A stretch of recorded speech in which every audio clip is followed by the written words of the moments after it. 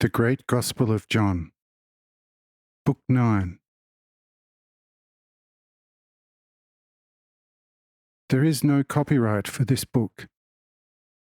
This is God's Word, and God's Word is free. It may be copied freely on condition that the text will not be changed. Original German book, Das Grosse Evangelium Johannes, 1851 to 1864. This book 25 is translated from the German book 4, 69 to 168.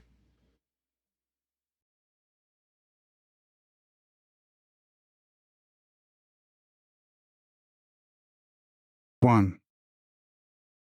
Sorel, murderer of his mother.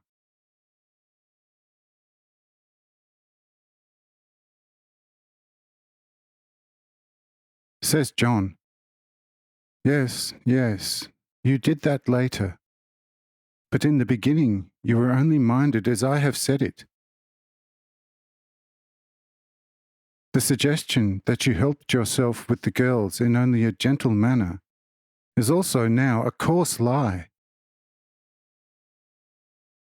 Only one you have handled a little more gentle, and this was the last one, when your lecherousness failed you the contemptible service.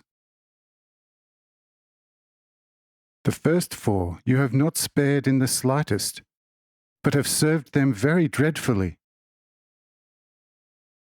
Can you deny this? See, you keep quiet and are shaking. Afterwards, the girls attracted a dangerous leprosy, which of course accelerated death. But also for that your lecherousness was the actual and only debt-bearer. But this chapter is closed, and we are moving now to something else. You know, there is still something which lies on your conscience, and is something which of course is not attached to your will. But the deed and the consequence is there. Therefore, a person should never act in rage, since bad consequences always follow the deeds carried out during a rage, like a shadow on the heels. Can you still remember when especially your mother Agla, who was a very responsible person and cautioned you seriously to stop your dissolute pranks and let go of your nefarious society, what you did to her? Says Sorel, Oh gods! I can vaguely remember something like in a dream, but I can't say anything specifically about it. Therefore, keep on speaking, since you are at it. I know that I never did something evil with a premeditated evil will. However, that I am suffering from violent rage, I can't help it just as little as a tiger can help it, that he is a bloodthirsty tearing beast. You can speak now.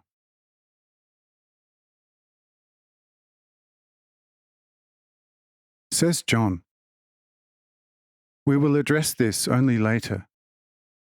But at that time you seized a pot, which was lying on a bank, and flung it with all your strength against the head of your mother, so that she sank to the ground completely dazed. But you, instead of helping her, took the said gold pounds and escaped on a pirate ship to here, and joined for a few years the nice pirate's craft, at which opportunity you also became a slave trader. Shortly afterwards your mother died, partly as a result of a severe brain skull injury, and partly from grief about your incorrigibility. And as such you also have, alongside all your many other sins, a mother murderer on your conscience, and as a crown for your many evil deeds, the most bitter curse from your father as well as from your siblings rests on your head. Now you have been completely revealed. What are you saying to all this as a person with a sound reason?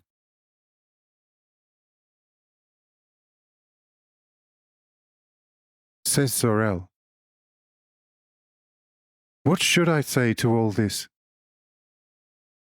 Done is done and cannot be undone any more. I now see some of the things of my earlier actions which were highly wrong. But what use is all this insight to me? It is the same as if you could make out of a tiger an insightful person who looks back and sees what bloodiest horrors he committed. To what use is this all to him? Could he make what is done undone? He surely would go through every conceivable trouble to do so.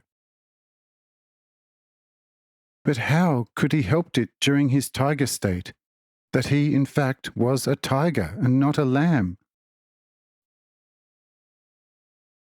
There is also the remorse for a despicable deed, and the best will to completely rectify any wrongdoing, which is so in vain as the stupid trouble to make yesterday the current day. From now on, I can become an entirely different and better person. But there, where I was an evil person, I can impossibly make a better person of myself than I was. Should I shed bitter tears of pain for the many evil deeds I have committed? This would be so ridiculous as if a tiger that became human would shed the most bitter tears of remorse for being a tiger before.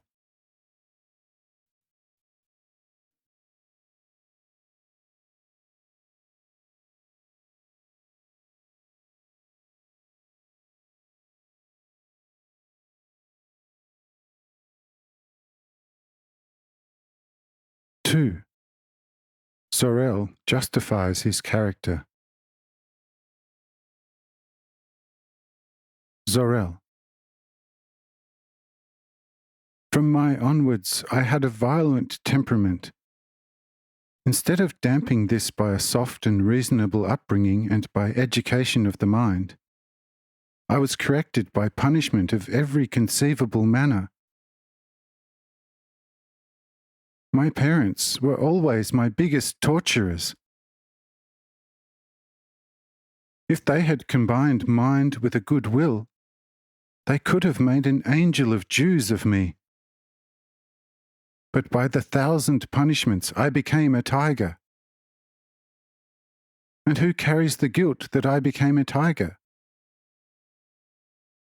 Firstly, before being conceived in birth, I could not select more wise parents, and secondly, when I was born, I surely was not a Plato or Phrygius, and not a sign of a Socrates, and could therefore not give to myself any education. But what should have been done that I would become a better person and not a tiger?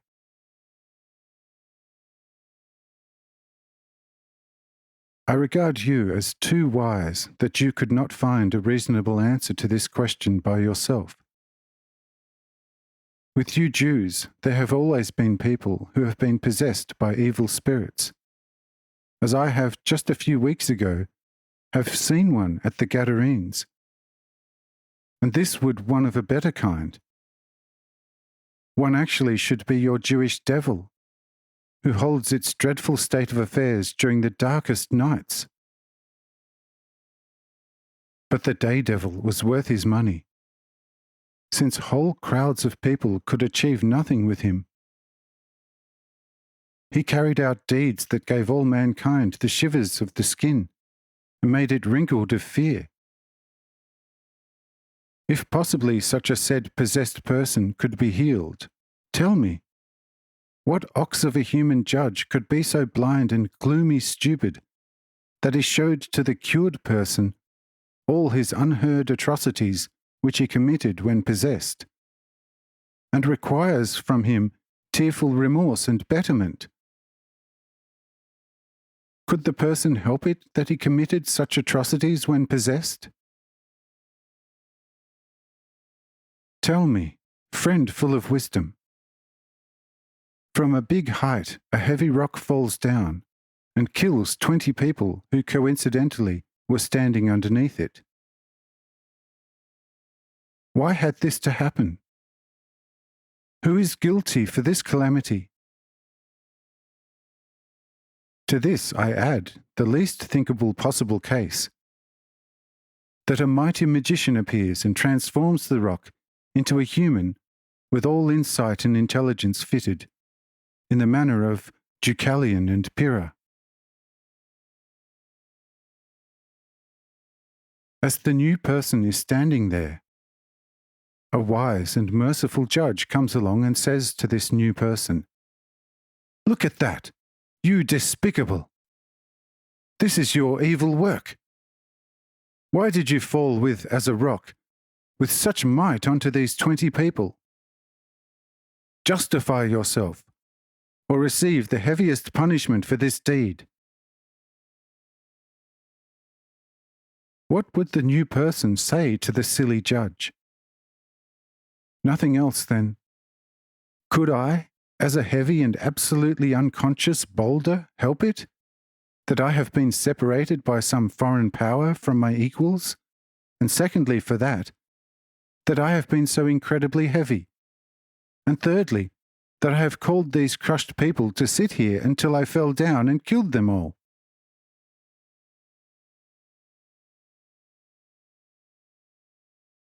You will hopefully recognize the extremely unreasonable accusation of this new person by a super clever judge, but perhaps also that I, who became a new person from a raw block, cannot be held responsible for all my evil deeds, just like the rock new person, which I have shown to you just now.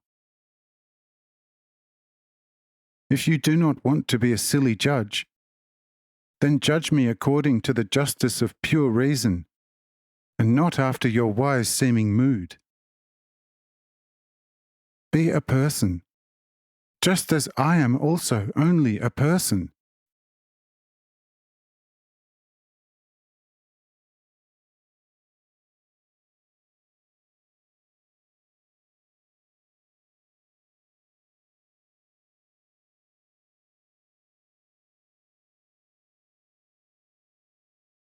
Three. Cyrenius is surprised about Zarel's brightness.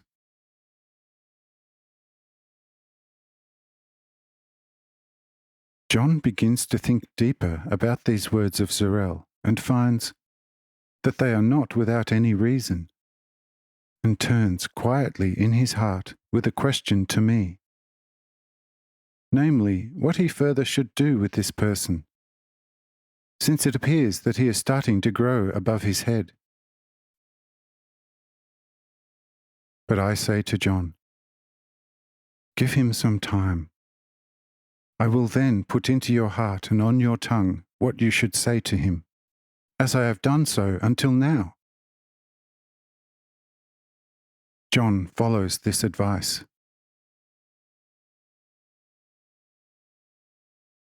Cyrenius, who listened with great attention to the justification of Zarel, said to me, "Lord, I must openly confess to you that this is quite a strange human being.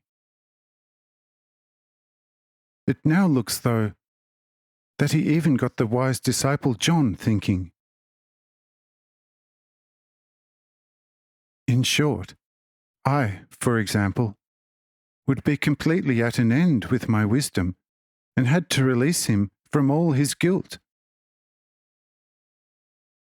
However, it is incomprehensible to me how this chief scoundrel, with all his actions, is overcome by such overpowering acumen.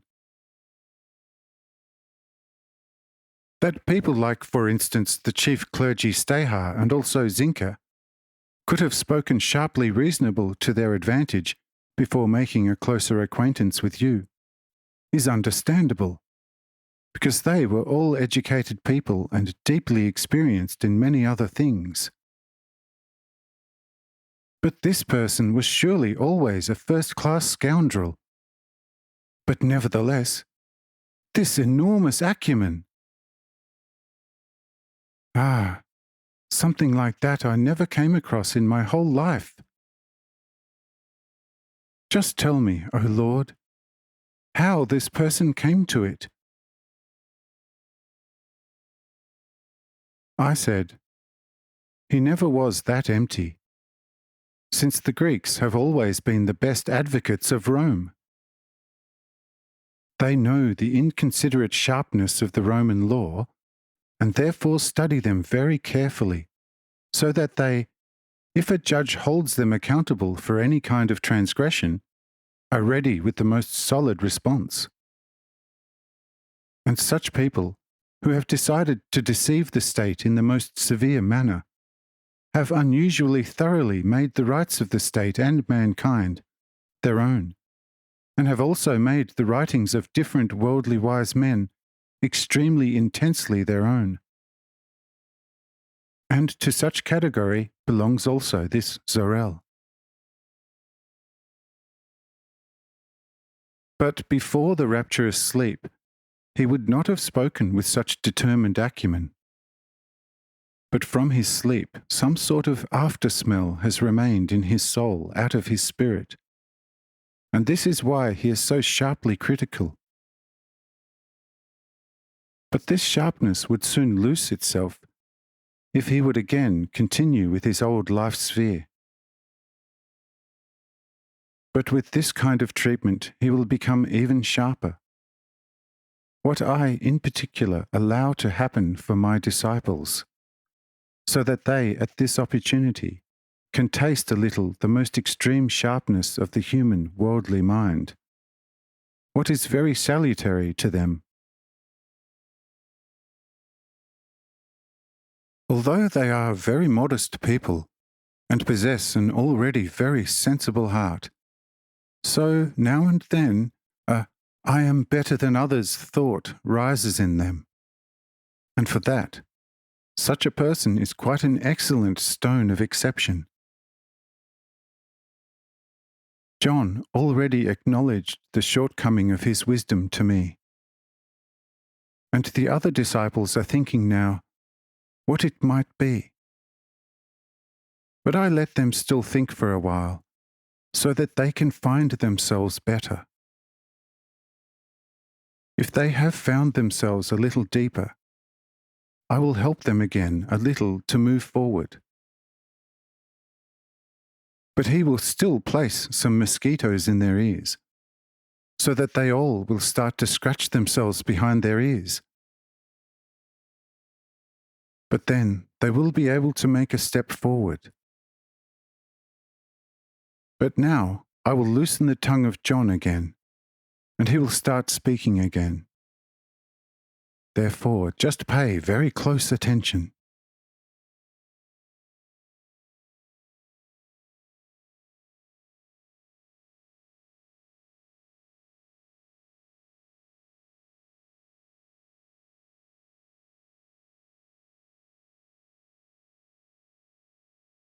"4. John advises Zorel to change his life.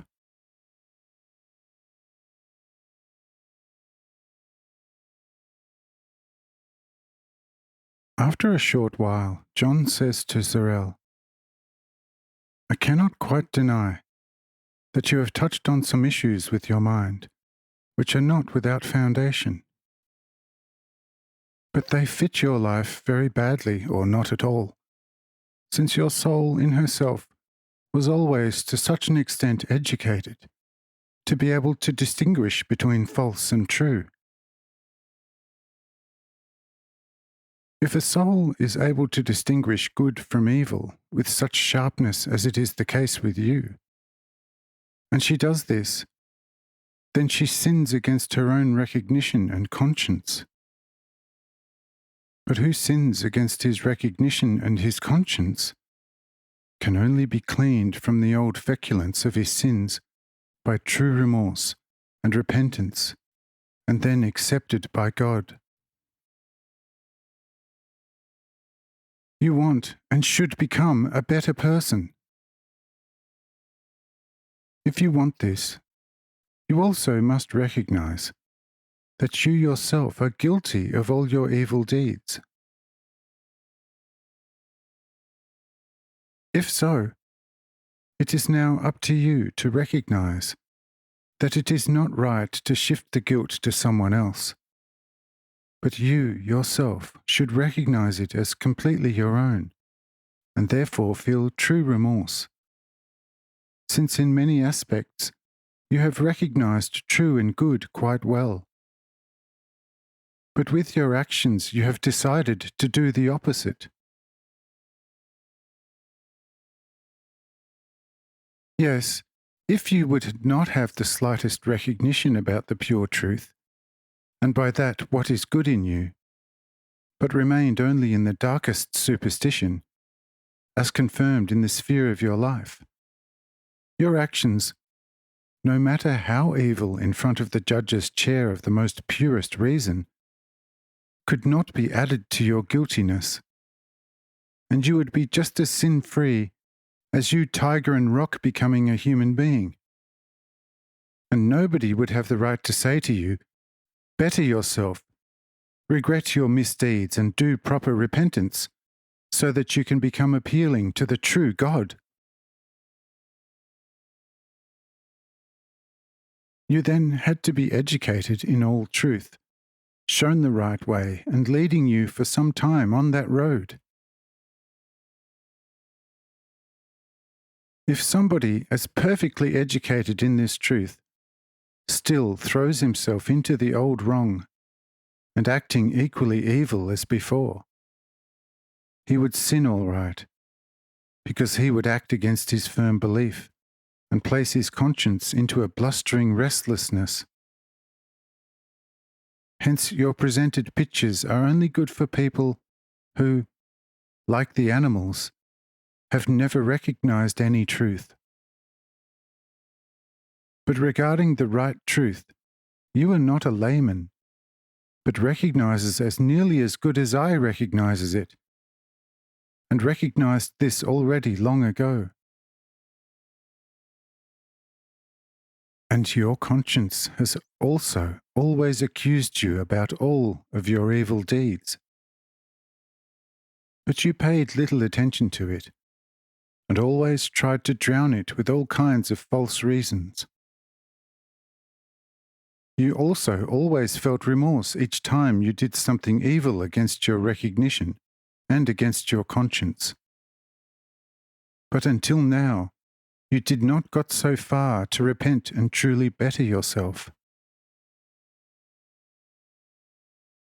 It is, therefore, that God the Lord let you get into great misery. Now you have nothing. Also, your former slave trader companion deserted you and is already in Europe, where he is using up his considerable profits. Now you are standing naked here and are searching for help.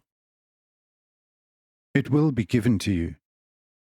But first you have to make yourself worthy of it, thereby, that you, voluntarily out of yourself, transfers the only truth and good into your active life. Only then you have been truly helped, for now and forever. But if you remain with your actions by that, what you, as good as I am, recognizes as false and evil, you remain wretched for the rest of your life. And how it will look like in the beyond, since there is a pure life after the loss of the body, your own pure reason can give you quite a good answer about it, if you take into account that this temporary life is the seed, and the life in the beyond, the eternal fruit.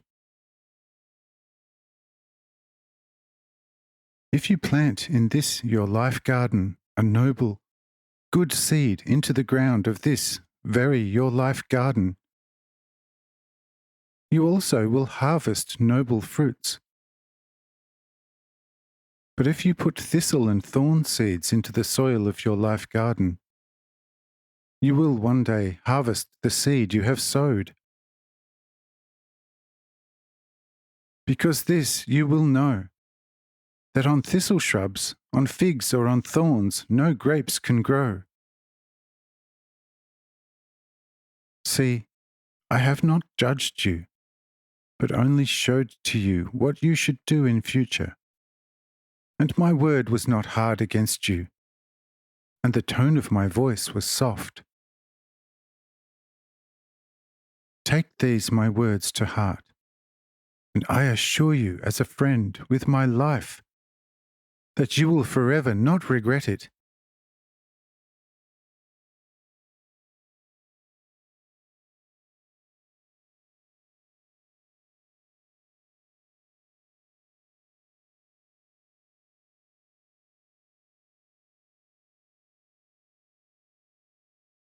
(5) The desire for knowledge and the desire for lust.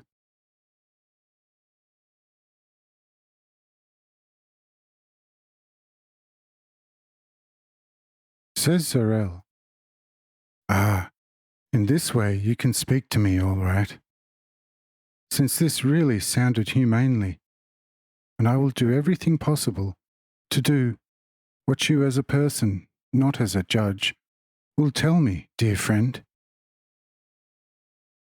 Now I know myself precisely, and my inner life core seems not to be the worst, but my outside is entirely bad.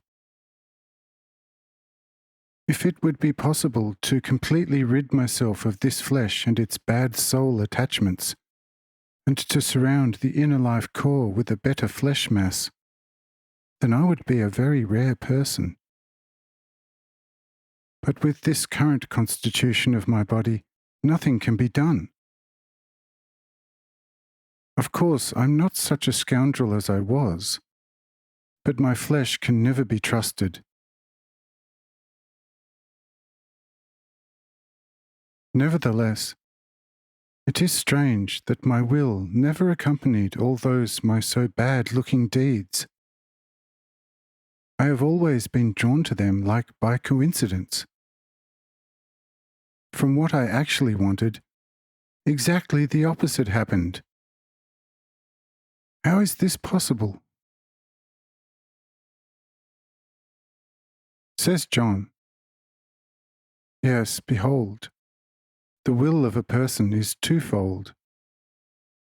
The one will is where the recognition of the truth always has a somewhat weak hauling or guiding rope.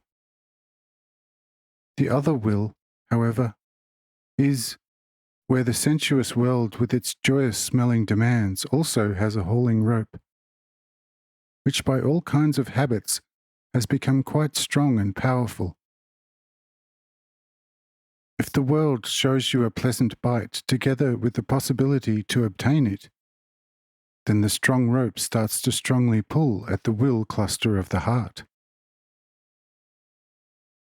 Even if at the same time the lesser strong haul and guide rope of the truth recognition begins to stir, it is of little or no use, because the strong has always carried victory over the weak. The will that should be effective must act with serious determination and not be afraid of anything. With the most stoic indifference, he must be able to laugh off all the advantages of the world, and even at the cost of his bodily life, he must follow the bright path of truth. Only then has the usually weak recognition will become strong and mighty, and has made the purely worldly emotional and pleasure will completely subservient. Finally, it will also completely transform itself into the light of the recognition will, and so man has finally become united in himself. which is of the greatest essential importance for the inner perfection of the immortal human being.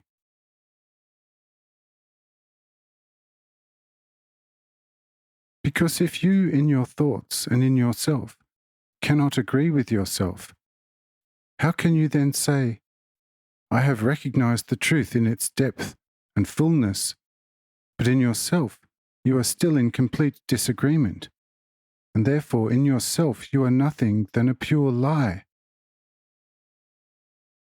But the lie is in contrast to the truth, nothing else like the thickest night in comparison to the brightest day.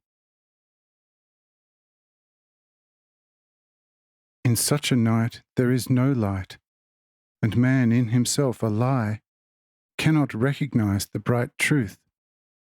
And therefore, with all worldly people who are still full of disagreement, the hall and guide rope of recognition will have become so weak that it, at the slightest opposite pull of the worldly pleasure will, is thrown overboard and thereby defeated.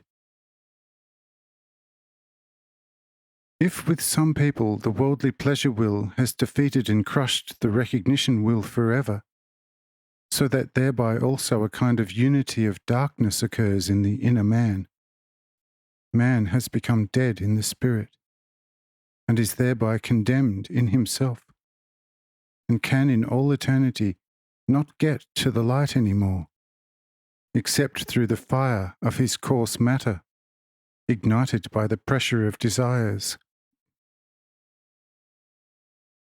But the matter of the soul is many times more stubborn as this of the body, and it requires quite a powerful fire to consume and destroy all the soul matter.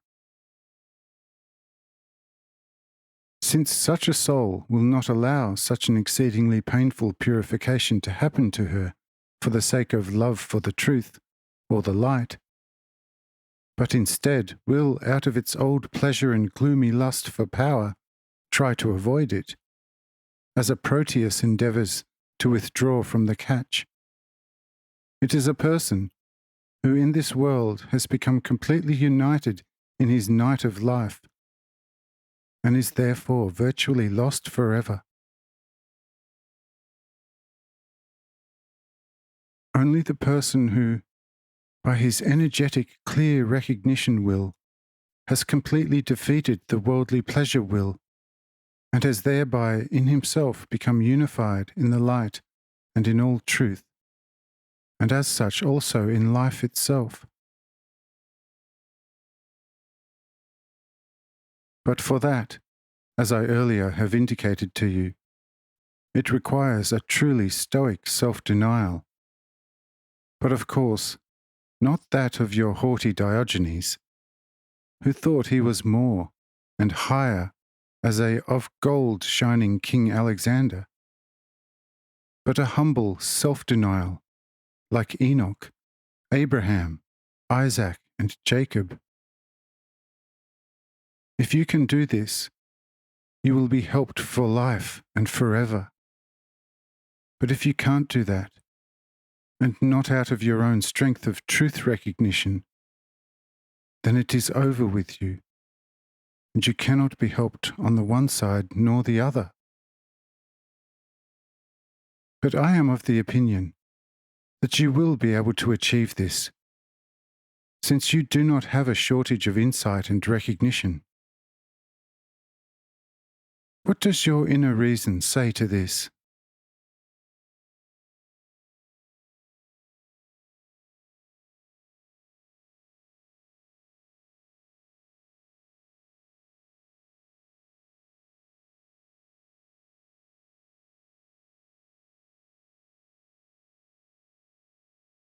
(6) The nature of God and His incarnation.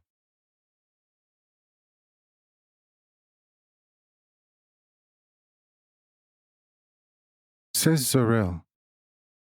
He says, Zorel can do everything if he, as the real Zorel, wants to, and he wants it now, and therefore he surely will receive help. If I could at least stay a few weeks with you, clearly the matter would go easier and faster. Says John, if you only have taken a perfectly serious will to become a better person, you will stay among men who are just as powerful as we are in the most immediate vicinity of the great and living light out of God. Says Sorel, what and who is actually your God, which you Jews call the God of Abraham, Isaac, and Jacob? Says John, this question you will clearly find answered in yourself, once you have become united in your light, just as we have found it. If we wanted to explain this more clearly to you, you would not understand us for your whole life. But this you should know in advance, what idea a true person should have about God, and therefore listen. The only true and united God is in himself an everlasting purest spirit out of himself, equipped with the highest degree of self-consciences, with the deepest and brightest truth, and with a firm will, to whom nothing is impossible. God is the Word in himself, and the Word itself is God. This everlasting Word has now taken up the flesh, came in this world to those who belong to him, and they do not recognize the light, which thereby has come into the world. For this reason, this light will be taken away from the children and given to the heathens, superstitious believers, as responsibility, since the heathens are now searching for the truth. However, the children of the light are fleeing it, like the great criminals, the courts. Therefore it will be taken from the children and given to the heathens, as is it the case right now and is taking place. Because the primordial children of the light are living in Jerusalem, outlawing the truth from God, and cling more and more to the night, to the lie and its loose works. But the heathens travelling the world and are searching for the truth, and once they have found it, they are very joyful and praise the giver of the light beyond measure truly in their hearts and with deeds. Here, look around you, and you see quite a crowd of people. The biggest numbers are heathens, who have searched for the light out of the heavens. They have found it and are glad about it. But Jerusalem, the city of the Lord, are only sending out captors and henchmen, who should crush the light. But those who are sent are cleverer than those who are sending them. They came out of their great darkness to the light, were very glad about it, and stayed in it. They indeed have captured the light, but not for the dungeon of Jerusalem, but for themselves, for their hearts, and are now our brothers in the light of God, and are glad about it and him, from whom the great light emanates.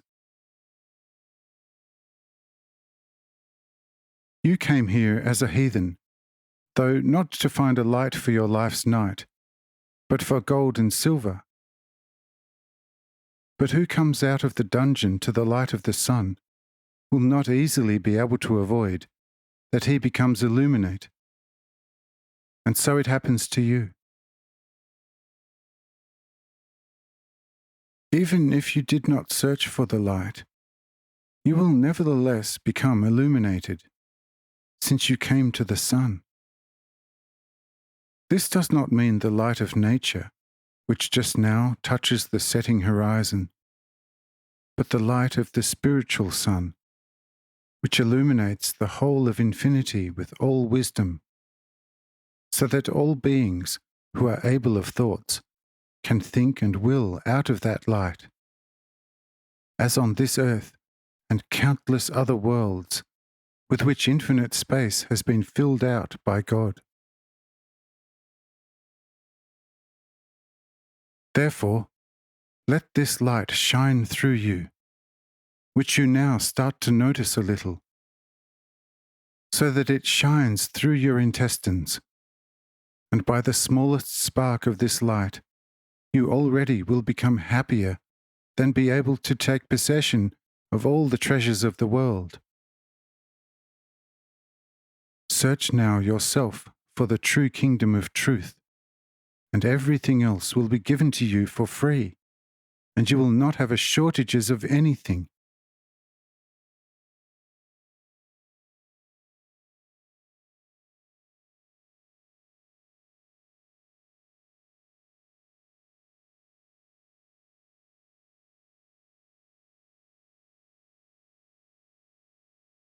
(7) Cyrenius takes care of Zarel.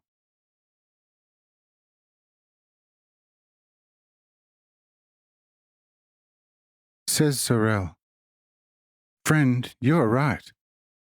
What a person enjoys in darkness does not prosper. That I live in a dense spiritual night, I notice myself. Since your words have given me a right and great light despite their mysterious sound, and I already have a great joy about it. However, if your word also can achieve something with Cyrenius, then ask him, that he at least gives me an only somewhat better coat, since I cannot be seen any longer in these rags in your society. Cyrenius surely will have some kind of old outworn servant's coat." Cyrenius calls one of his servants and says, "Go where our luggage is, and bring me a good shirt, a toga, and a Greek coat." The servant goes and brings what is required. Thereupon Cyrenius calls Zarel and says, "Here, take these clothes, go to the back of the house and get dressed." Highly thankful, Zarel takes the clothes, goes behind the house of Marcus, dresses and thereby obtains quite an impressive appearance.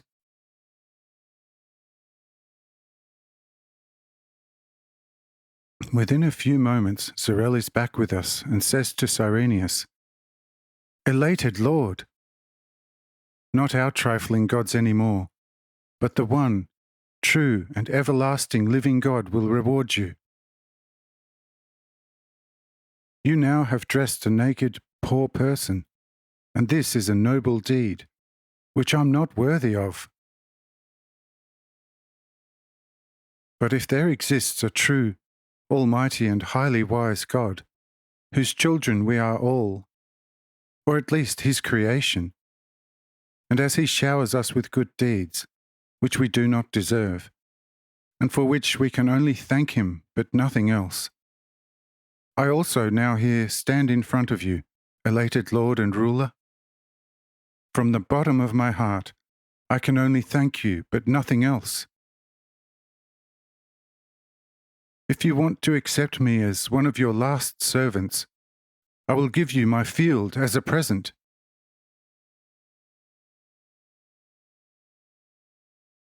Says Cyrenius, "The field does not belong to you, but to him whose money you used to buy it. Therefore we will sell it, return to the owner or his children the money, and only then you can become my servant." Says Zarel, "Elated Lord and ruler, what you want, do this." Everything from you is mercy. But please do not leave me, and give me your service as a present. Just as I have got rid of all my old rags for good, I will also take off my bad, old person and become an entirely different person. This you can believe me.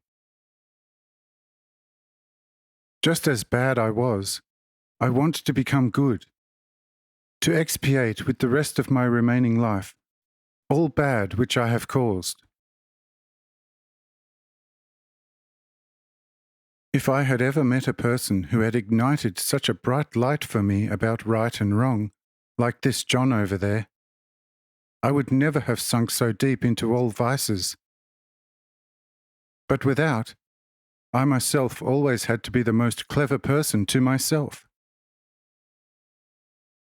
But how far I got with my own great cleverness, you know, and it is not necessary for me to repeat my big disgrace before you all again.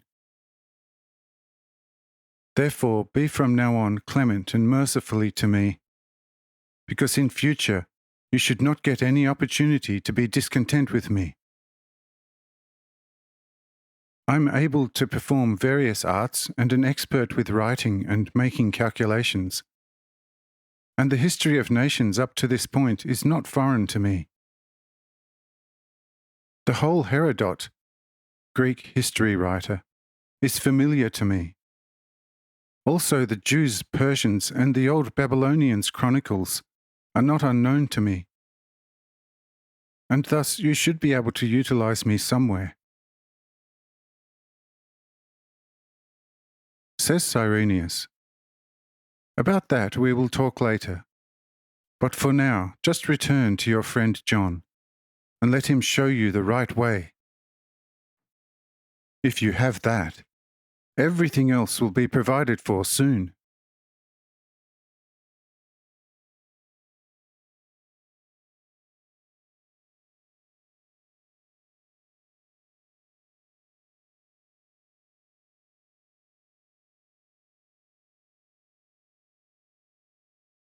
(8) The secret of the inner spiritual life.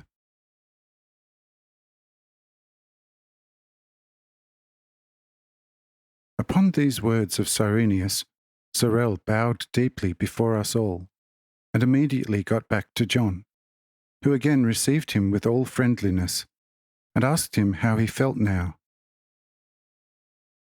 Says Sorel, I'm very well, what you clearly can see from my clothes. Once you own a healthy shirt, a toga, and carry a Greek coat made from blue merino around your shoulders, you feel earthly seen quite well. Of course, regarding the spiritual well-being, I say to you, there is still a tremendous shortfall. If God wanted me to look newly dressed in the spirit just like my body now, I surely would feel much better. But this will take more time. A question, friend, you surely will allow me to ask, and it reads like follows. You are people like me. You have flesh and blood and the same senses as I am. But you have given me proof of your spiritual strength that exceeds sky-high everything which I have encountered so far. The question is now, how did you get hold of it? Who taught you and your colleagues this? How did you come onto this road? Says John, to explain this to you would mean nothing to you. But if you do what I will tell you now, you will find the teaching in yourself, and your awakened spirit will, strengthened by the Spirit of God, guide you in all truth and wisdom. If you want to learn any kind of art, you must go to an artist, so that he can show you the skills. Then comes the diligent practice, so that you can make the skills to such an extent your own, that they completely match those of the master. And then you are an artist just like your master. If you want to learn to think, you must go to a philosopher. He will draw your attention to causes and effects, and thereby you will start learning to think and to conclude, and will say, while the water is a liquid body, it can easily be placed in a state of unrest. Because of its weight, it must flow down the valley, since according to the most general experience until now, everything with weight must turn itself to the depth of the earth, because of a gravitational power inside the depth of the earth, and must continue to strive towards it according to the unchanging will of the Creator, who is a must law in the whole of nature.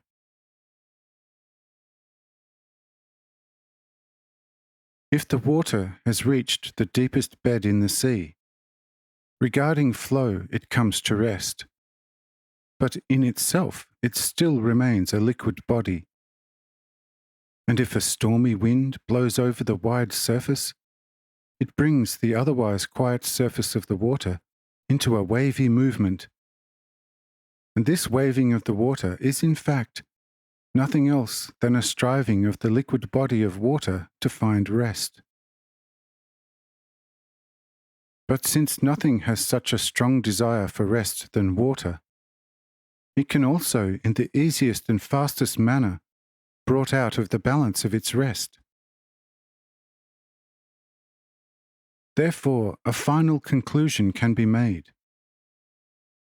The more liquid any kind of body is, the more it bears the desire for rest in it. And the more desire for rest it expresses in its bodily being, the easier it can be placed in a state of unrest. But the easier it is to bring an elementary body in a state of unrest, the more liquid it has to be. From this example you can see how one can start to learn to think in a school of philosophers, and how one can start to conclude the effect of a cause, and also vice versa. Only, this way of thinking moves within a circle, from where there is nowhere any escape to be found, and also cannot be found. All this thinking has therefore very little or no use at all for a person with regard to his inner, spiritual being, will, and thinking.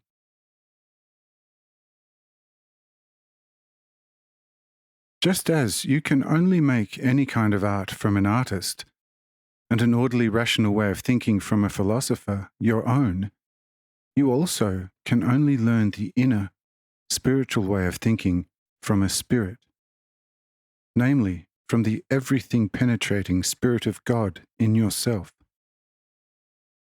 This means only a spirit can awaken a spirit, since one spirit sees and recognizes another spirit, similar like one eye sees and recognizes another, that it is an eye, and how it is constituted. The spirit is the most inner eyesight of the soul, whose light penetrates everything, because it is a most inner and therefore purest light. From that you can see now how it is with learning of different things, and how you have to have for everything you want to learn the most suitable teacher. Otherwise you remain an everlasting blunderer. Once you have found the most suitable teacher, it also depends very much on doing very precisely and diligently what the master instructed or advised one to do.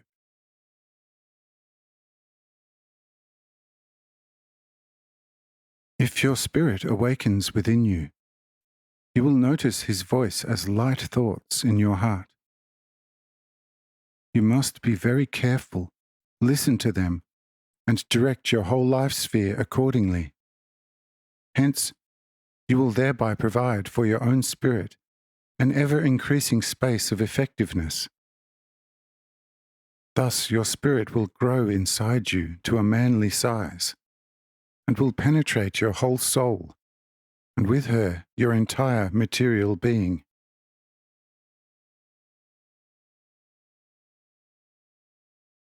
If you have reached with yourself this point, then you are also be able not only to see and recognize what all natural people can see and recognize with their senses, but also such things which cannot be explored by normal people, as you have discovered in me, since I, without ever seeing or knowing you before, could precisely tell you everything what you ever had done on this earth, and what you kept a so closely guarded secret.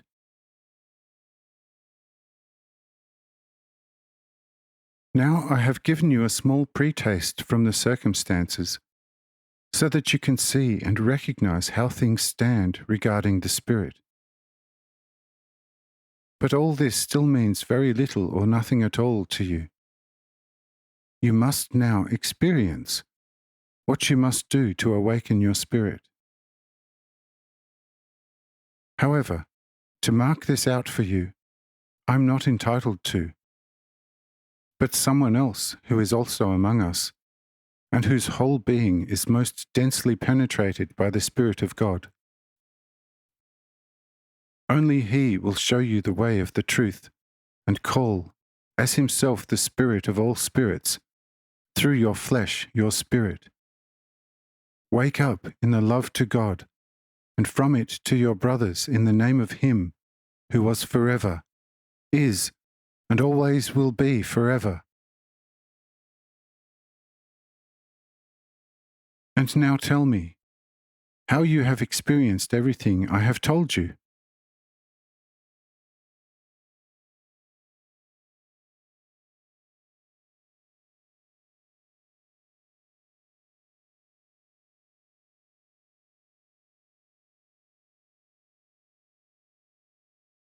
(9) Sorel decides to change his life.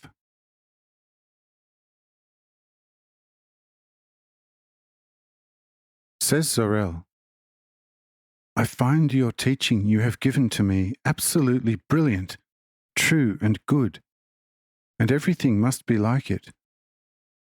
Otherwise you could not have told me my most secret deeds like reading them from a book. Therefore, as a person, one can in every case reach a nearly unbelievable perfection, and coming to such conclusion now is sufficient for me. I'm also not yearning for such perfection as observed in you, in order to read a poor sinner at a similar opportunity his committed sins, to thereby provide a true consolation for myself, and in quietness feel happy about myself. I never want to be a teacher, nor an even so gentle judge. I only want to serve as a perfect human, so that in future no person should come to any harm by my silliness. This is the only reason why I want to reach your perfection. The demand for this in my life can consist out of anything it wants. I surely will comply with it, because if I want something, no sacrifice is too heavy for me. It will be executed, even at cost to this my bodily life. Since of what value can a life be, if composed by all kind of imperfections? With imperfection one cannot reach any perfection, but I surely have no desire for anything imperfect any more.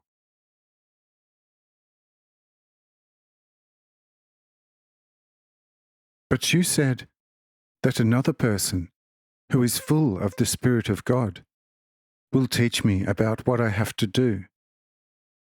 You know him. Show him to me, so that I can go to him and ask him about the means to awaken my spirit. Says John, it is him, who earlier sent you to me. Go to him. He will awaken you. Says Zarel, an internal notion told me after my awakening that this carpenter's son from Nazareth indicated to me before must be more than just a person. Finally, the truth emerges, what I previously only anticipated as premonition. It is above all very strange that actually this man looks so familiar to me. But how did he come to such perfection? Can you provide me with any information about that? Says John, about that I can tell you nothing else than that you are forgiven to ask such a question. Otherwise, it would be the same as if you would ask, how and which manner did God obtain his perfect wisdom and perfect almightiness? God himself chose him as his bodily dwelling. This is the great mercy that comes to all nations by this chosen one. The human side you see in him is equal to the Son of God. But in him dwells the Spirit of God to the fullest. But if so, one cannot ask how he came to such infinite perfection. This, what he is now and will be forever, he already was in the mother's body. Indeed, he went along with all the pure humanly aspects, except for the sin, which humans always more or less commit. But it didn't contribute to his spiritual perfection, because he was, since eternity, already perfected. He did and still does everything only, so that all people should have a most perfect example in him, to follow him as the primordial reason and primordial master of all being and life. Now you also know with whom you are dealing in him. Therefore go to him, so that he can show you the right way to your spirit, which is in you as the pure love for God.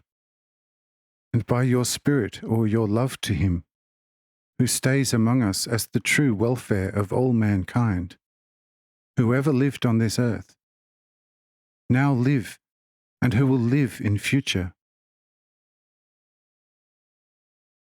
However, if you go to him, go with the love of your heart to him, and not with the purity of your mind. Because only through love can and will you win him over, and also comprehend his divinity. But with your mind you will achieve forever nothing, since only love is able to increase forever, while there have been placed limits for the mind, which he forever is not able to surpass. But the love of humans to God is, as he himself says, able to increase forever. And the stronger the love for him in you grows, the brighter it will become in your whole being. Because the pure love to God is a living fire and the brightest light. Who walks in this light will not see death in eternity, as he himself has said. And now you already know quite a lot. Awake yourself in your heart and go to him.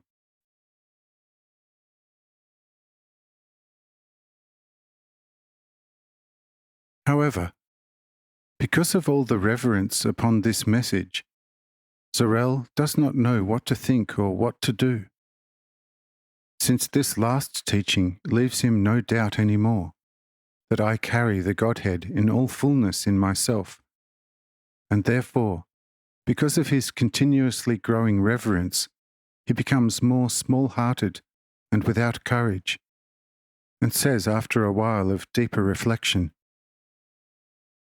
"Friend, the more I think about your words, the more difficult it becomes for me that I, his mercy most unworthy, should go to him and ask him that he himself should show me the bright lighted path to life. It is, to say it directly, nearly impossible for me to go to him, since I feel a strange holiness emanating from him towards me, and this keeps on telling me, 'Step back, you most unworthy. First repent for a few years, only then come and see if you can touch the hem of my garment.' Tell me from where comes this extraordinary fear which penetrates my whole being?"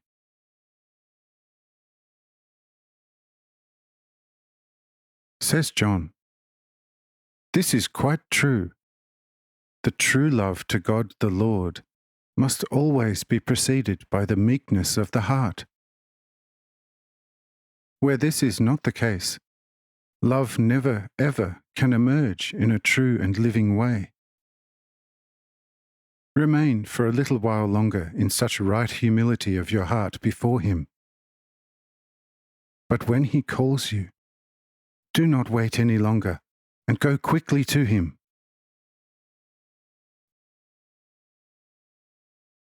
After these words, Sorel finds some reassurance in himself, but strongly thinks about it, how good and blessed it would be to stand without sin before the holiest.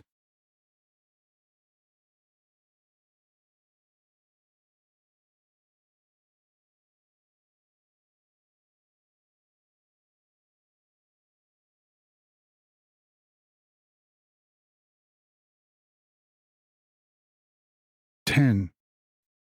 The way to eternal life.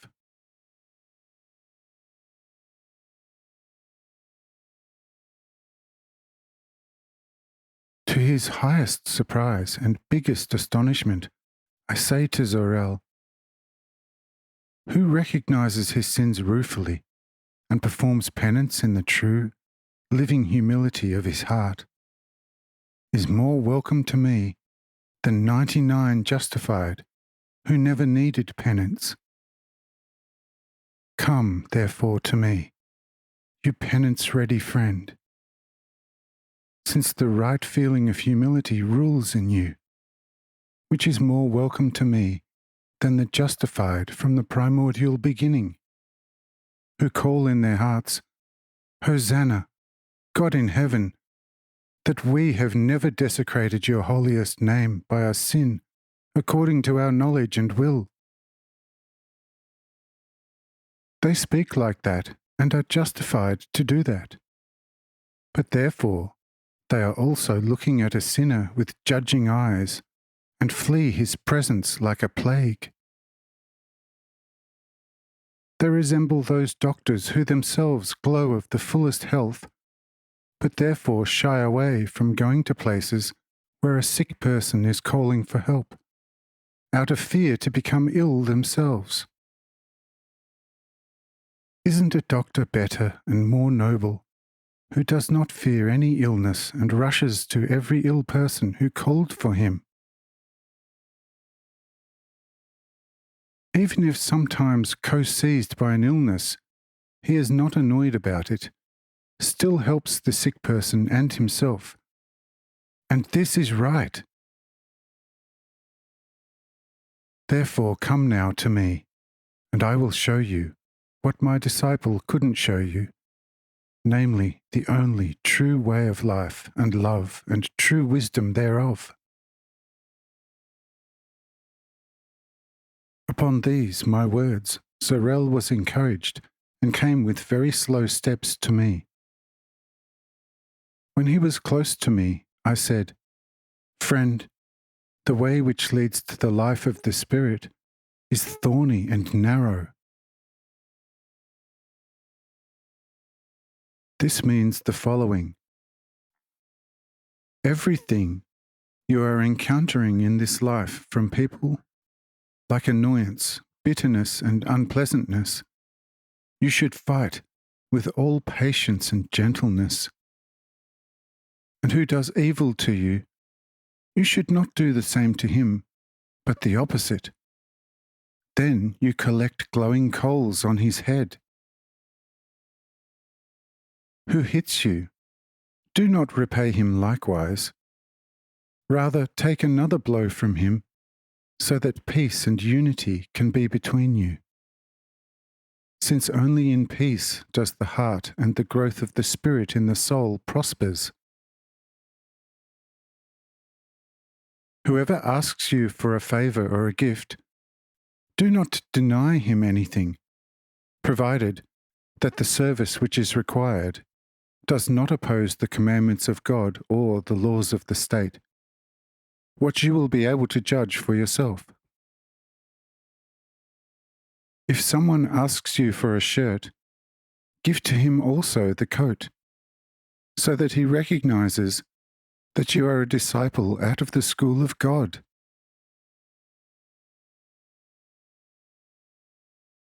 If he recognizes this, he will leave you the coat. If he takes it, his recognition is still very weak, and you should not feel sorry about the coat, but about this, that a brother hasn't recognized the nearness of the kingdom of God. Who asks you to walk an hour with him, go with him for 2 hours, so that this your willingness becomes a testimony from which school he is from, to whom such a high degree of abnegation is own. In this way, even the deaf and blind will get the right signs that the kingdom of God has come nearer. It will be recognized in your actions and deeds that you are all my disciples, because it is easier to preach right than to do right. But what does the empty word mean if it is not made alive by the deed? To what use are the most beautiful thoughts and ideas if you do not have the means to ever put them to work? Thus, the nicest and truest words are also useless if you do not have the will to put them above all to work. Only the deed has value. Thoughts, ideas, and words are worthless if they are not put to work. Therefore, everyone who can preach well should also do well.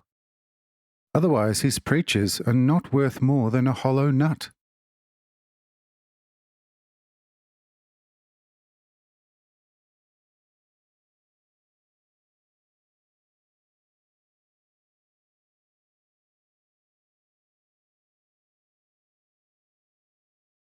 (11) Poverty and neighbourly love.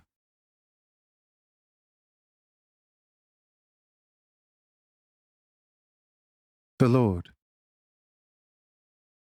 A large number of dangers exist for the soul in the world.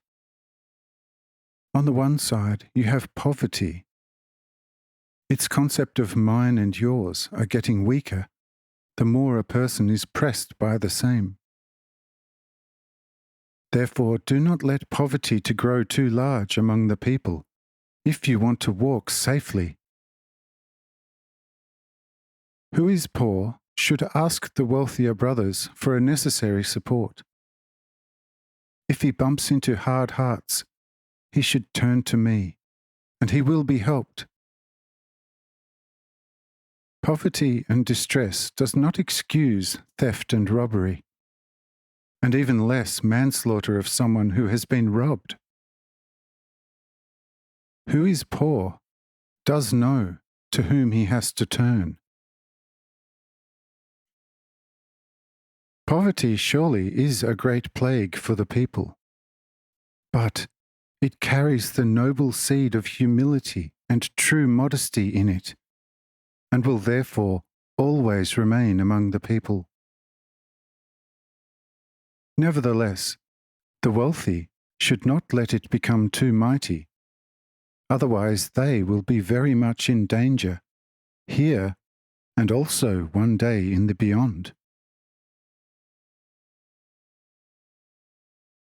If there are poor people among you, I say to you all, you do not have to provide for them so that they also become rich. But at the same time, you should not let them suffer distress. Those you can see and know, help them according to what is right and equitable. But there are still many on this wide earth who are extremely poor and are suffering a terrible distress. But you don't know them and do not hear their cry of distress. Therefore, I do not make them your responsibility in your hearts, but only those you know and who come to you. Who from you is a friend of the poor with his full heart? To him I also will be a friend and a true brother, temporary and forever.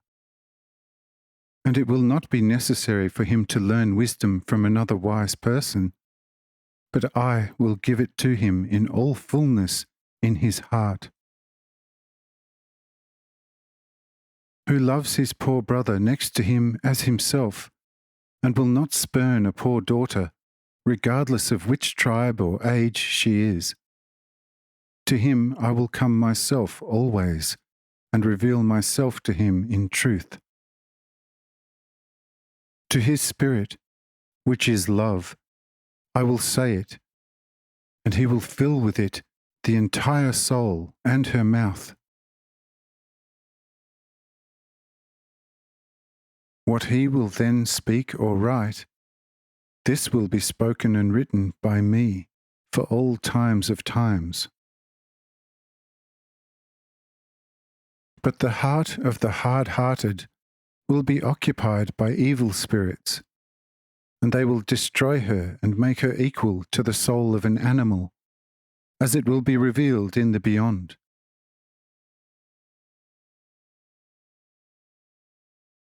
Give with pleasure, and give copiously. Since the way you are distributing, it will be redistributed to you. Who possesses a hard heart, it will not be penetrated by my light of mercy, and in him will dwell darkness and death with all its terrors. But a gentle and soft heart will be soon and easily penetrated by my light of mercy, which is of a tender and exceeding gentleness nature. And I myself will enter into such a heart with the fullness of my love and wisdom. Such you can believe, since these words which I have now spoken to you are life, light, truth, and accomplished action, whose reality everyone must experience who will follow them.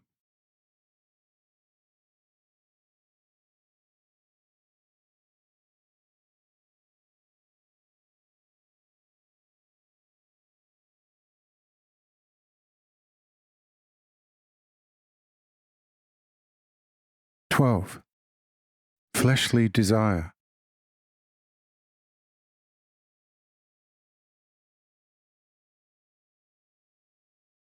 The Lord. Now, we have worked through poverty and have seen the hostile issues which start to appear if they start to dominate. But we also have seen how it can be remedied, and why, and what advantages for people can grow out of the observance of this my teaching to you all for everyone. And thus we are finished with this plague and annoyance, and alongside come to a new field, which does not resemble what we just have worked through, but, nevertheless, stands in close relationship with it. This field is called lust of the flesh.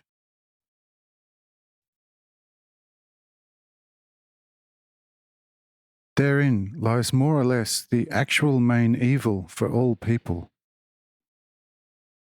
From this lust originate nearly all bodily illnesses, and most certainly and surely all evils of the soul.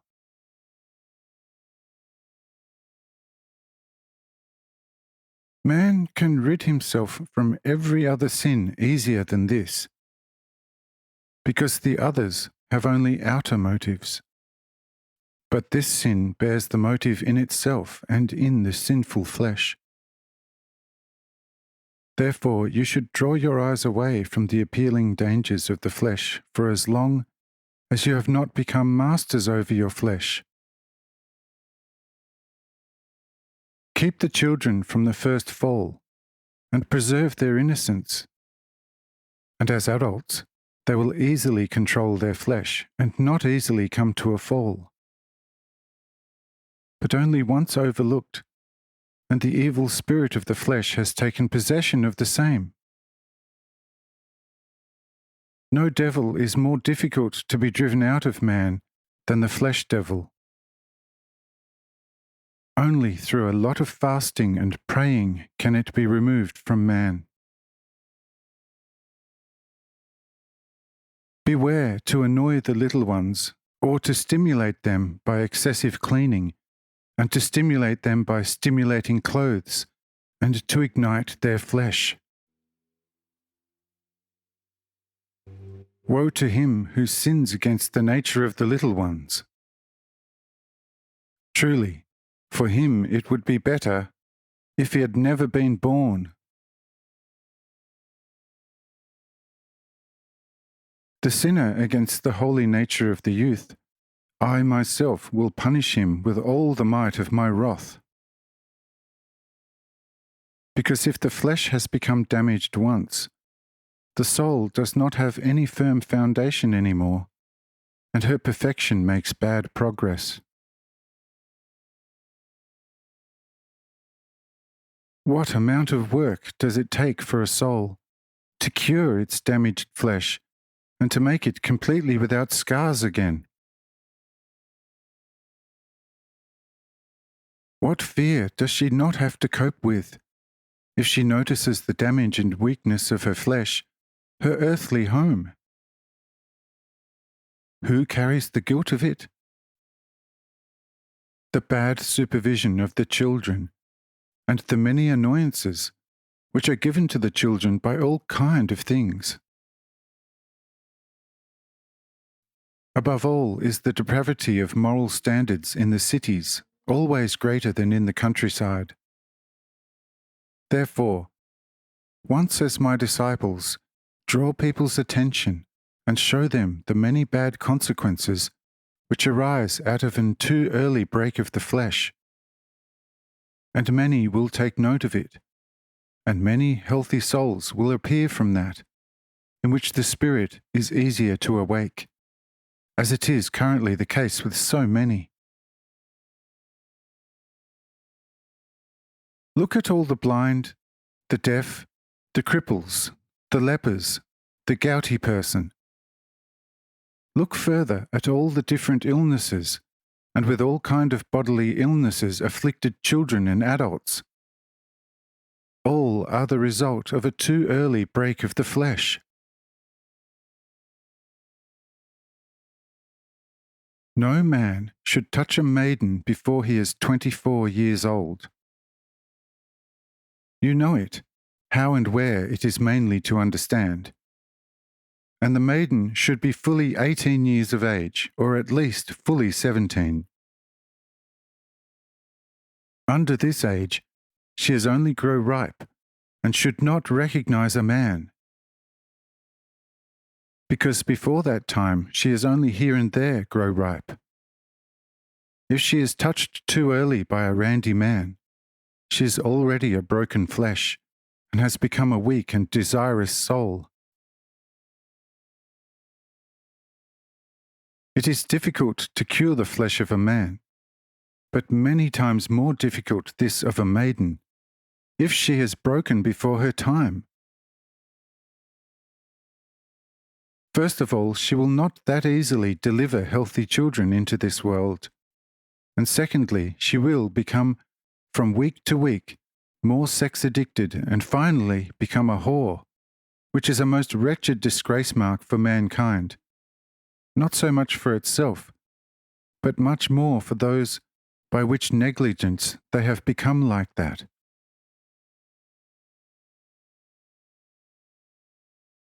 Woe to him who uses the poverty of a maiden to break her flesh. Truly, for him it also would be better that he never had been born.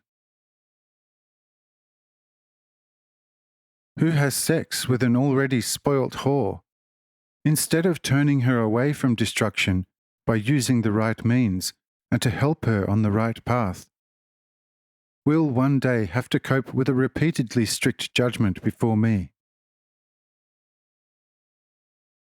Since someone hitting a healthy person did not sin so severely as someone who mistreated a cripple.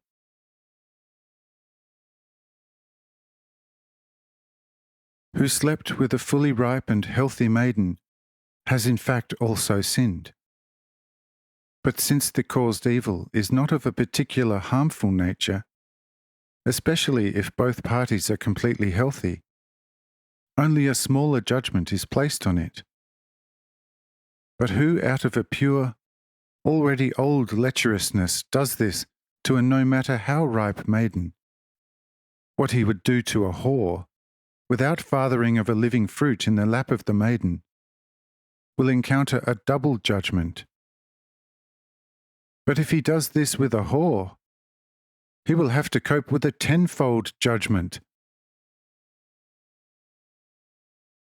Since a whore is a maiden which is in her flesh and her soul completely ruined and broken, who is helping her out of such great distress with a reasonable and loyal heart to me, will one day be large in my kingdom.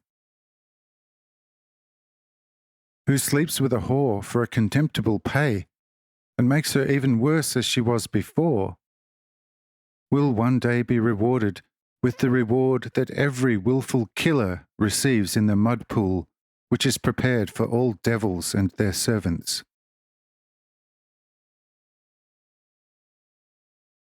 Woe the country, woe the city, where prostitution is conducted, and woe the earth if this evil is getting out of control on her ground.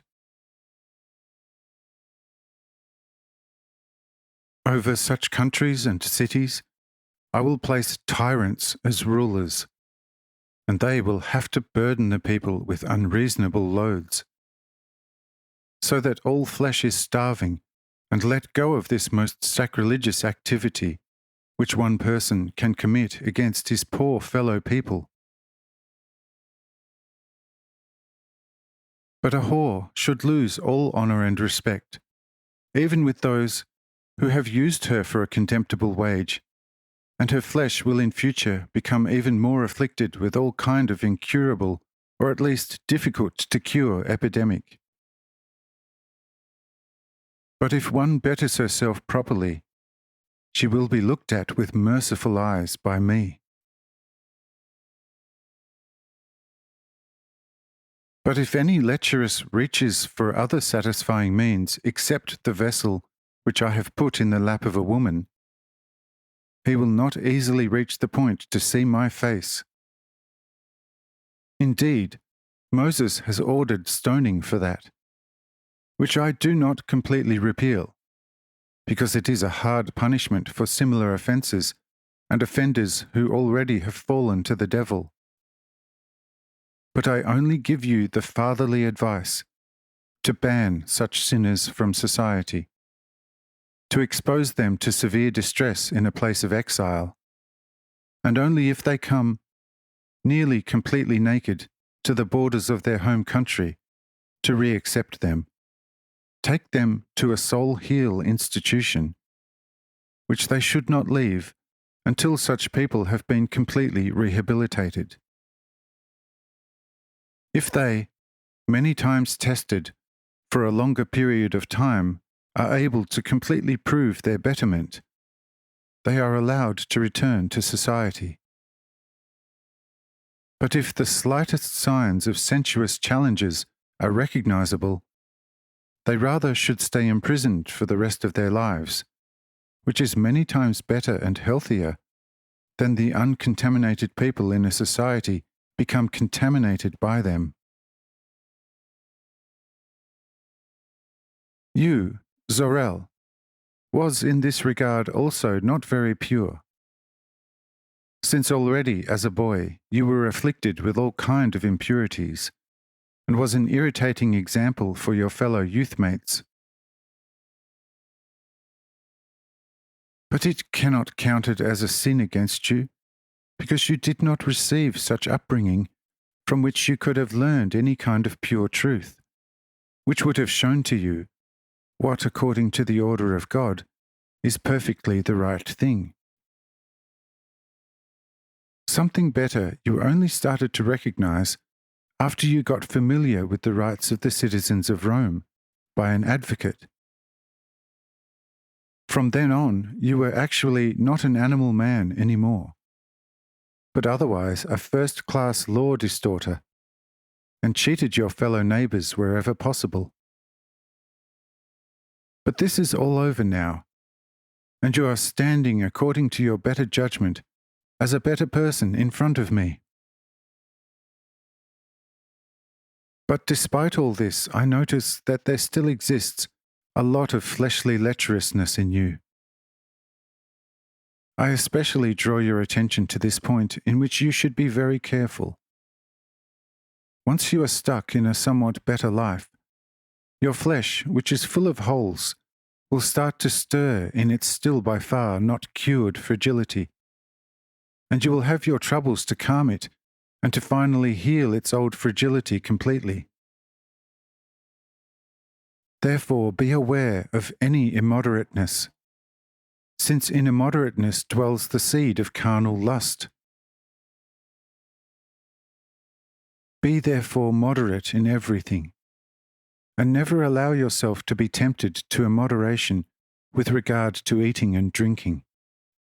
Otherwise, you will have a hard time to tame your flesh.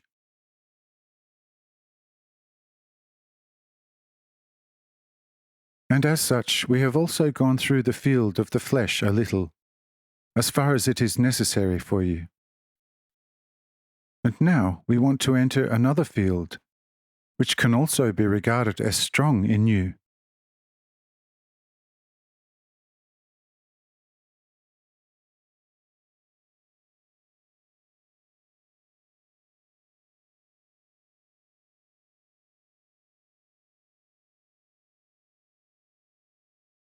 (13) A giving attitude that is pleasing to God.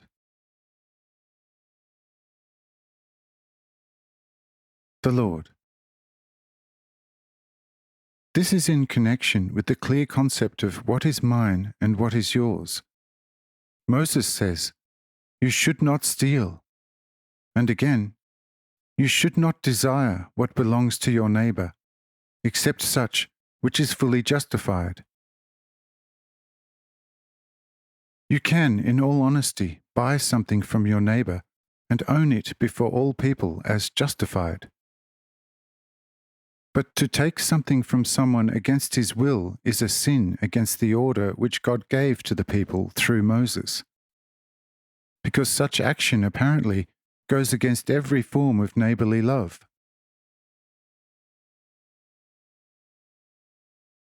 Since what must be in a justifiable manner disagreeable to you, if someone else did or does it to you, you should also do not do to your neighbour. Theft originates mostly from self-love, because forthcoming from that are sluggishness, the inclination to a good life and inactivity. From this a certain despondence arises, which is surrounded by a haughty shyness, resulting to avoid a somewhat tiresome request, but rather opt to secretly steal or just take something.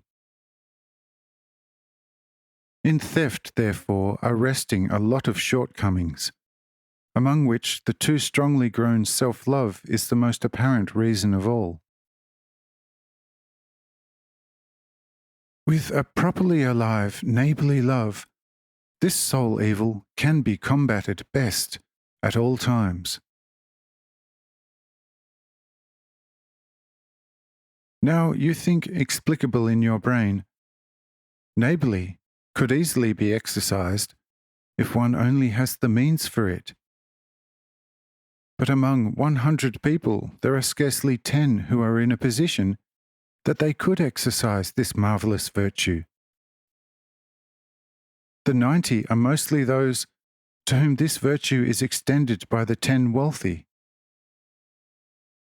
If therefore exercising neighbourly love is the only way by which the vice of theft can be combated effectively, then the 90 poor will find it difficult to protect them against it, since they do not have the means to effectively exercise this virtue.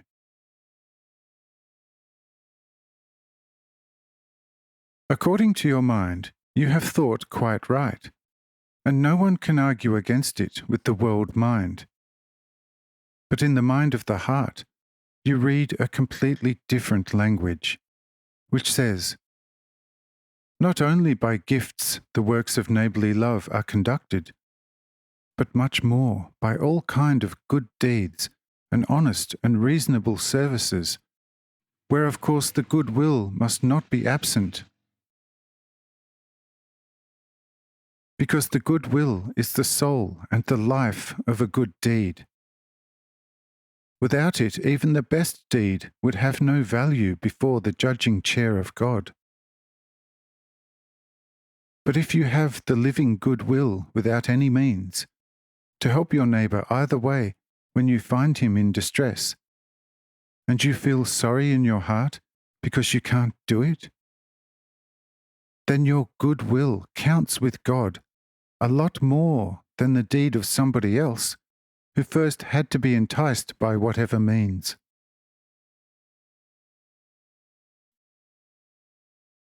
And if a wealthy person has put a completely impoverished society on its feet again, because the society, once wealthy again, give him the 10th and show him some sort of submissiveness, his entire good work does not count anything before God at all,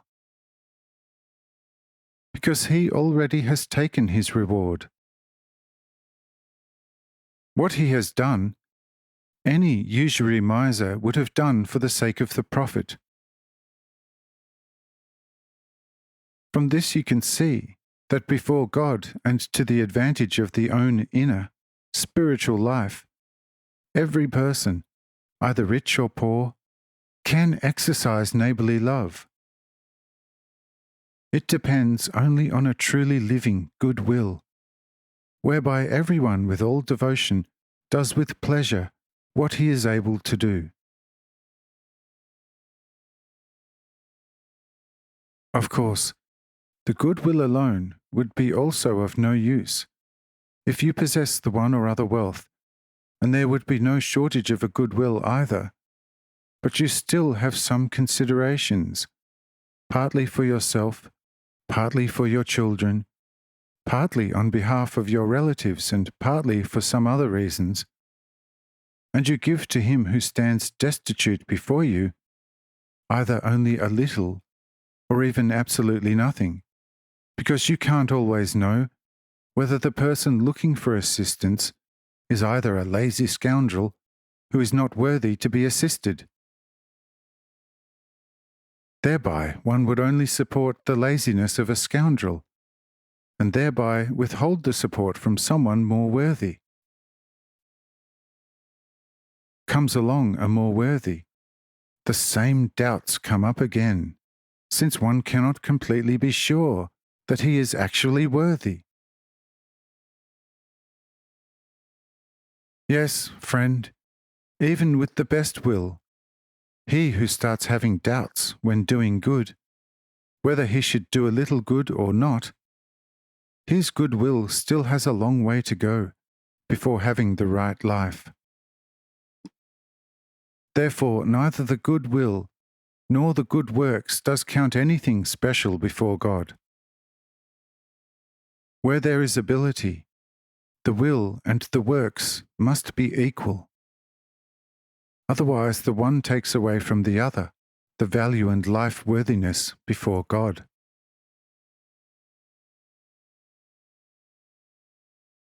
What you do or give, do and give with a lot of joy, since a friendly giver and doer has a double worthiness before God, and is also double closer to spiritual perfection. Since the friendly giver's heart resembles a fruit, which becomes easily and early ripe, because it is full of the right warmth, which is of the highest necessity to ripen the fruit, since in warmth the corresponding element of life, namely love, prevails. Therefore the giver's and doer's happiness and friendliness is this fullness of the right inner spiritual life warmth, which cannot be recommended strongly enough, whereby the soul, for the full reception of the Spirit in her entire being, becomes more than twice as fast ripe, and must be so, because this very warmth is a transition of the everlasting Spirit into his soul, which through such transition resembles her spirit more and more. An otherwise very keen giver and benefactor is even more further away from the purpose of the true, inner spiritual life's perfection, the more acidly and unfriendly he is when giving or doing. Since the unfriendly and acidly behaviour when giving still contains something material worldly in it, and is therefore from the pure heavenly element a lot further away than the joyful and friendly. Therefore, when giving or doing, you should not add serious and often bitter admonitions, since these often produce a significant sadness in the poor brother, and he starts to develop a strong desire in his heart, not to receive anything from the benefactor who admonishes him with a serious look. The benefactor, however, becomes by these untimely admonitions not seldom a little proud, and the receiver feels himself thrown too deeply underneath the feet of the benefactor, and starts to seriously feel his distress in relation of the wealth of the benefactor. And then it happens that the taking becomes by a distance more difficult than the giving.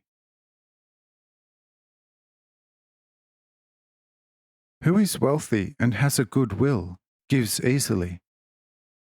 But the poor taker is already afraid of the friendly giver, if he sees himself forced by his poverty to burden the even so friendly benefactor. But how heavy must feel his heart, if the benefactor walks towards him with a grim face, and provides him, besides the relief, with several wise lectures, which in future will become for the receiver too much of an obstacle to come to the admonishing lecturer's door again in an emergency, because at his second visit he is expecting even more wiser, longer, and as such more urgent preachings, which according to his understanding says as much as, "Do not come soon or even altogether back again," although the giver never ever has thought about it. This, very much, provides the friendly giver with such a great advantage above the grim admonishing lecturer, because he comforts and elevates the heart of the taker, and puts it in a thankful mood. It also fills the taker with a loving and prosperous trust towards God and other people, and his otherwise so heavy yoke becomes a more lighter burden, which he then carries with more patience and devotion than he carried it before. A joyful and friendly benefactor is to a poor and needy brother just that. What to skipper on a stormy sea is a safe and friendly harbour. But a grim benefactor in distress resembles a sea bay less exposed to a storm, which in fact saves the skipper from completely being shipwrecked, but still keeps him in fear about a terrible and perishable spring tide entering the bay after the storm, as it happens from time to time, which could bring him a bigger damage as the storm of the high seas before. Now you know completely how, according to the measure of God, the true and the spiritual perfection of an easy and earliest implementation of neighbourly love must look like. Do accordingly, and you will easily and soonest reach the only true purpose of life.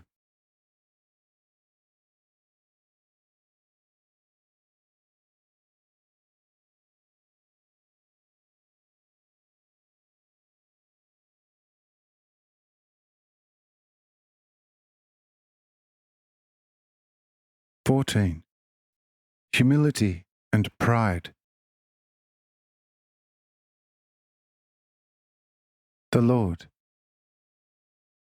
But now comes another very important field of life, whereupon one only can reach truly the full rebirth of the Spirit in his soul, which is life's truest triumph and highest end goal.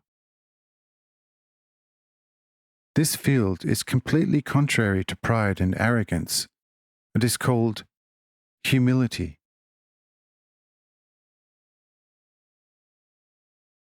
In each soul lies the same feeling of highness and ambition, which at the slightest opportunity and reason only too easily ignites into an all-destructive raging passion, and cannot be damped or rather completely extinguished until it has consumed the offending victims. However, by this horrible passion, the soul becomes so damaged and material that she becomes many times less suitable for an inner spiritual perfection than the glowing hot sand of the great desert of Africa to quench a thirst.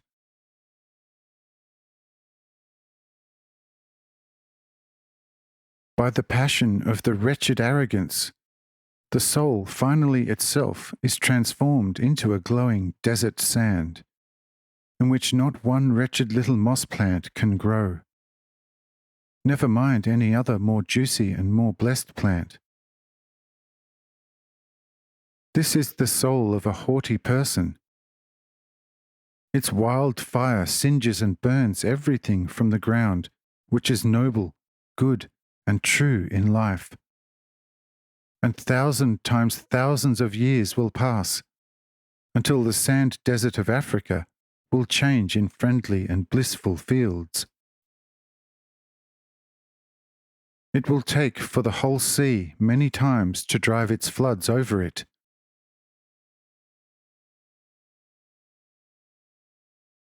Look at a proud king who was offended by his neighbour about any small matter. His soul is getting more and more into the wildest fire. From his eyes, flames of rage are spraying, and the irrevocable resolution is the most dreadful revenge to the offender who forgot nobleness, and a most disastrous war, whereby hundreds of thousands must allow themselves to be killed in the most wretched manner for their proud and wanton king, is the well-known and sad result of it. With great pleasure does the rage-inflamed king overlooks from his tent the most insane battles and murders, and rewards proudly each raging soldier with gold and gemstones, who was able to inflict the greatest and most sensitive damage to the opponent. If such a king has robbed his insulter of nearly everything with his overwhelming power, It is by far not enough for him. He wants to see him tortured in front of him in the most gruesome manner. No imploring or begging is of any use. And even if the insulter has died in front of the king's proud eyes under the most painful tortures, on top of it, his flesh will be cursed in the most horrible manner and scattered as food for the ravens. And never will any remorse enter the diamond heart of such a king. But the rage or the glowing desert of Africa remains, bringing continuously the most fearsome death to everyone who ever dares not to show the highest honour to the place where the proud king was standing.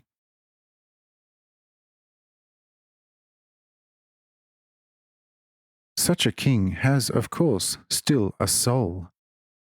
But how does it look like? I say to you, worse than the most glowing spot of the great sand desert of Africa. Do you think that such a soul can ever be transformed into a fruit garden of the heavens of God? I say to you, 1,000 times sooner will the desert of Africa produce the most marvellous dates, figs, and grapes than such a soul only the smallest drop of heavenly love. Therefore, all of you, beware above all about haughtiness, since nothing in the world destroys the soul more than the rage-snorting haughtiness and pride. An always present thirst for revenge is its companion, just like the everlasting and unquenchable thirst for rain is the continuous companion of the great glowing sand desert of Africa. And all animals putting their feet on its ground will also soon be seized by the same plague, just as the servants of the proud king finally becomes also tremendously proud and revenge-thirsty. Since who is a servant of pride must in the end become proud himself. How could he then otherwise be a servant of the proud?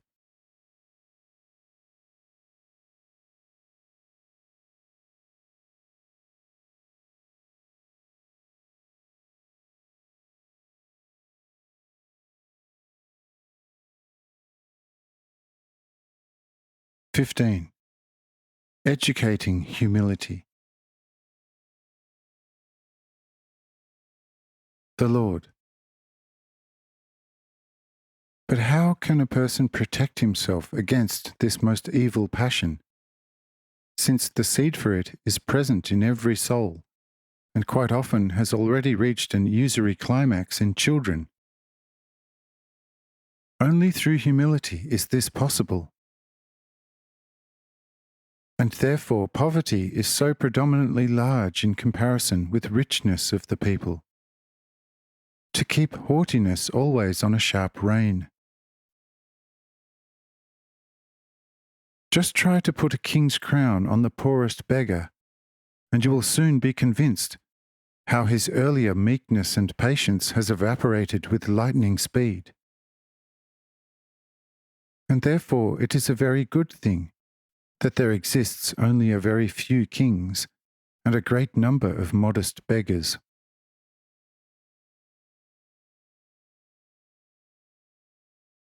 Every soul has, hereditary from God, whose idea and will she is, a feeling of highness, which presence one can already notice by the shyness of children. The feeling of shyness of children is a sensation of the soul, when she begins to feel herself by the mute expression of discontent, since the soul as something spiritual sees herself trapped in a cumbersome and unmanageable flesh, which she cannot get rid of without pain. The more tender and sensitive the body of a soul, the stronger will be her feeling of shyness. If a right educator understands to lead this feeling, that cannot be eliminated, to the right modesty. He creates from this feeling a protective spirit and places it on the way, on which, to continue it easily, can reach an early spiritual perfection. But only a little skew guidance of this hereditary feeling can immediately transfigure into haughtiness and pride.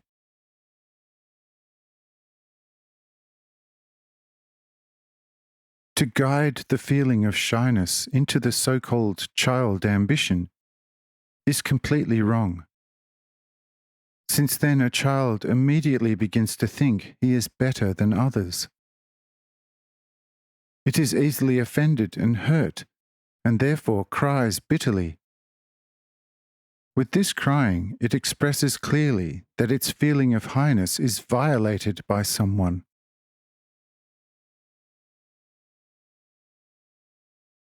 If now weak and very short-sighted parents of the offended child try to calm it by, even if only apparently, call for accountability and punishment of the offender against their child, they have already placed the first seed in the child for quenching its thirst for revenge. And if the parents continue to calm the child in the same manner, they not seldom create a devil for themselves and for many other people. But if the parents are clever, and from early on show the child always the greater value in other people and children, and in so doing guide the feelings of shyness into a right modesty, they will raise their children into angels, who will later serve as true examples of life for others, similar to the most beautiful stars shining in the night of the earthly life, and will revive them with their gentleness and patience.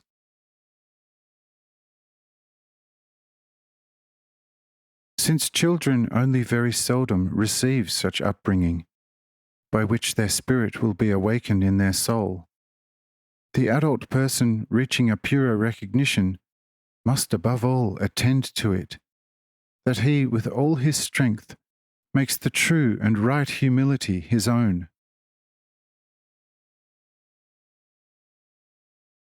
Before not eradicating the last drop of the feeling of highness, he cannot either here nor in the beyond pass over into a complete perfection of a purely spiritual heavenly life. Who wants to examine himself if his meekness is completely perfected, should ask his heart if he still can be offended by anything. And if he can easily forgive his greatest offenders and pursuers from the bottom of his heart, and do good to them who harmed him, and if he does not have from time to time any desire for any worldly magnificence, if he feels good about to be the smallest among the smallest, to serve everyone with everything, who can do all this without sadness and grief, is already here an inhabitant of the highest heaven of God, and will remain as such forever. Because through such just humility, a soul does not only becomes one with her spirit, but also to the greatest part the body.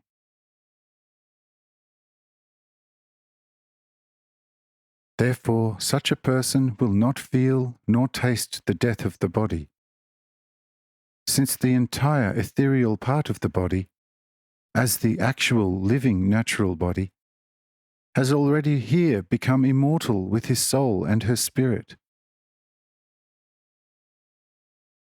By the physical death, only the feeling and lifeless shadow part will be separated from the soul, which cannot cause the soul any fear and no further pain, because everything with an alive feeling of the body has long since become united with the soul.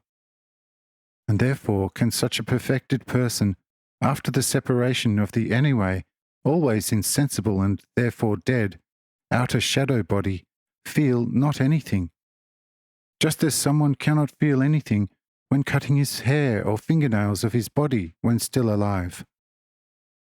And where it grows out of the flesh, or losing a scale of the skin, which separates from the anyway insensible upper surface of the skin. Since what in the body never had a sense of feeling, can also not have a feeling when the soul completely exits the body, because everything of the body alive and with a sense of feeling has already earlier become completely united with the soul, and now forms one being with her, which will never be separated from her.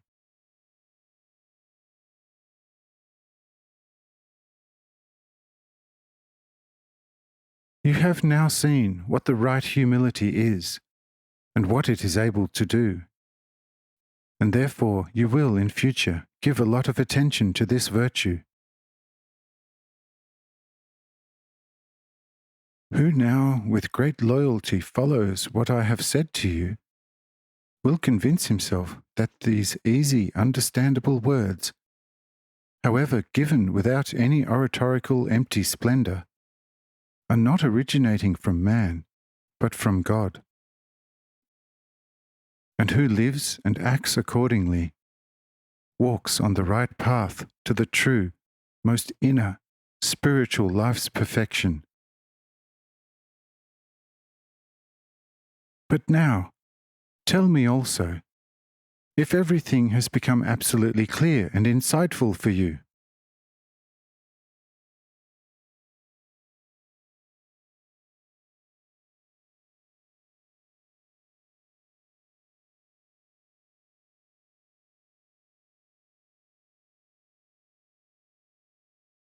(16) Sorel's good intentions.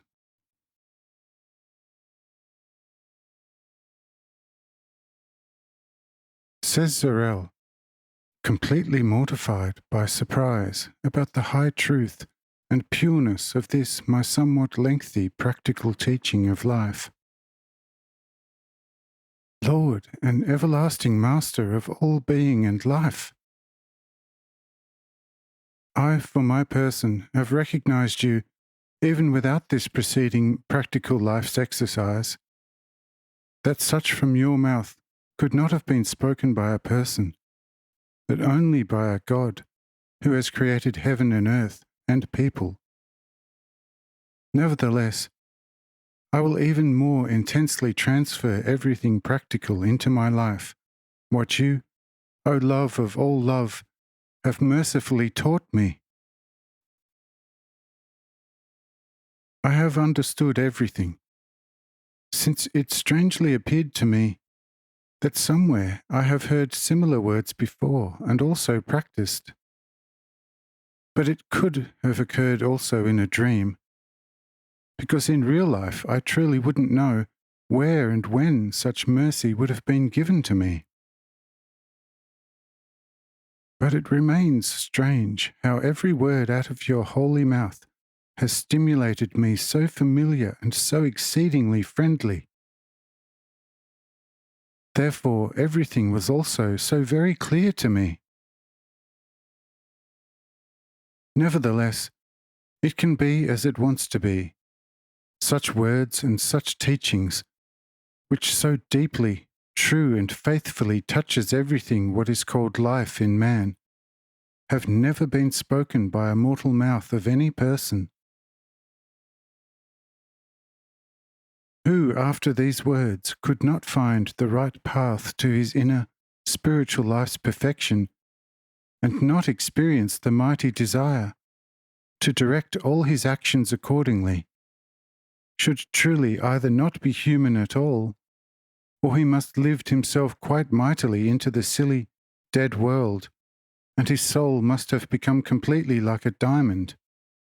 Otherwise it could not be thought of how a person who has heard and understood this teaching not direct his whole life accordingly, since by that he must be able to see the final goal so brightly and clear as he must see the midday sun before him. By that, however, I do not want to boast as if I already have achieved something, but a life consciousness penetrating and perfectly clear understanding of the purest truth of such a teaching already counts for something, which, at least for me, has already a quite considerable life's value. However, who sees this holy matter as clearly as I am, he, including me, will surely not be a fool any more, who rather plunges himself with all such most living insight and recognition into the excrement puddles and pools of the world to fish for the smelling mud, in which he finally must suffocate, then to climb the illuminated heights of Horeb and Lebanon, and to collect the healing herbs, which cure and completely heal the ill soul for the everlasting life. Under the curing herbs on the illuminated heights of the Horeb and Lebanon, I understand the works, which one only can find, O Lord, on the illuminated heights of truth recognition of your teaching. This means, by the actions according to the word, which was received from your mouth. But under Horeb and Lebanon, I understand the divine truth and the divine good, which is according to my reason the meaning. Great, holy, and above all elated are you, O Lord, who stands here before me, but never greater, more holy and more elated than in the people, which your love and wisdom has transformed into your children. See, Lord, it also must be for you a greatest joy, if a creature with a previously only human form begins to listen and understands your Father word. Yes, finally takes freely by himself the unalterable decision also to walk and to act, in order to reach this holy perfection, which you as God, Creator, Father, and Teacher has placed as a most blessed goal. How big must your joy as a father be, if a person has reached perfection in your holy order? But how big must also be the joy of a child, which in and out of its created nullity, in the fullness of its true humility, in its inner perfection, finally recognizes you as the true and only Father. I would like to know the heavenly angel spirit who, with a sun-bright imagination, can describe such joy, and also him who out of this his present spiritual poverty could grasp such depth of such imagination, as only partially successful it could be understood. I have sort of a vague premonition. Yes, it appears to me again if I had felt somewhere, in a dream, something similar. But this only seems to be a blessed backward effect of this, what your teaching, O Lord, has created in my heart and my will. It is the joy of a sower who has the consciousness that his field will be cleared from all weed, and that a pure seed will be placed into the furrow, which surely awakens the most beautiful hope for a blessed harvest. My field is good now, what you, O Lord, certainly has seen. Otherwise you would not have wasted the purest seed by sowing it so plentiful. This consciousness might actually produce the indescribable feeling of joy in me, since I'm sure of the results, because I'm perfectly sure of the possibility that I will bring your holy word to the fullest reality in me. Once the cause is completely there, the great, holy effect cannot remain underway. I do not want something half, but the perfect completeness. Therefore, regarding my actions, there should never be a half measure, but only the complete wholeness as your word is coming in actions to the fore.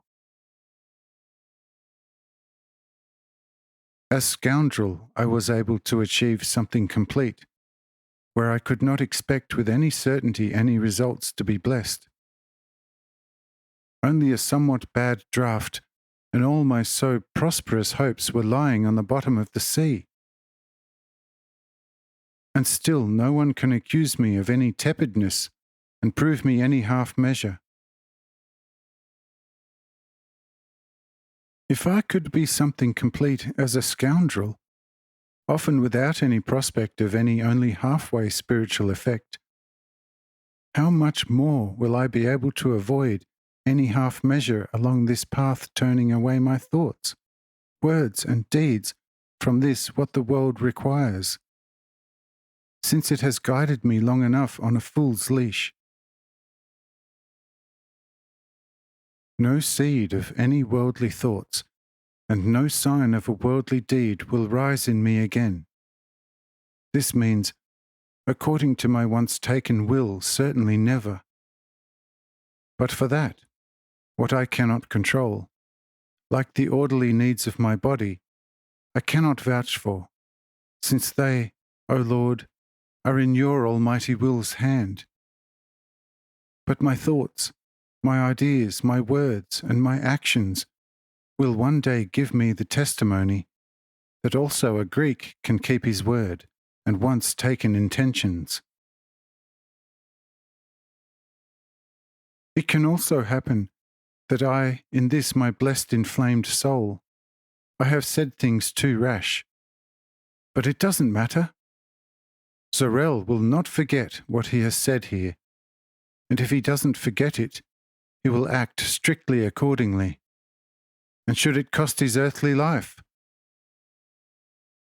Since I clearly know and feel it most vividly, that after the separation of the flesh life, most certainly and true, there exists another, incomparable, more perfect life.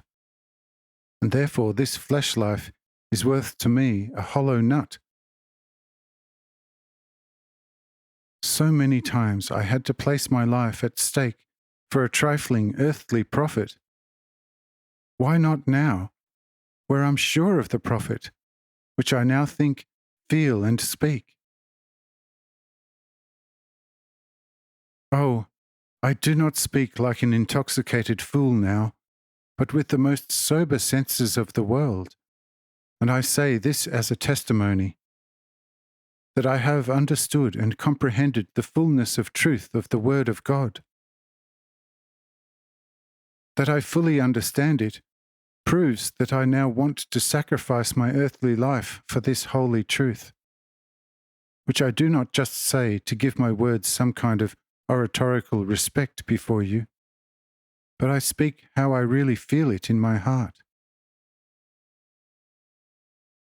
There are people who, seized by the extraordinary opportunity, speak as if they wanted to turn the whole earth into a garden already the next day.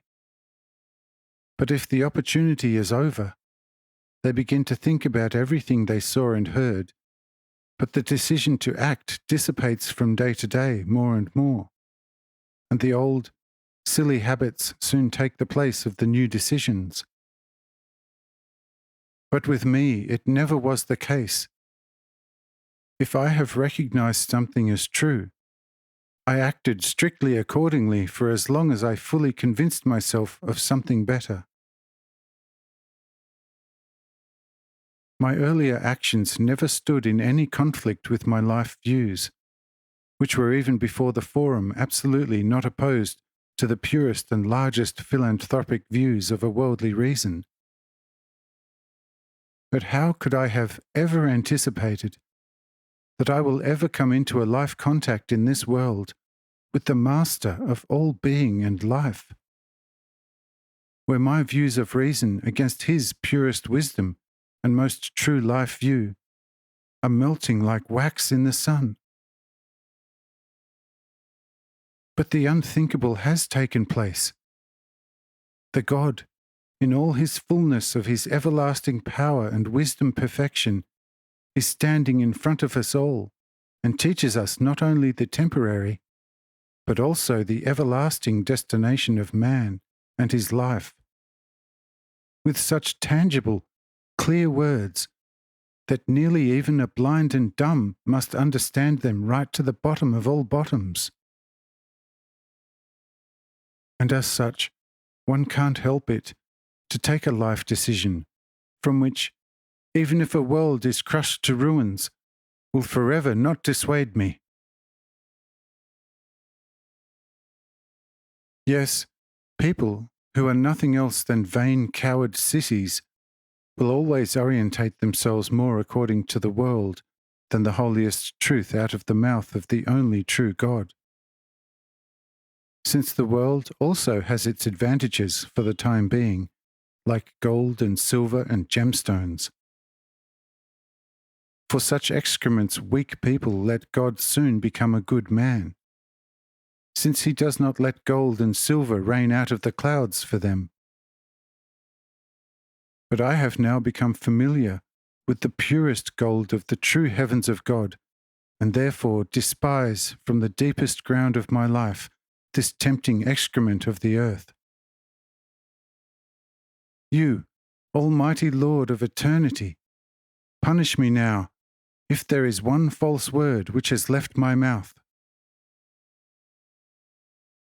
However, you, high Cyrenius, I begged only in my silliness and spiritual poverty for a little support.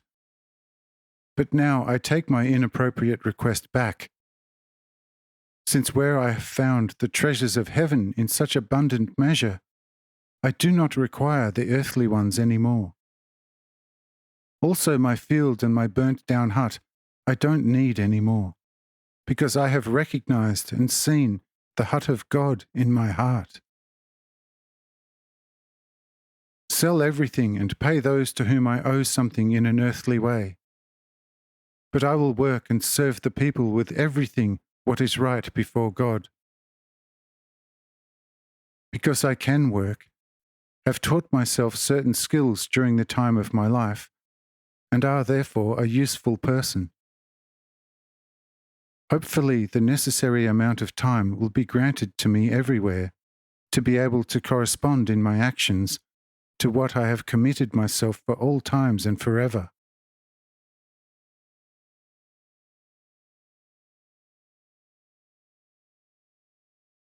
I said, because I knew your soul quite well, I have called you in the Spirit.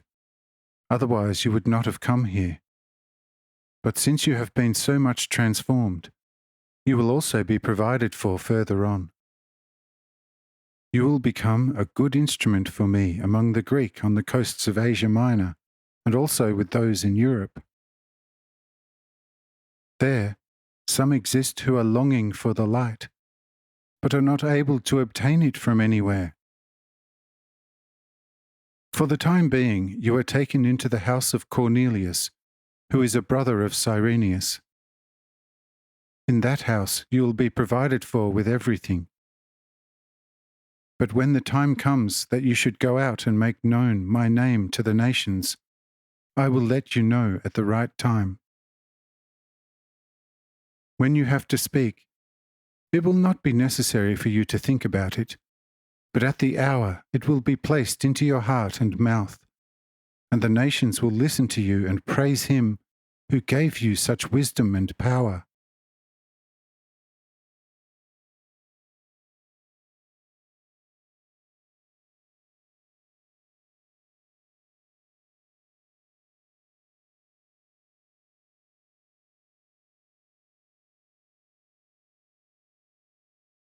"17. Sorel is entrusted to Cornelius.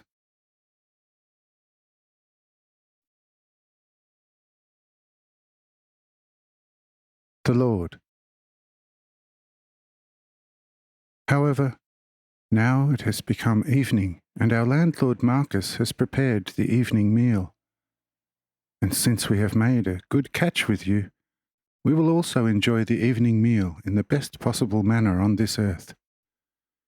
However, in my kingdom, in the beyond, one day, things will be somewhat better. After the evening meal, we will not deal with sleeping, but with something completely different. And tomorrow, before the sun comes up, we will part for a while, since I still have many places to visit. But you, Raphael, go now to the women and let them return here, since the negotiations which concerned them little or nothing at all is over, and the time for the evening meal has approached.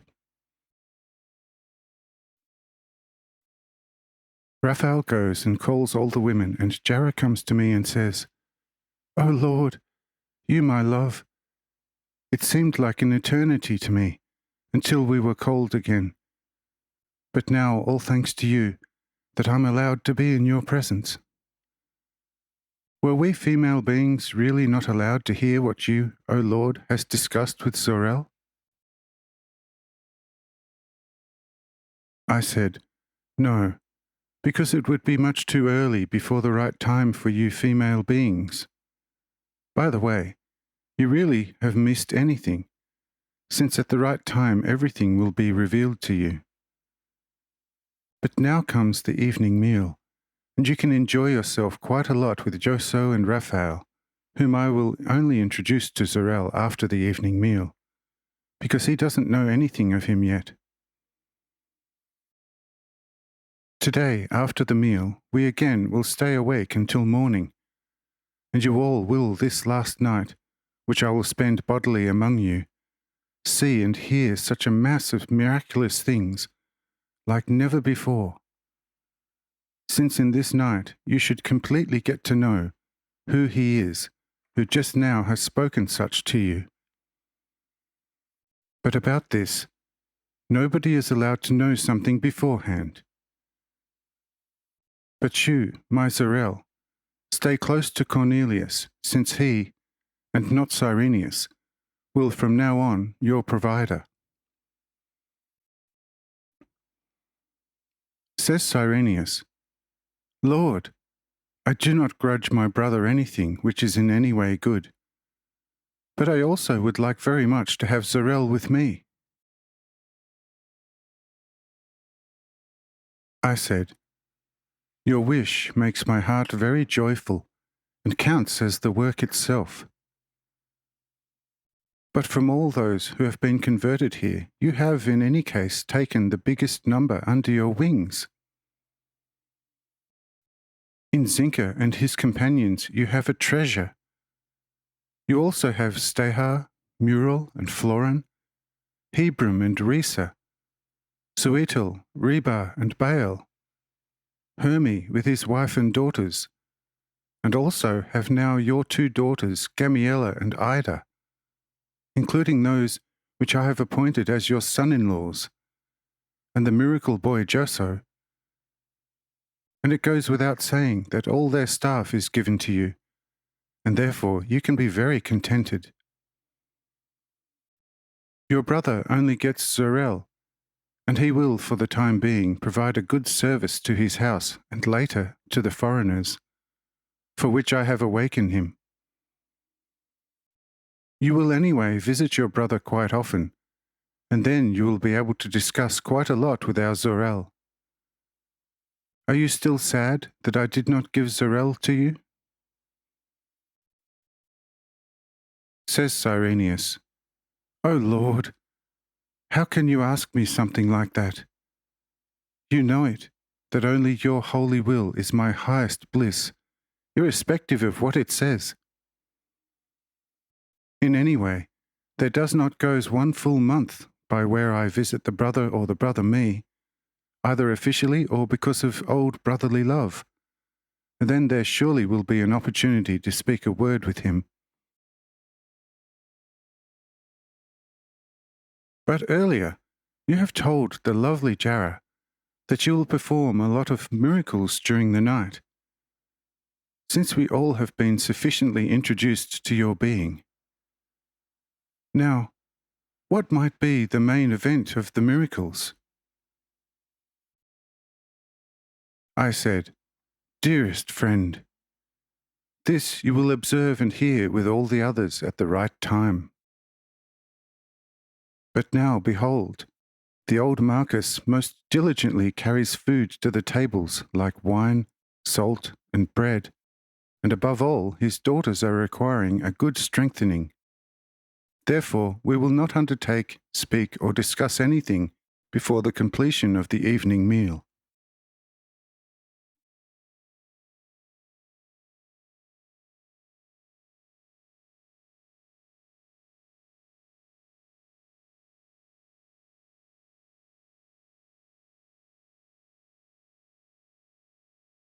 (18) Exaggerated and true humility.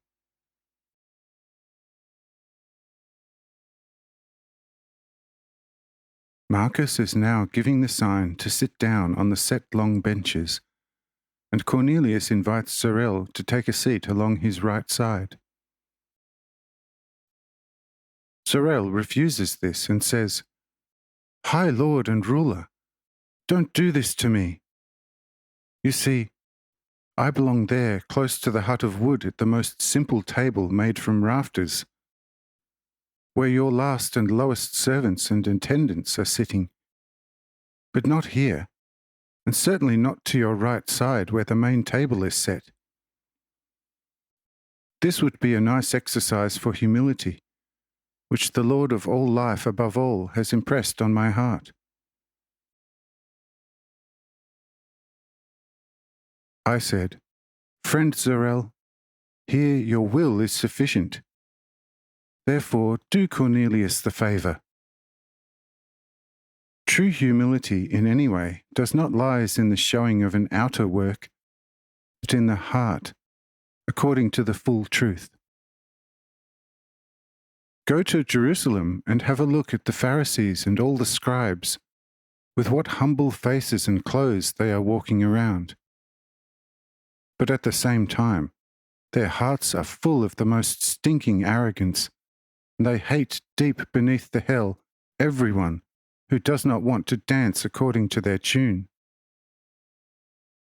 While a king with crown and sceptre, if he does not place it above the value of a person, can have such a humble soul like the least beggar on the street. If you think about this carefully, then it will tolerate you at the right of Cornelius at our table. Says Sorel, "Ah, if so, then of course it will be all right." He now goes to the table and sits down according to the wish of Cornelius. But Cornelius says to him, "So, dear friend, I'm glad with my whole heart. Subsequently, we want to live and work together in the name of Him who has enlightened us." Regarding true humility, I think about it like that. One should be in the heart full of true humility and neighbourly love, but one should not brag with it to the outside. Since if I outwardly bow too deeply beneath other people, I make them arrogant and refuse myself the opportunity to serve them with everything which is useful. A certain respect, which I have to expect as a person in any way from my fellow human beings, I am never allowed to give up completely, because without it I cannot do anything good. Therefore, both of us will be in our hearts as humble as possible. But from our necessary external respect, we do not want to give away anything. Quite often we will encounter opportunities and see how some poor people have to engage in very low and most unpleasant jobs to support themselves. Should we, to put the crown of humility on our heads, also go and clean puddles and sewage tanks? I do not think this is necessary outwardly.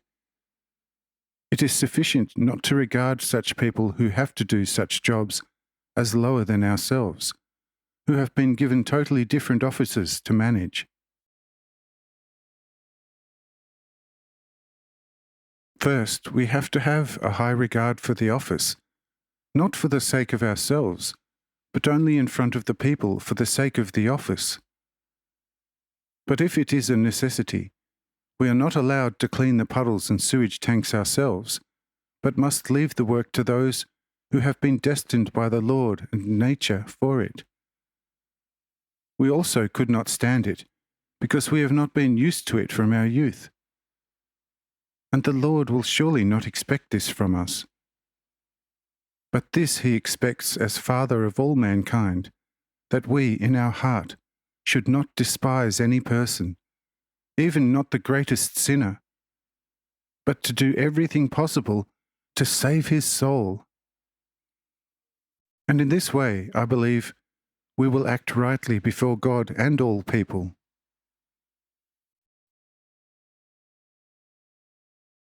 I said, "Yes, this is right. True humility and true neighbourly love are truly residing in your hearts, and not in the outer appearance like the Pharisees. Who mixes himself with bran and malt without need, must in the end not complain if eaten by pigs." The right humility does also not require that the pearls of my teaching should be thrown for the pigs, because there are people who are worse than pigs, and for them my teaching means nothing. Since these kind of people you should rightly be used to clean puddles and sewage tanks before making my name and my teaching known to them. But in this case, do not look at the clothes or the external dignity, but only at the behaviour of a person according to his heart and soul. If this is noble, gentle, and patient, only then preach him the gospel and say, "In the name of the Lord, peace be with you and all people on earth who are of a good will." If the person who is blessed in advance has a truly good will and heart, the blessed peace will remain in him, and the gospel which has been revealed to him will soon start to bring the most beautiful fruits of heaven. And so I think and believe, according to your human manner, that you all, regarding the right humility, are completely at home. And since the food is already in abundance on the table, we all shall eat and drink according to our heart's desire, and full of joy. Since I am, as a true bridegroom of your souls, sitting among you, you may most joyfully and with cheerful senses consume the well-prepared meal with me. But if I, in the near future, will not be among you any more, you again can sit with less appetite and cheerfulness at the food table.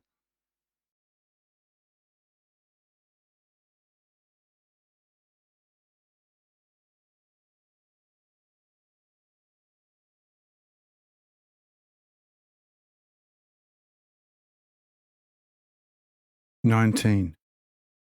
Cornelius and Sorel talk to each other.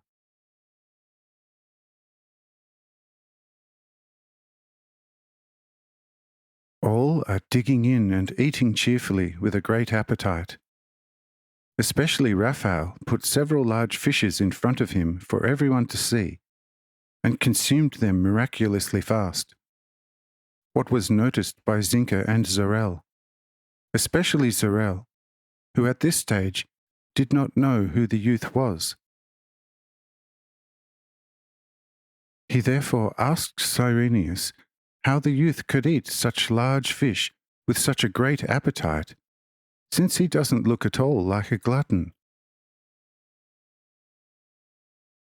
Thereupon Cyrenius answers him, "This youth is a wondrous being. He is a person and spirit at the same time, is animated by a strength and power which you never could have dreamt of. My brother Cornelius, who sits next to you, can give you the same testimony." Hereupon Zorel asks Cornelius what the special circumstances were regarding the youth.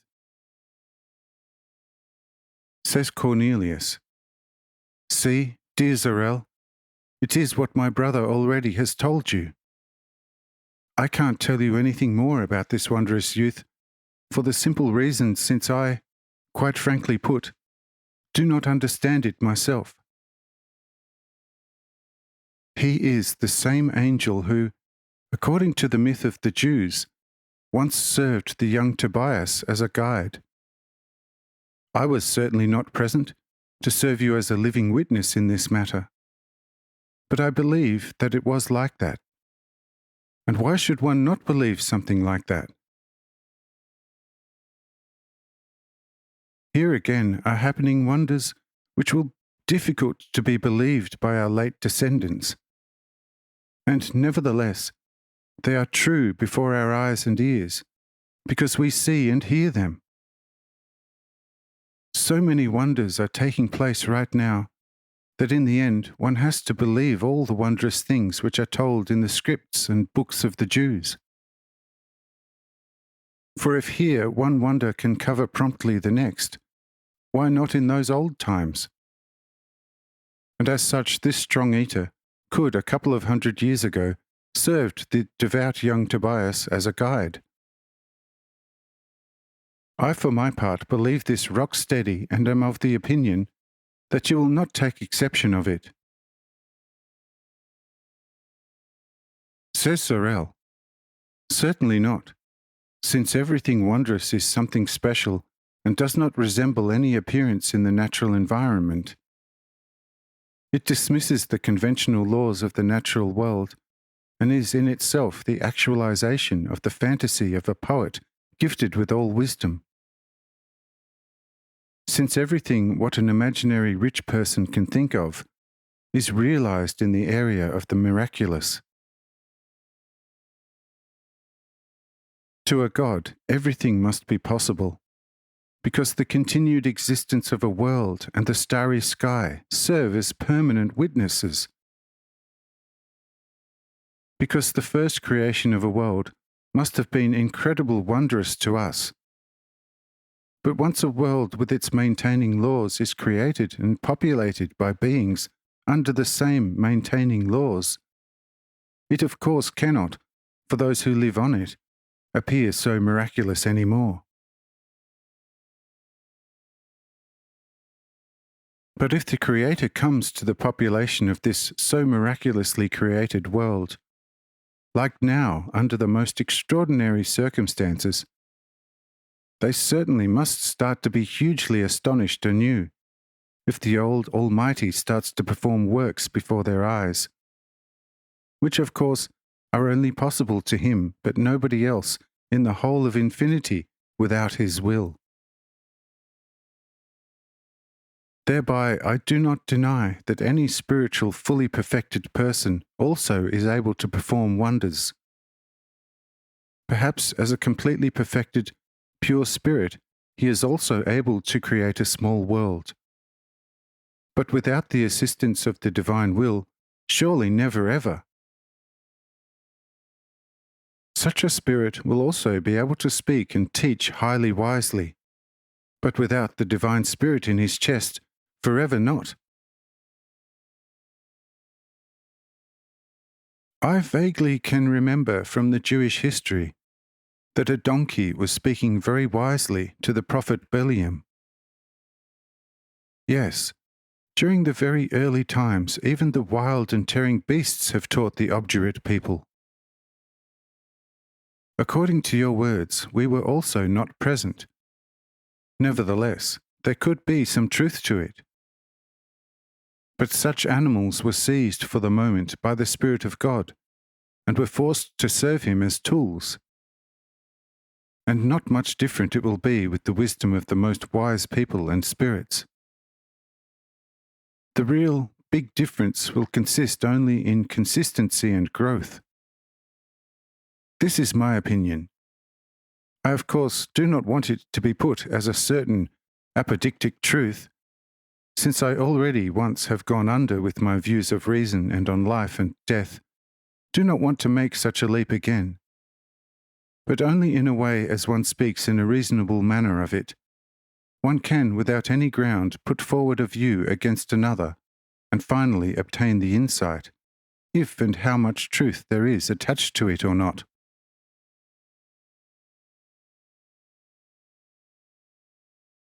Says Cornelius, "Friend, you are talking like written, and there might be some truth in your modest opinion.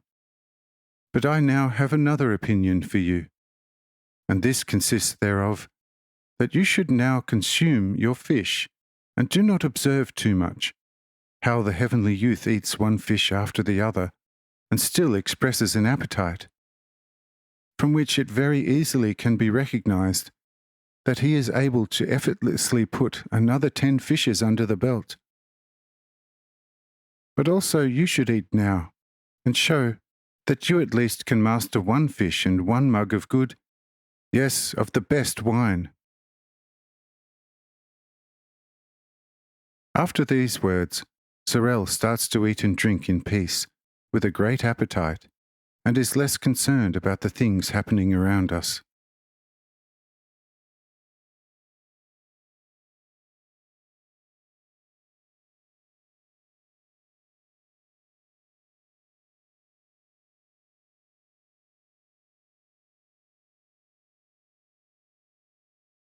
(20) Different opinions about the nature of the Lord.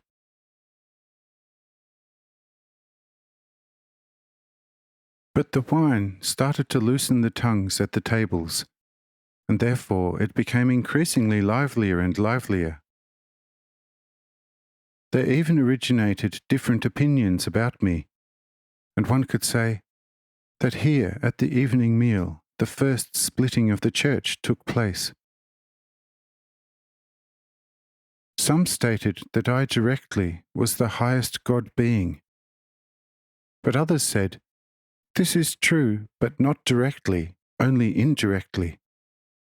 Again, others said, "I actually was only a son of David according to parentage, and was destined to be the Messiah of the kingdom of David, and therefore be equipped with the miracle strength of David and with the wisdom of Solomon." Still others thought I was a first angel of the heavens, walking now in a pro forma flesh on earth, and have an adjutant from the heavens with me. Some, to whom even some of my apostles belonged, declared me as the Son of the Most Highest.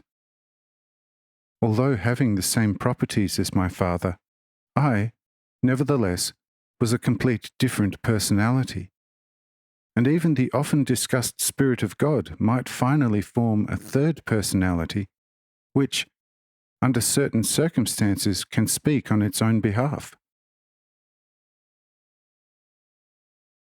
With this opinion, however, only very few agreed. Some asked Peter what he thought. But Peter said, "He, the Lord himself, has asked us, when travelling around this area, what the people were thinking about him, who he was, and what finally we ourselves were thinking about him." At that stage also this and that was stated, and when finally I was asked, I said it bluntly as I felt it in my heart: "You are the Son of the Most Highest." And with this my testimony he was fully content, and even called me the rock of belief, on which he will build his church, which will not be besieged by the ports of hell. Thereby my once expressed opinion was approved and confirmed by himself, and therefore I do not act wrongly if I stay with that as a rock.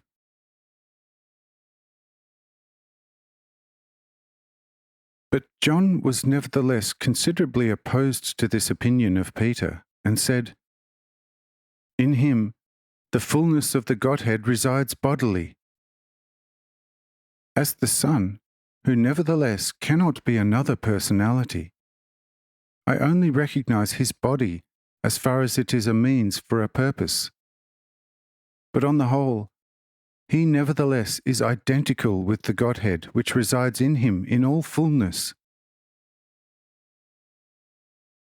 Or is my body then another personality as my soul? Do not both form one person? Despite the fact that originally the soul had to build her own body, and one therefore could argue, the soul has built a second material person around herself, and by doing so arranged for a second personality around herself. One can therefore say that the body is a son or something which was produced by the soul.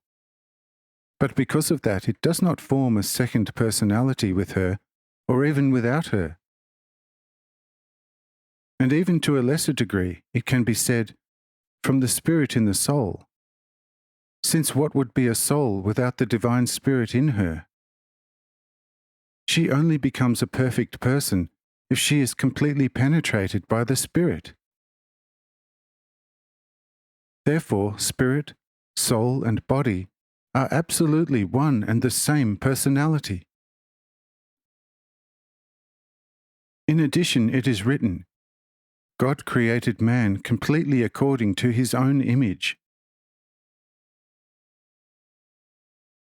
But if man, as a perfect image of God with his spirit, his soul, and his body, is only one person and not three, surely also God, as the perfect primordial spirit, encircled with an equally perfect soul, and now also in front of our eyes with a visible body, can also only be one God, and forever never, not a three-God, or even three separate persons.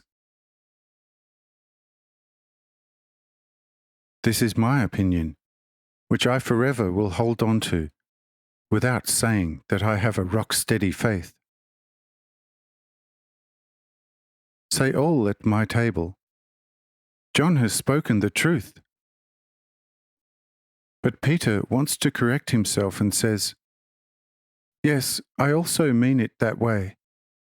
I am just not that verbally agile to express my inner comprehension so quickly, although this matter will always be difficult to understand. Says John, difficult and again not difficult. According to your way, no person ever on this earth will understand it. According to my way, this is what I think, however very easily. But only the Lord should now be a right referee between us. I said, belief can achieve many things, but love can do all.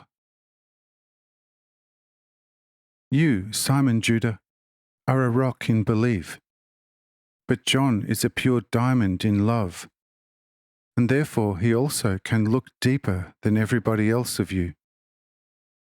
He therefore is my real preferred writer. He will get a lot from me to write down, which will be a riddle to you. Since in such love there is plenty of space for many things, but in faith only for certain things. Therefore it says, up to here and not any further. Just keep to the statement of my beloved one, since he will bring me to the world as perfected. Therefore Peter feels somewhat embarrassed, and always very secretly a little jealous about John. For this reason, Peter, after my resurrection, when I asked him to follow me and pasture my lambs, complained that John also followed me without being instructed to do so, what I, as it is known, rebuked Peter for, and whereby I promised John a full immortality. Wherefrom the legend rose with the people that this disciple will never, even bodily, die. But Peter asked John what he is doing to always obtain a much deeper insight than himself, namely Peter. But John said, see, I do not reside in your soul, and you are not in mine, and I do not have a scale for it, to be able to determine why my opinion is deeper and more correct. But since the Lord has said it loudly before us, namely the difference between belief and love, then take this as an answer to your question. Since kidneys and hearts can only be examined by the Lord, and therefore he will know very precisely what difference there is between our souls. With this answer, Peter was content for the time being, and did not ask any further. But now the meal came also to an end, and we got up, and all of us went up the mountain.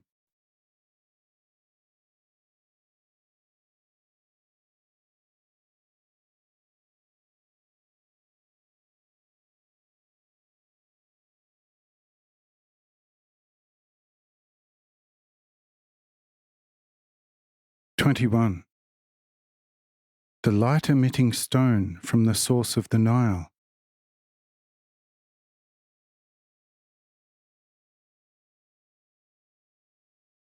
When all of us arrived, one by one, on the top of the already known mountain, and took our places, the old Marcus, with his wife and his children, came to me and asked me most imploringly that I also should stay the coming day with him, since it is too painful for him if I would leave him already before sunup. I said, "Be unconcerned about that. I can go and stay. Time does not force me, since I am also the Lord of time and all times. Time never grows above my head. Nevertheless, there are still many places which I have to visit and shall visit. But with me, it does not depend on a day and an hour, where I have found true living love." Says Marcus with tears in his eyes, "O Lord and Father, forever thanks to you for such exceedingly great mercy. Only your holy will prevails. But Lord, the night is very dark, because the clouds have covered the sky quite densely. Should I not bring torches up here?" I said, "Leave it. We will arrange for light." Hereupon I call on Raphael and says to him, "In the center of Africa, there where the high Qumrahai mountains are standing and the first fountain of the Nile bubbles from a rock, you will find 10 men heights beneath the surface rocks, a rock the size of a person's head. Bring it to me. It will sufficiently illuminate the night for us." After you brought it here, put it on this bare tree trunk, so that its light penetrates far and illuminates the whole surrounding. That I have spoken with you now like with another person took place for the sake of the people, so that they should know what is going to take place and recognize my power during the execution of my will. With that, Raphael disappeared, but was like a flying light meteor, immediately back with us, including the sun-bright shining stone. But before Raphael could place the stone on the designated hollow and bare tree trunk, a few wanted to inspect the stone from close by. But when Raphael brought it closer, nobody was able to look at it because the light was so strong. As the sun for the earth on a shortest winter day, this means for the sight of the human flesh eye, and Raphael had no choice but to put it at the designated location. From there, its intensive light illuminated the surrounding to such an extent that one could still discern things in quite a distance. That Zinka with his people, and especially Zorel, hardly dared to breathe because of all the astonishment can be easily understood. Sorel tried very hard to say something really sensible about it, but he was unable to say anything, because his still very much mathematical stereotypical concepts were now exposed to logical impossibilities by the appearance of the quick collection of the stone and its vehement light, which he, according to his experiences and his scientific knowledge, was unable to conquer. Firstly, he was several times in Egypt with his female slaves, and one time even a few days travelling beyond the cataracts. Therefore, the distance to the upper Egyptian areas were not entirely foreign to him, since even with good camels, he always needed about 5 to 6 weeks' travel time to reach the cataracts. According to his calculations, a hurricane would take 3 days, and an arrow half a day to travel the distance. What speed of movement the boy must have had to cover a certainly 3 times longer distance in only a few moments! Is the youth a spirit? How could he carry matter? And how could the matter, itself of the hardest type, be protected from destruction by the resistance of the air? It doesn't exist in the laws of nature. Then there is the completely heat-free, sun-resembling intensive light. It just doesn't exist. No experience has ever discovered something like it, except with rotting wood.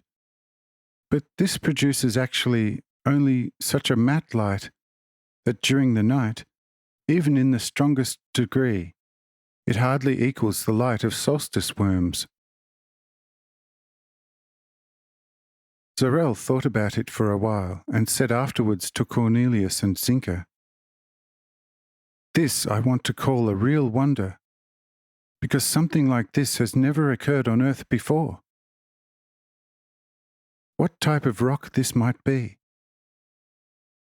From all the times until now, such a rock has never been discovered before. What value must this rock have for an emperor or king, provided that it does not lose its light after a while? Since on the wide-stretched coast of Africa, up to very far behind the Hercules Pillars, till the area where the lower parts of the high Atlas are greeting the Atlantic Ocean, in late summer one can also see here and there very white, and during the night at certain hours, very luminous rocks. But their light does not last long, and if you take such a rock into a dry room, its luminosity quickly fades away, and the stone therefore has lost its value. But with this rock it seems to be quite peculiar circumstances. It surely will never lose its light, and therefore must have an incalculable value." Says Cornelius, "Not only because of its luminosity, but much more because of the way it was brought here. But let's leave it for now. Tomorrow, during the day, we will be able to investigate and assess it much easier as today, since then our eyes will be less sensitive because of the sunlight than today. Which means now, in this thickest night, where the heavy clouds are making a blessed face for a considerable country rain. But let's be quiet now, since the Lord will begin what he has promised us down at the tables." With that, Sorel is content and is completely eye and ear.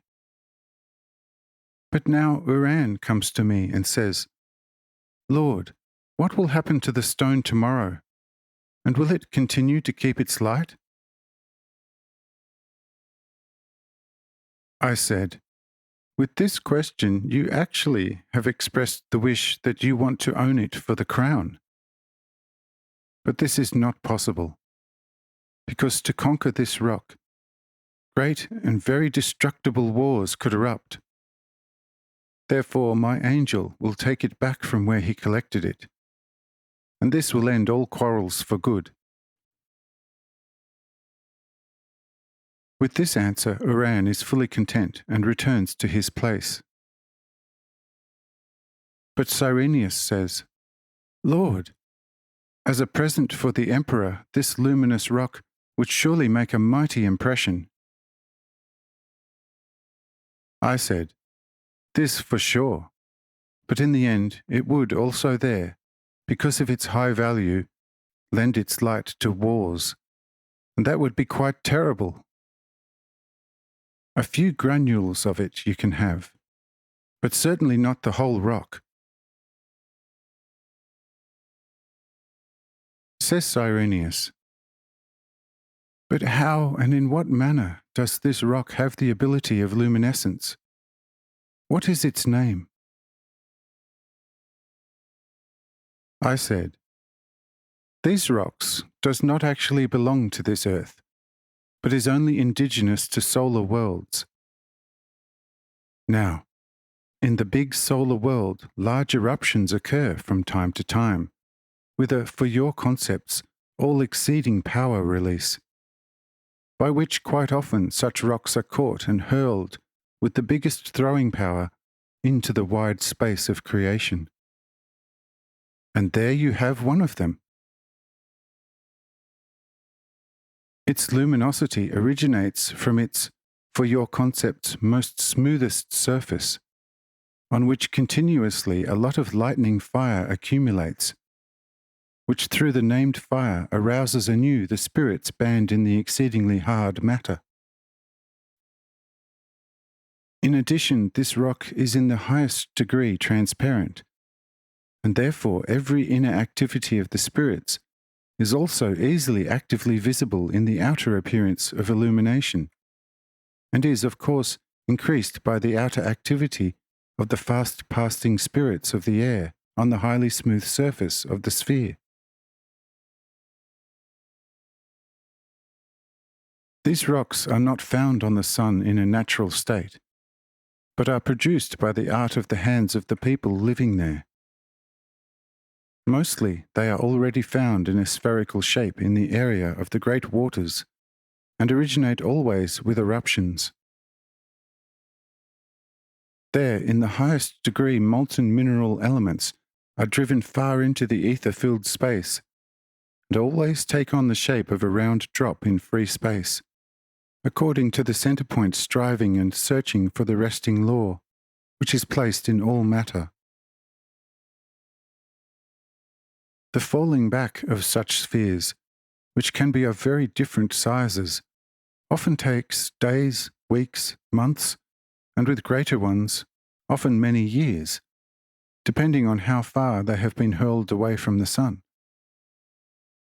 Now, some fall onto the mountains of the sun, and getting smashed, but many fall into the great waters, stay undamaged, and are easily collected by the people of a solar world, since the sun's people can easily stay under water for many hours and work on the bottom of the sea, like on dry land.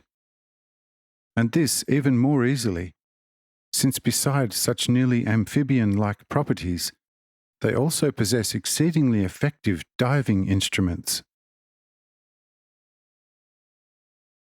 If a large sun building has been sufficiently provided with such spheres, they, despite already having in any way a very smooth surface, are smoothed and polished with a lot of skillful diligence, namely to the degree where they start to illuminate during polishing.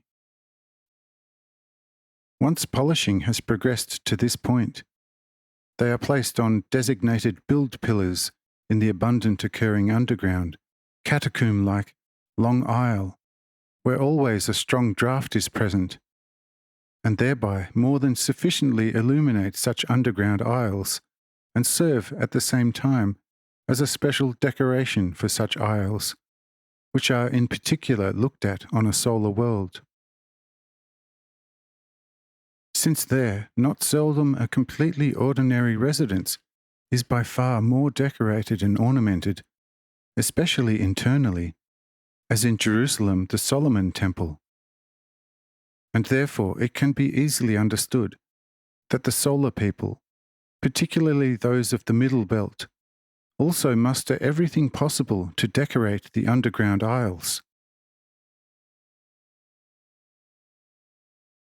However, we are not gathered here to provide an earth description of the great solar world, but for the sake of strengthening your faith and will. But to achieve this, a completely different than a however precise and comprehensive earth description of the great solar world is required.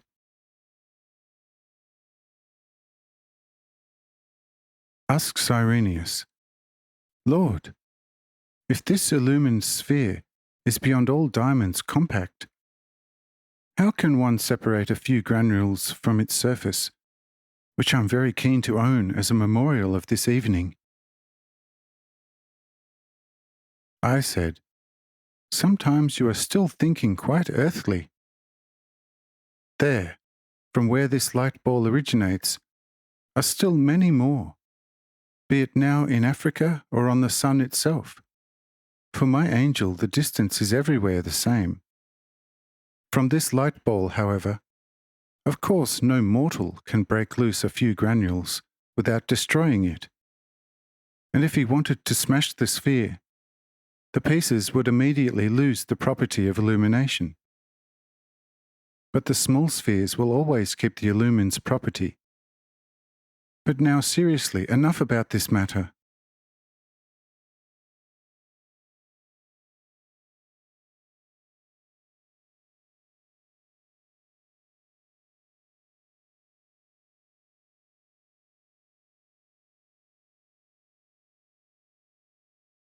(22) Soul and Body.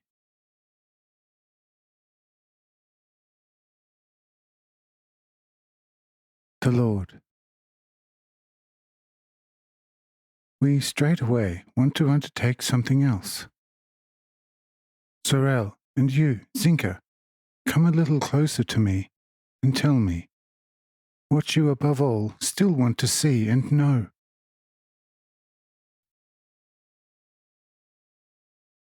Both who were called came now closer, and Zinka says, Lord, this is for people with an imperfect nature like us a very difficult question to answer,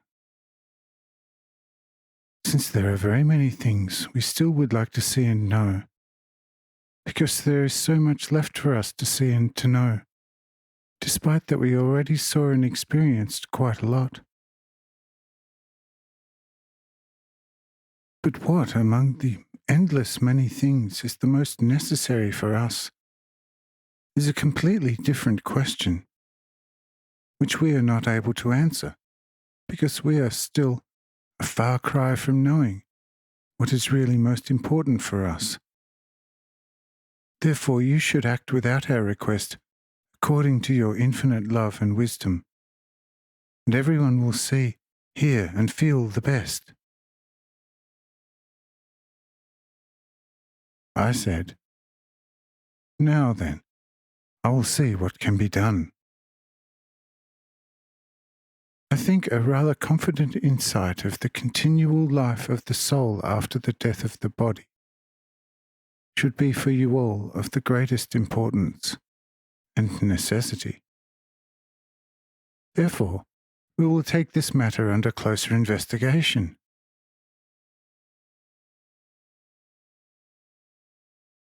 Through words, I already have shown you several times what the actual death of the body consists of, and in which different ways it can take place, and what the consequences for the soul and her spirit are and must be. If I have to explain this to you by long theoretical sentences, we would not be able to finish within a year's time. For your thorough understanding of this matter, I will show it to you with words and actions, and you will then understand it.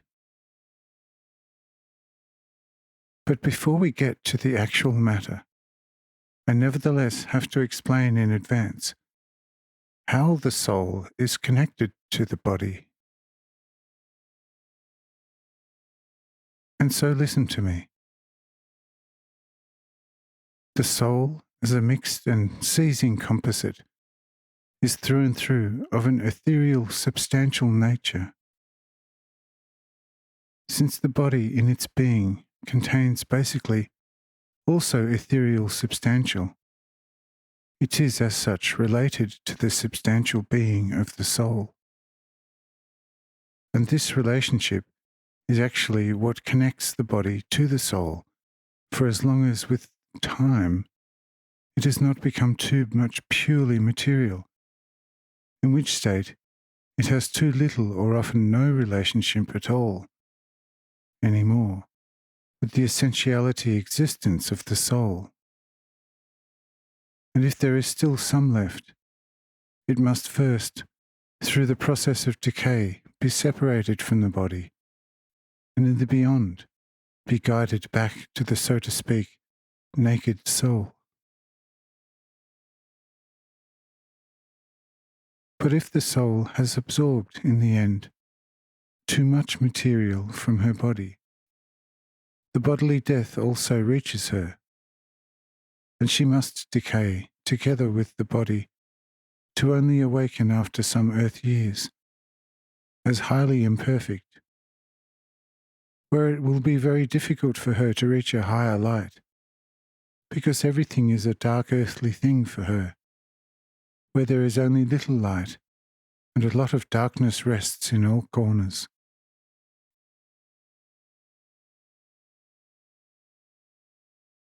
There can be no talk of awakening the spirit for as long time, hardship, and all kind of humiliation has separated and swept away the worldly darkness and the coarse, or so to speak, bodily substantial from the soul.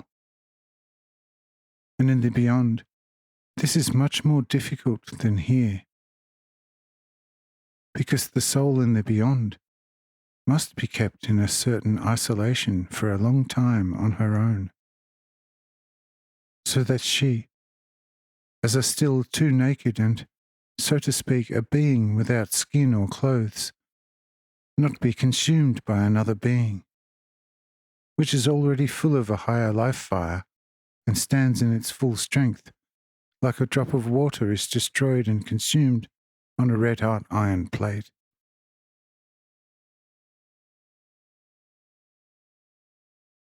Since for every still so imperfect soul, in contrast to an already perfected spirit, it applies what I once said to Moses when he requested to see me: "You cannot see God and live." The higher a raised life has become, the more powerful, mightier, and heavier it stands on its own. And all life which is still standing at a lower level can never assert itself towards a raised life, except in certain distances. What is a mosquito against an elephant? What a fly against a lion? What is a most tender little moss mould plant against a more than 100-year-old cedar on Lebanon? What this earth against the big sun?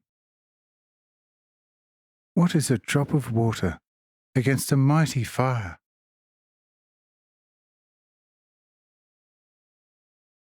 If someone of you steps on an elephant, it will probably do nothing to the elephant. But if someone of you steps on an ant, its physical life is completely ended. What already in outer nature appears to be grasped with hands, this is even more developed and pronounced true in the kingdom of spirits. In every already on its own existing life, the insatiable need is present to unify even more life in itself. But the principle of unification is, at the very bottom of all reason, love.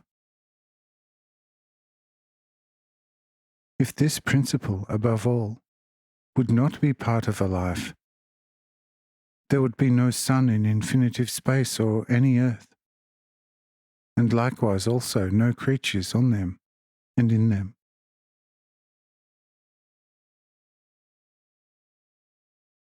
But because the principle of life unification exists in life itself, and every free life continuously strives to unify with another to itself similar and related life, from many separated lives and separated intelligences, in the end, only one life, and therefore a manifold and wide-ranging intelligence is formed. And from the many small beings with little reason, one being is created equipped with a lot of reason and a lot of mind.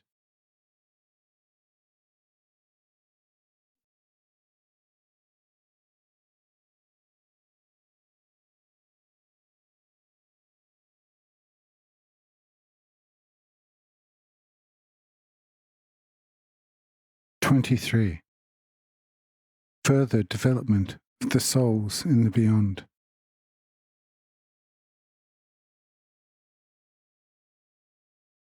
The Lord.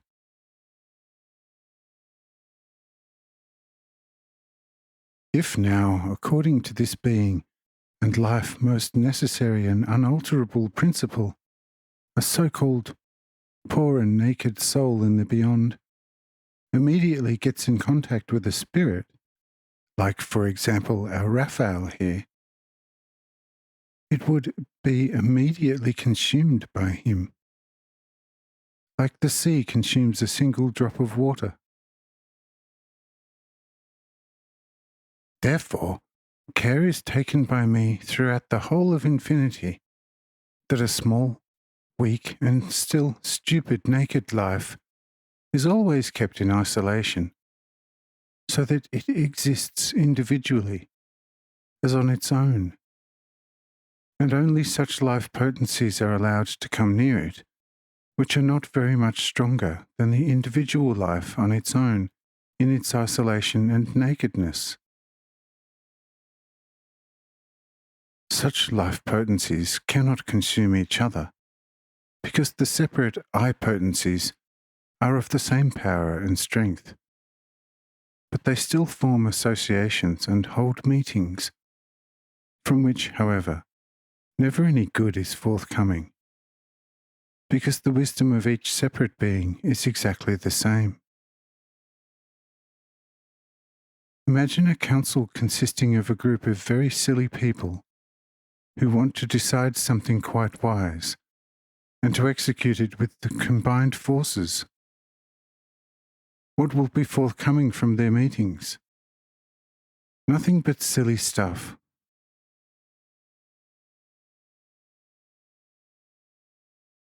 Even today, we still have on this earth, and mainly on the islands, nations who are living undisturbed on their islands since the time of Adam.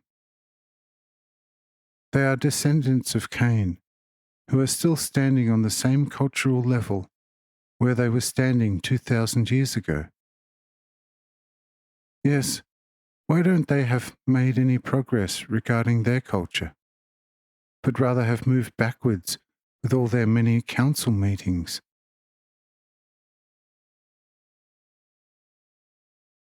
Because the most wise among them was sillier and more blind than a still so stupid pig shepherd in this country.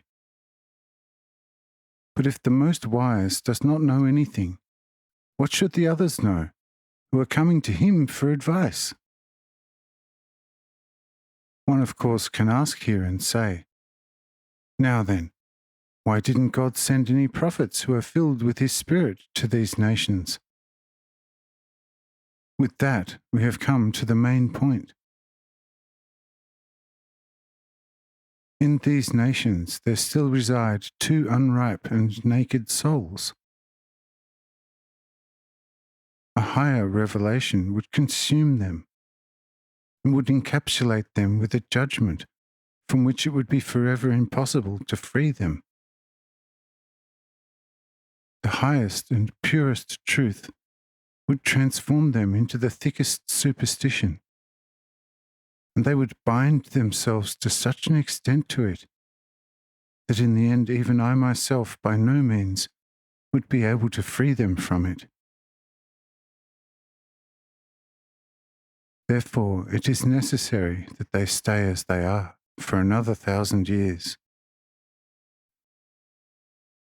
Only after such time will they receive visits from pure mind-awakened people. However, not to receive any lessons for quite some time, but only to obtain an awakening example. By doing so from time to time, they will be quite often given such awakening surprises. If this occurs for a few hundred years, then such naked nations will become somewhat more dressed, bodily and in the soul, and only then become in time ripe for a higher revelation.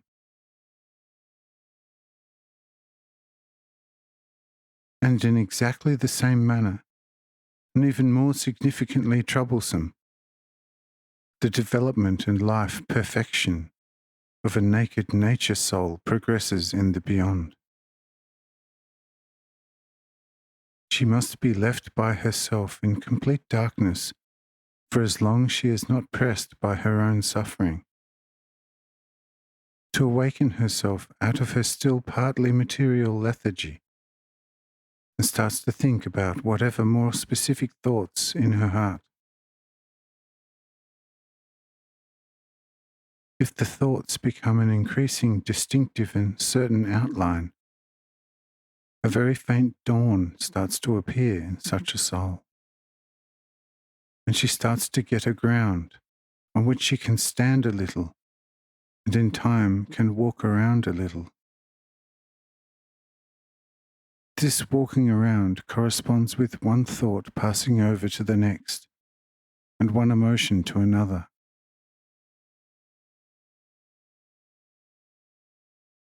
This is a search, and a search must be followed by a finding, because otherwise the seeker, if for a too long time does not find anything, he finally will tire because of his fruitless troubles and would fall back into his earlier lethargy. But if the diligently searching soul starts to find something, it gives her a new and higher impulse for a further and more diligent search and inquest. And if she then finds signs of a similar being like her own, she pursues this like a tracking dog and does not rest until she has found something, which at least testifies of a close-by being similar to her. By this increased searching, she becomes more ripe and tries to satisfy her hunger and everything, what she, like coincidentally, finds to cover her substantial soul body. Here and there, she even finds something, no matter how meagre, to fill her stomach and to satisfy her burning thirst. Since once a soul becomes properly passionate because of the inner, increasingly livelier life fire, she continuously finds more, for which a need arises in her soul.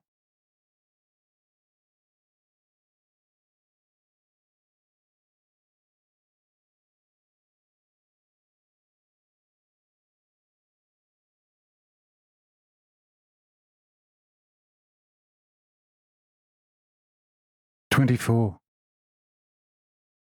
The guidance in the beyond.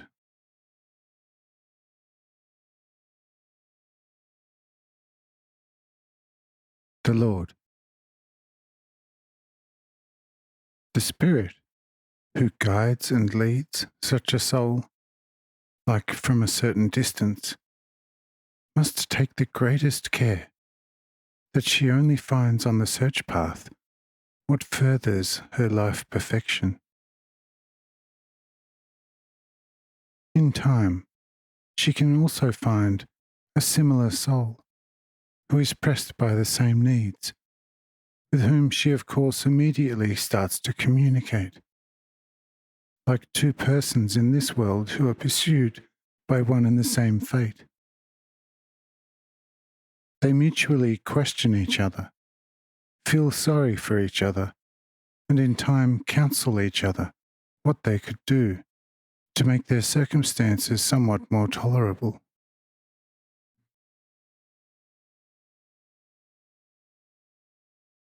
Goes without saying that the second soul must only ostensibly resembles the first soul, who only recently left full isolation. Otherwise, a blind would be given to another blind as a guide, whereby only too easily both could fall into a pit, and could find themselves in a worse state as it was during the earlier period of isolation.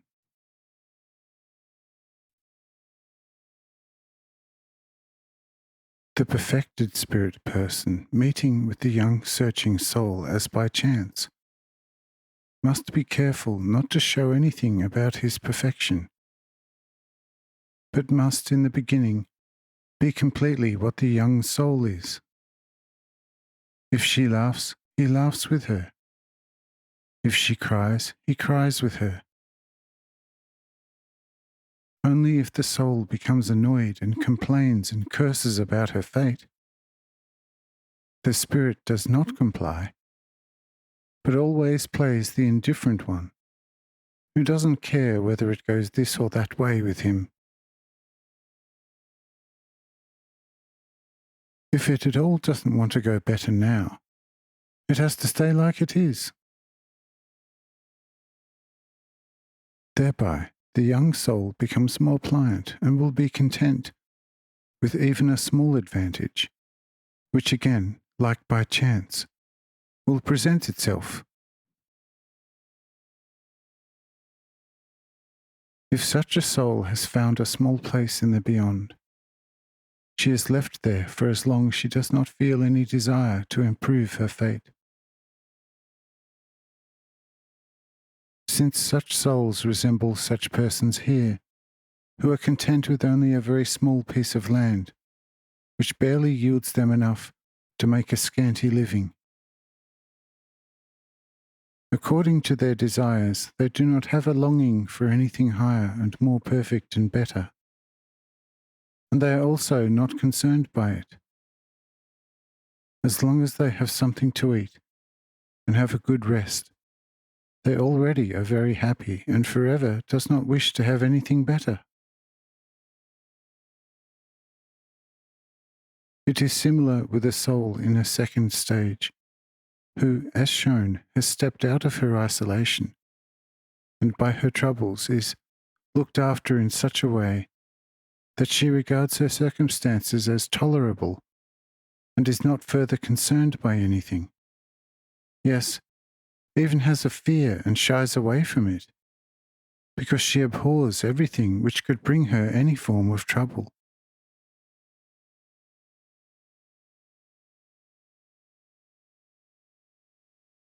We now have provided for a soul in the beyond in such a way that she, for example, has found employment with quite good people, who provide for her with what is necessary, or somewhere she got, or even better found, an abandoned property with a little house and a richly set fruit garden and a few goats with milk, perhaps even a male or female servant.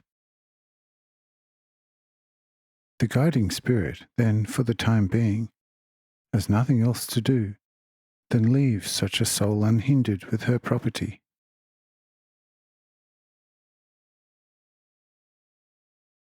For some time he even is leaving her, and pretends as if he is going to search for something better, but returns and talks about having found something better.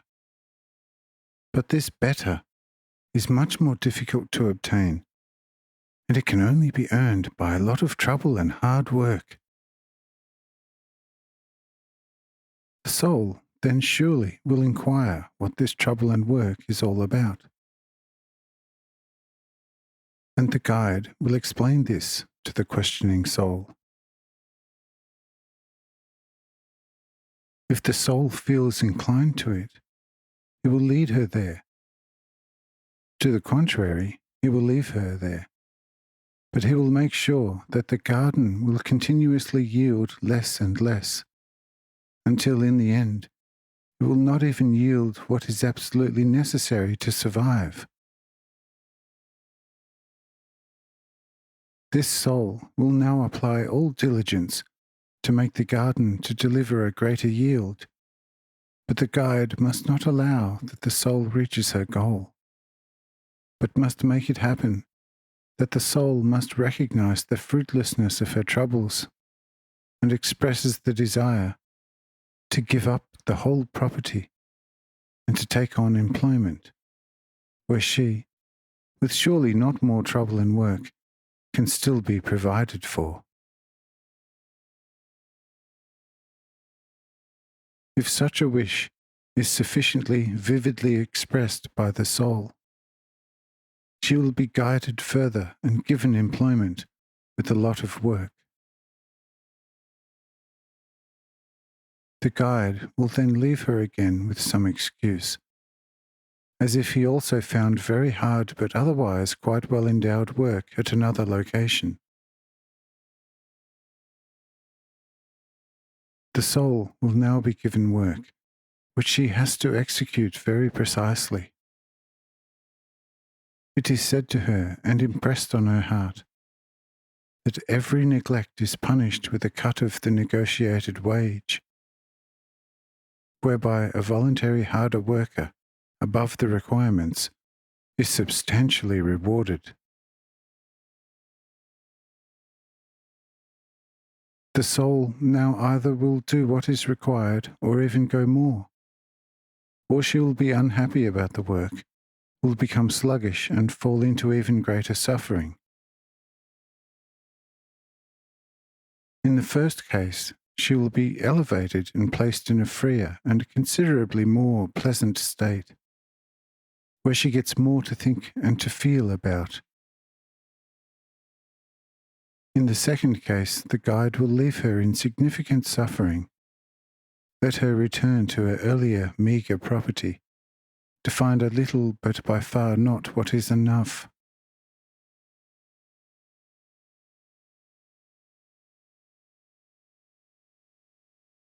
After a while, when a state of urgent need occurred, the now already much better-looking guide and already lord and owner of many properties will come and ask the soul what came over her to neglect the good and prosperous-looking job. The soul will now make excuses about the hard and too heavy work, which is beyond her strength. But it then will be shown to her that her troubles and efforts on this most meagre small plot is much greater, and still there is no hope to ever reach only the most necessary advantage. In this manner, a soul will be brought to recognition, will again take on a job, and surely do more good than before. If she does well, soon she will be assisted to move forward, but she is still left with the feeling that she has not yet died bodily. Since material souls do not feel this for quite some time, and must be educated about this in a suitable manner. The news about that becomes only tolerable to her once she, as a complete naked soul, has reached a soul bodily firmness dressed in already good clothes. In such a firmer state, they are able to receive smaller revelations, because the spirit germ starts to stir within them.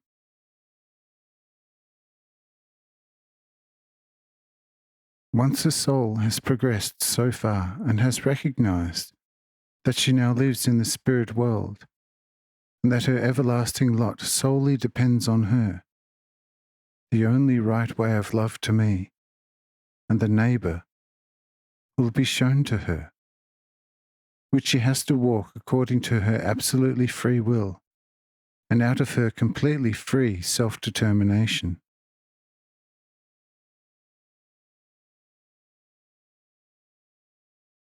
If this is shown to her alongside what she in any case most certainly must achieve, the guide will leave her again and will only return if she most seriously calls for him in her heart.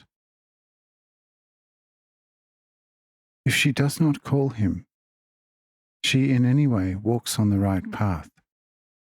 If, however, she deviated from it and went down a bad road, he will let her encounter a corresponding great suffering.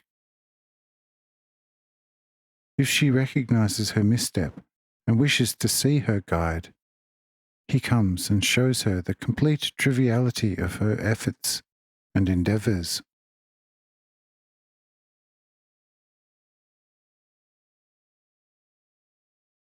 If thereupon she expresses the wish to amend herself, she again is given employment, and as she fulfills her duties, she will be promoted again, but not as quickly as the first time, since she could easily fall back into her old material lethargy, from which it will be much more difficult to free her than the very first time. Because with every relapse, she hardens more and more like a growing tree, and from year to year becomes more difficult to bend than during the early growth periods.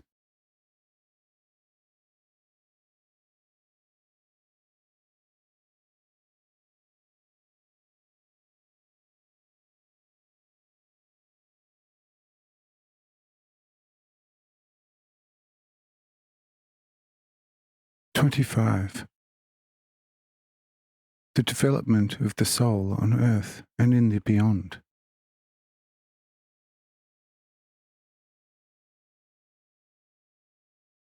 The Lord. It goes without saying that here there can be no talk of an individual case, but only about the basic norm, according to which, during the guidance here and in particular also in the beyond, a soul is lifted out of the life-restraining physical state. In addition, there are countless deviations, of which each is treated a little differently. But irrespective of all this, there must exist a fundamental norm, according to which all the others must be directed, similar to the earth, which must be fertilized by rain, so that in it the sowed germs can start to germinate. But how can the various types of seeds, which are resting in the earth, waiting to become alive, attract out of the raindrops which is familiar to them? This is a matter of the specific intelligence of the spirits who are residing inside the germs, and know quite well how to provide for their residence.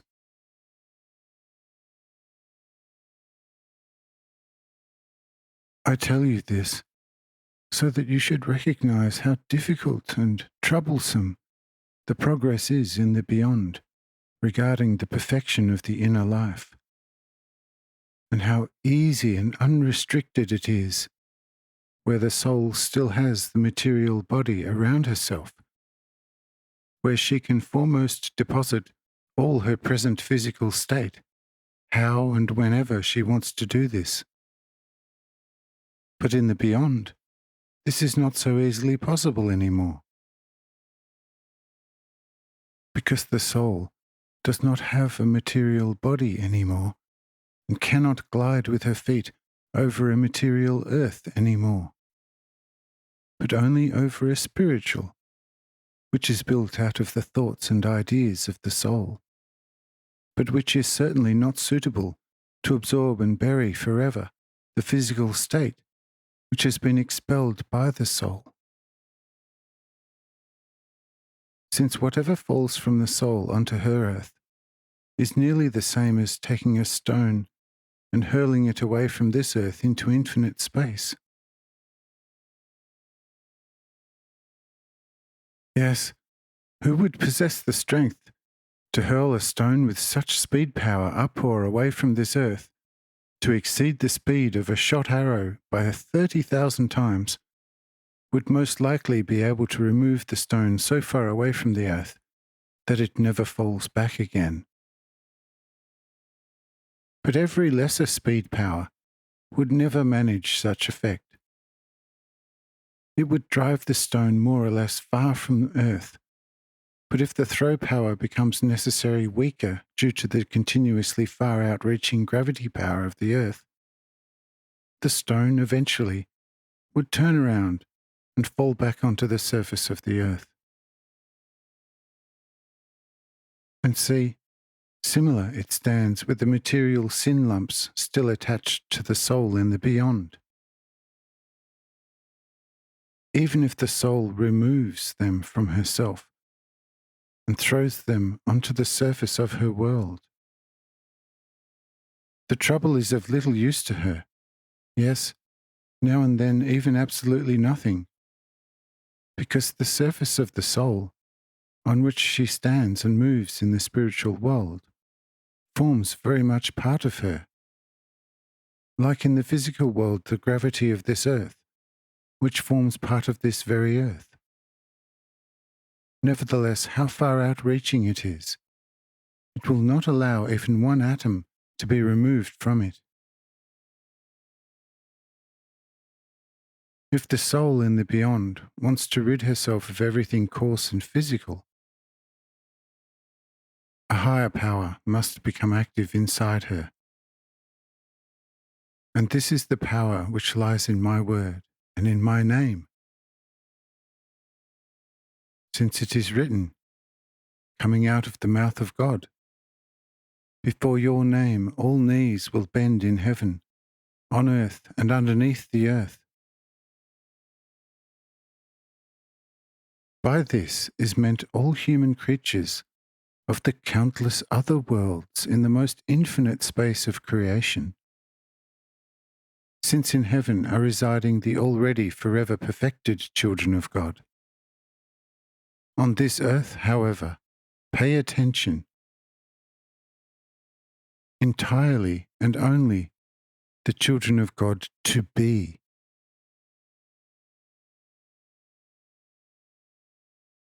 Since only to this earth the high privilege is given, it implies its worthiness is standing above all other world bodies. They are therefore standing morally underneath this earth, and hence also their inhabitants, by which must be understood who are living underneath the earth. Therefore only through my word and through my name the soul can completely be purified. But this cannot be done so easily in the beyond as one might imagine it. It takes large preparations.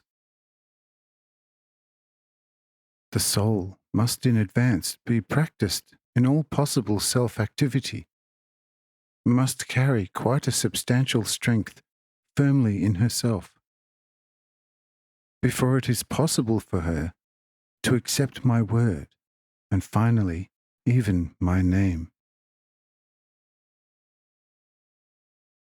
Once the soul is able to do this, it will be easy for her to remove even the last material atom from her entire territory to such an extent that it forever cannot fall back again.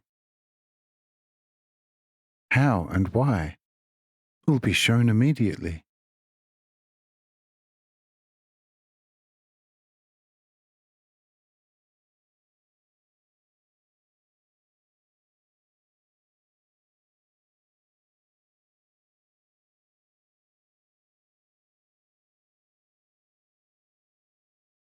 (26) The development of the soul life.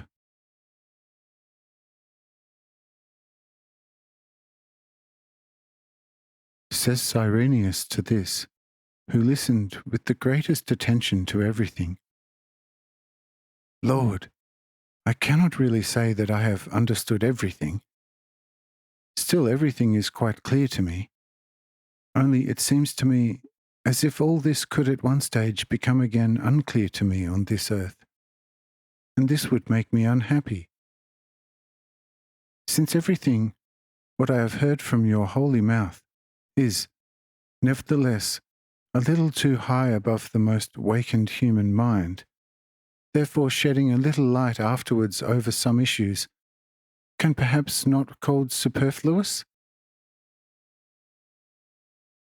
I said, Friend, you Romans have a quite good proverb, which says more or less the following: Longum iter per preceptor brevis, et efficace per exempla.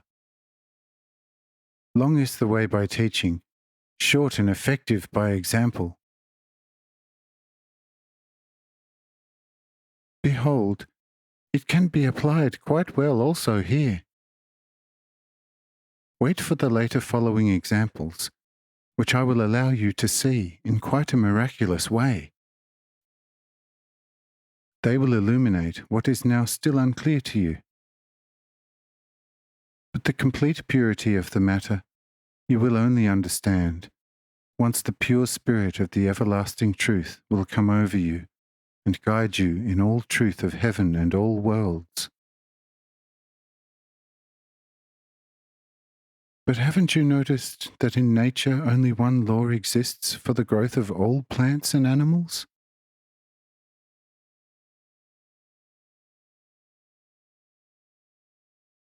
See, all plants grow and multiply from within. They draw from the moisture of the earth their corresponding substances, and finally, purified by many thousand channels and small pipes, in themselves or into their lives.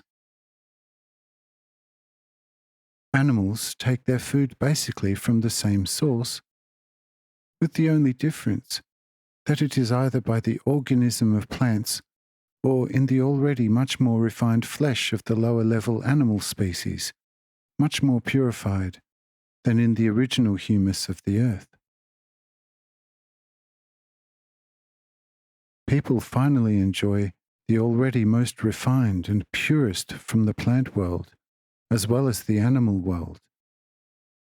Hay, grass, and straw does not feed him any more. From plants he uses mainly only corn, and from trees the most noble, honey-sweet fruits. From animals he enjoys mainly only the recognized purest and is disgusted by the meat of completely impure animals. But how many deviations, aberrations, and detours exist with only the physical unfolding of the plant and animal world, and still each reaches its goal. It cannot go unnoticed to the observant eye of a researcher of things in the physical world, how always one thing serves the other, and how one is present to lift and further animates the other. Life must work itself through the different physical elements. First it is in the ether. It collects itself by seizing the same with the same, similar and related. Thereby it becomes heavier, and at first sinks in itself in its own centre, becomes heavier, and becomes out of itself the already heavier and noticeable substance of life. In the air it collects itself again as high in the ether. From that clouds and fog are formed, which again collects itself, become water drops, and fall in the form of rain, hail, snow, and dew to the earth, and in certain areas are remaining as a constant haziness and moisturized precipitation from the air. Water, as a still very subordinated, but already over ether and air standing element of a life, must already start to serve the already quite manifold and higher standing life condensation institutions. First, it must soften the life in the coarse matter, which is hardened as rocks, and must also serve as reception and further transportation in itself, which means assimilate into the element of the water. This is the first manner of serving. Thereupon, it must give its spirits of life, or so to speak, soul-like substance particles, to the plant. If the particles in the plant, with time, have developed more and more into certain intelligent forms, they will again be absorbed by the water and the hazy air, and the water must provide them with substances to become new and more free life forms.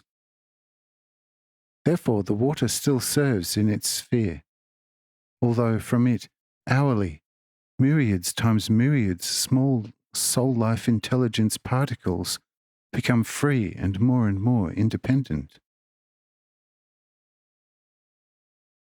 However, the plant life must again accept and provide several and already more complicated services. The services of the water are still very simple, while the services of plants to the further promotion of life are, by some close inspection of an even very simple plant, is already very much involving.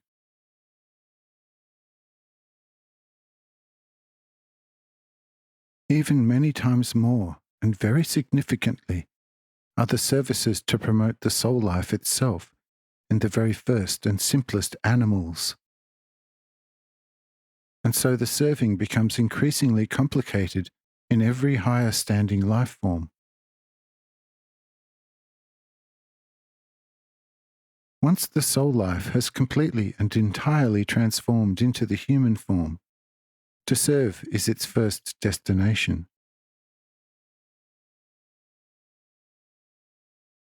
There exist different physical services which is given to each human form as a must. With it, there also exists a countless number of freer and an even greater number of most free moral services, which a person is given to execute. And if he in all directions made a loyal servant, he thereby has elevated himself to the highest perfection of life. Now, this in fact takes place with a few people, who already from birth have been placed on a higher level. But with other people who are, so to speak, still standing close to the line of animals, it doesn't happen on this earth, and their further development can only progress in the beyond, but always along the fundamental path of serving.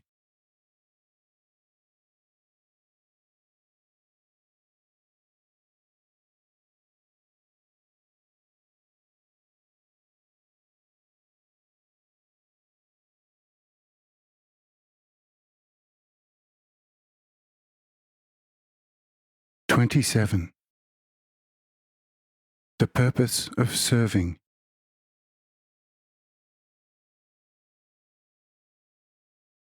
The Lord. Humility is primarily promoted by serving. Often the more subordinated a service appears, the more suitable it is for the true development of life. Humility itself is nothing else than the increasingly and stronger condensation of life in itself, while haughtiness is a loose formation and a scattering into infinity, and finally a complete loss of life, which we can call the second or spiritual death.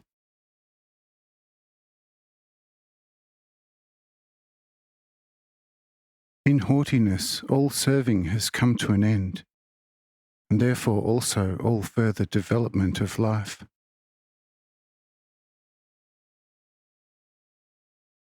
If with the development of life a haughty ruling over others would be required, surely such an order would be created by me, that every person has an unlimited right to rule. But since this is against my eternal order, every person and angel must take up the apprenticeship of serving, and finally find in the everlasting, always increasing and expanding way of serving the highest joy and bliss. Without serving, there actually does not exist any life, no durable continuation of it, no happiness, no blessedness, and no love, no wisdom, and no joy of life, neither here nor in the beyond. And who thinks about heaven without any service, full of laziness and full of idle revelry, is grossly mistaken.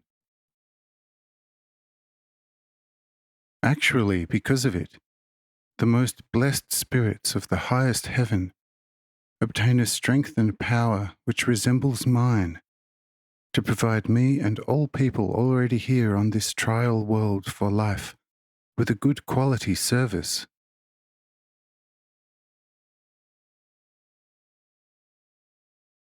For what other purpose would be the possession of an even creative strength and power useful?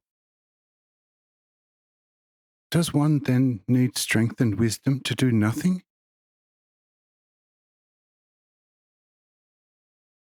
If their work and usefulness is already of and for you indescribable importance for this world, how great must be their importance not for the spiritual world, and from it for the whole of infinity?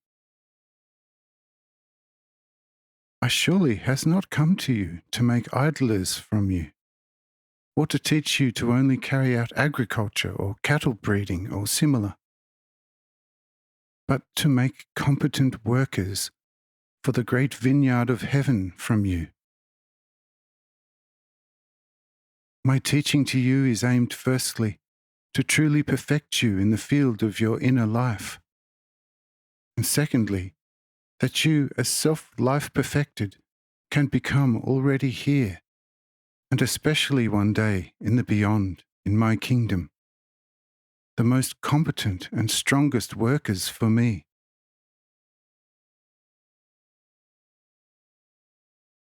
If this would not be my final goal, and I say to you, be active only here, one day in the beyond, in my kingdom, you will be able to revel with the best food and wine to eternity, and rest and gawk at the marvels of God. Then I must have been more stupid than even the most stupid among you. Yes, you will have to marvel about the magnificence of God forever, but not without action, since it will actually depend on you to increase the wonders of heaven and to make them continuously more marvelous and more divine. I want it, that from now on all my thoughts and ideas become only through you a full reality, already here for soul, heart, and spirit of your brothers and sisters, and in the beyond, regarding all the great realities from their innermost spiritual sphere of origin up to their most outer material development, and from there to the repeated return to an increased, pure, and independent, spiritual, perfected life. And for that, friends, infinitively much time, patience, and a great activity is required, and an equally great and all-encompassing wisdom and strength.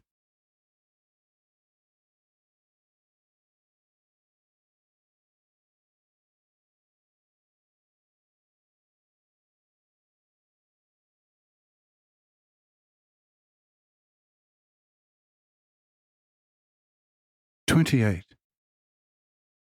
Looking into the secrets of creation.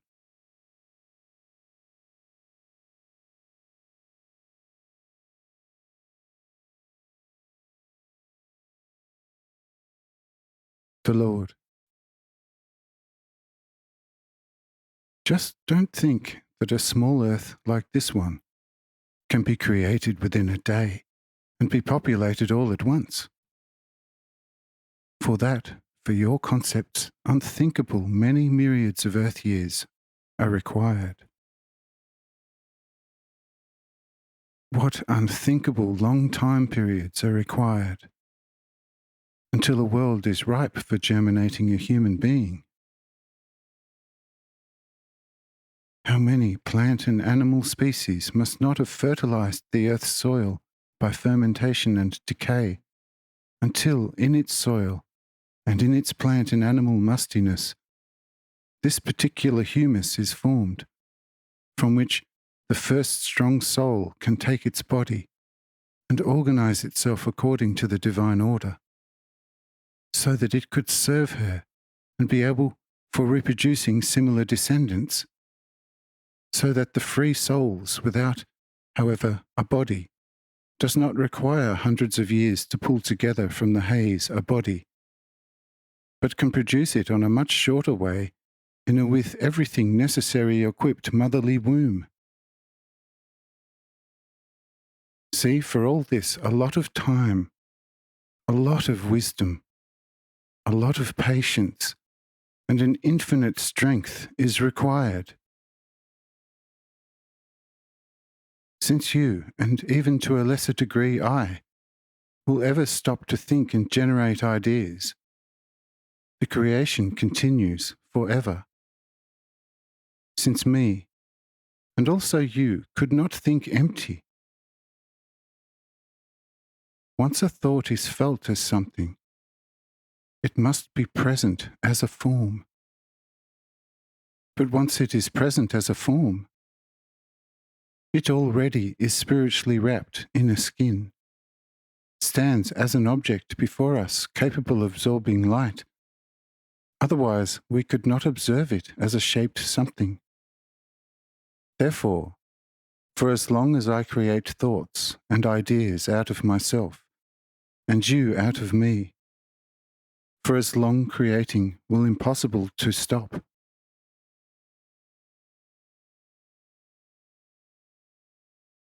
In infinity, there will be forever no shortage of space, and will not bother us with idle boredom.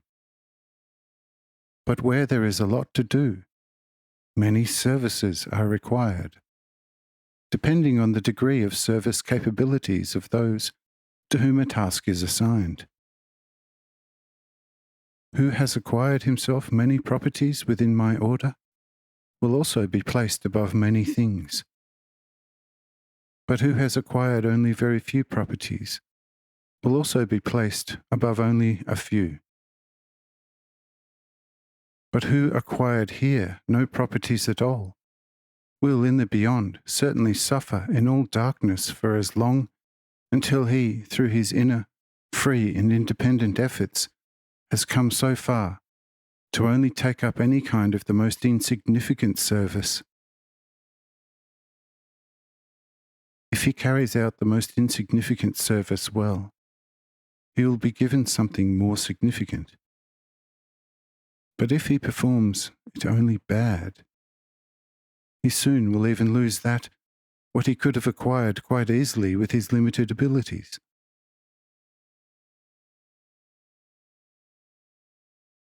Who has will be given even more, so that he will have plentiful.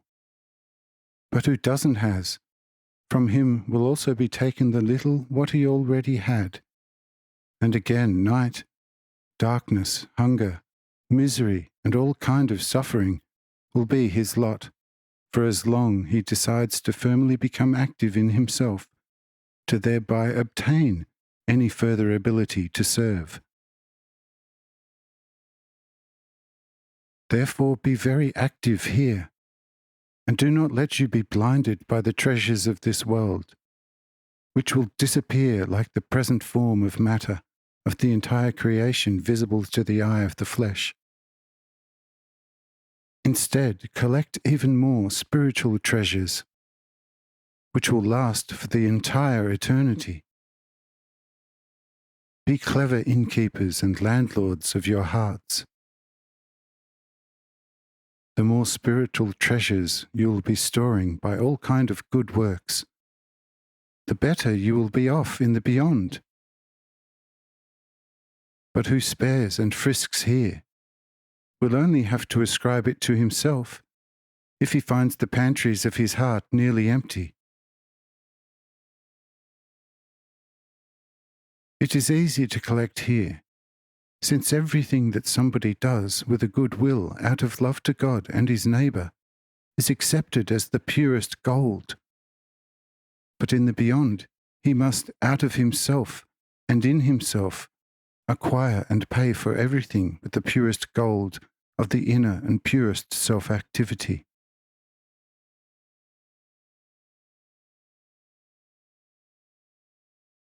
And this, my friends, is somewhat more difficult in the kingdom of the beyond, where there exist no outer gold and silver mines. Here you can make gold from the most common street excrements and buy heaven with it, if your heart in all truth was present during the purchase.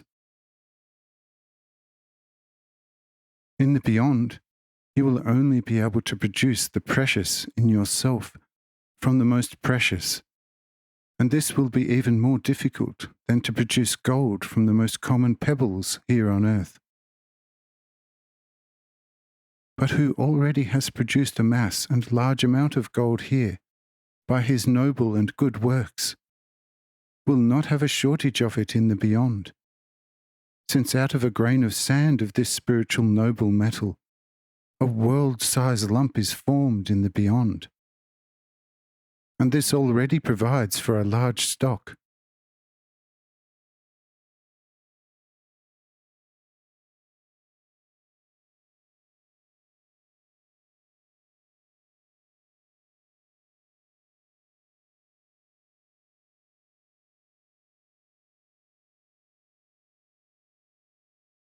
"29. The right neighbourly love.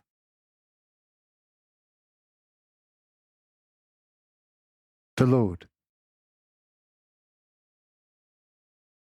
But now I see in some of you an evil thought rising, which Satan has secretly whispered to you.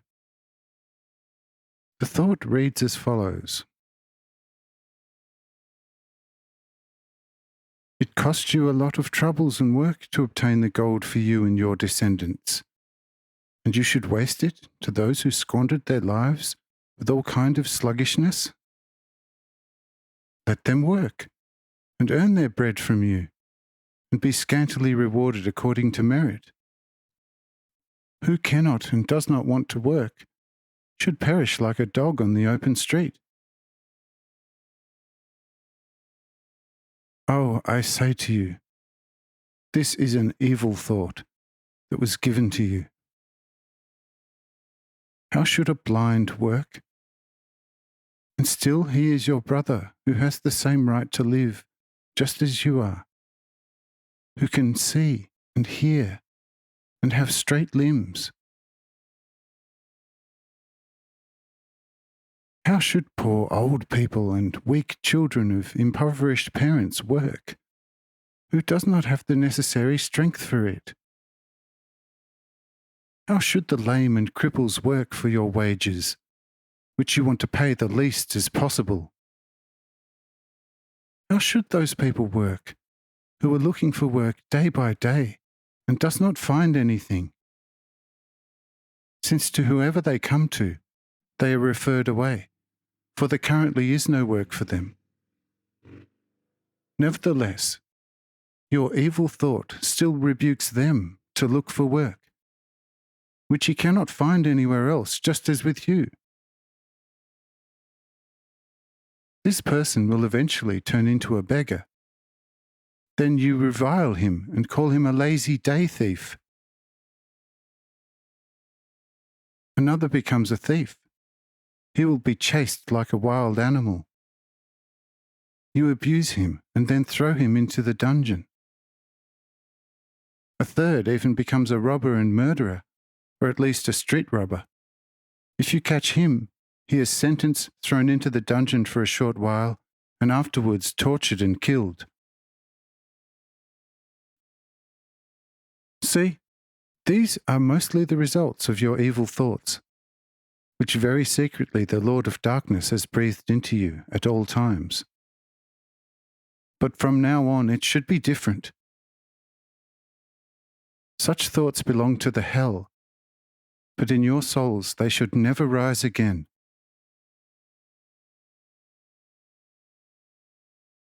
It therefore is not required by you that you should distribute all your possessions among the poor, while being a disciple of mine. However, you should become wise administrators of the property entrusted to you, so that you should not let suffer and languish the blameless poor, if coming to your door. Look here, the friend Ebal from Gennesareth. He has, since he is an innkeeper, accommodated thousands of all kinds of locals and foreigners, and this never with aversion or with a kind of timidity for the sake of his own. And still his wealth was never reduced. To the contrary, he now owns so many earthly treasures that he could buy himself a large kingdom. But he only values all those treasures for one reason, and this is that it places him in the position to support even more poor people. He does not think of his whole house and about his children, only insofar that they all should become strong in the recognition of the one and only true God. Therefore, I look after everything else about his house, and guarantee you that his house will never suffer any shortages. But to the fearful, I leave the provision for their house to them, and never shower their storage rooms with wheat and grain, and their cellars will not overflow with wine. Their garden trees will not be sagging with the gravity of my blessing, and their ponds will not become too clouded because of too many of the most noble fish, and their herds in the fields will not be the fattest ones. Since, like here, so also there, and nowhere, a too great profit can be expected. Who builds with a weak trust in me should also harvest according to his trust.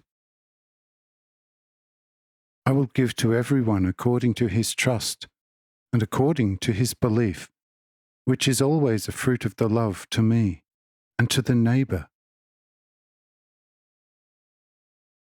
Therefore, be always and constantly merciful, and you will always find mercy with me. The way you are behaving towards the poor brothers and sisters, I will behave towards you. I say and advise it to all of you. Be always prepared to serve each other. Outbid each other to do good. Truly love each other, just as I love you.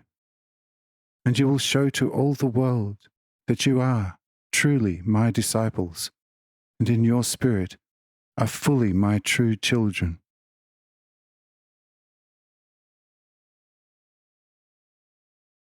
This is the destination of all my children, that they, on this earth, should continuously exercise themselves regarding the business in my heavens, since their everything has to do with love only, and each wisdom which does not originate from the flame light of love will forever never find any acceptance in my heavens, and likewise will not get anything to do.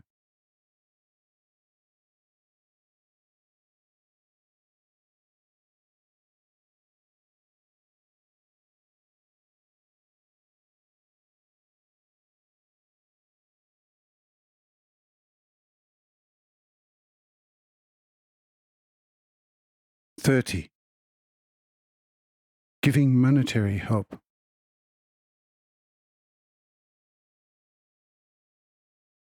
The Lord. Who of you has a lot of money should not always loan it to those who bring him usury interest and repay the capital on the negotiated time, but also to the poor, who cannot repay him capital or the interest. Then he will invest his money with me, and I will repay him, already here tenfold, and in the beyond, hundreds times the capital and interest. But who lends his money only to those who can repay him capital and interest on time as negotiated, or in certain cases must pay by judicial compulsion, has taken his entire reward already here, and must not expect anything from me, since by that he did not serve me, but the world and himself.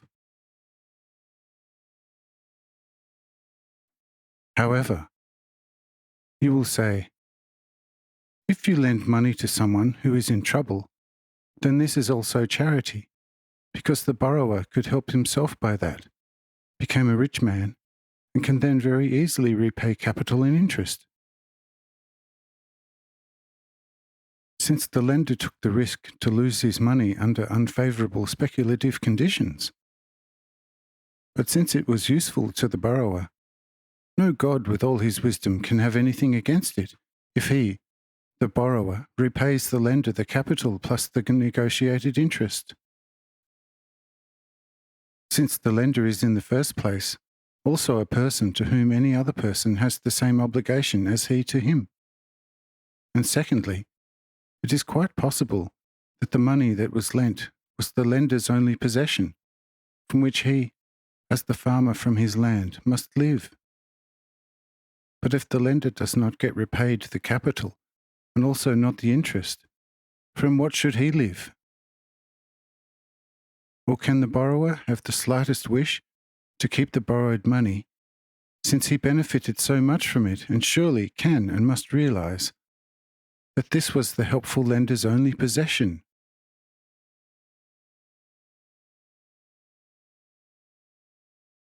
In addition, I said, everyone who has money, and a friend needs it and comes and wants to borrow it, it should not be withheld from him.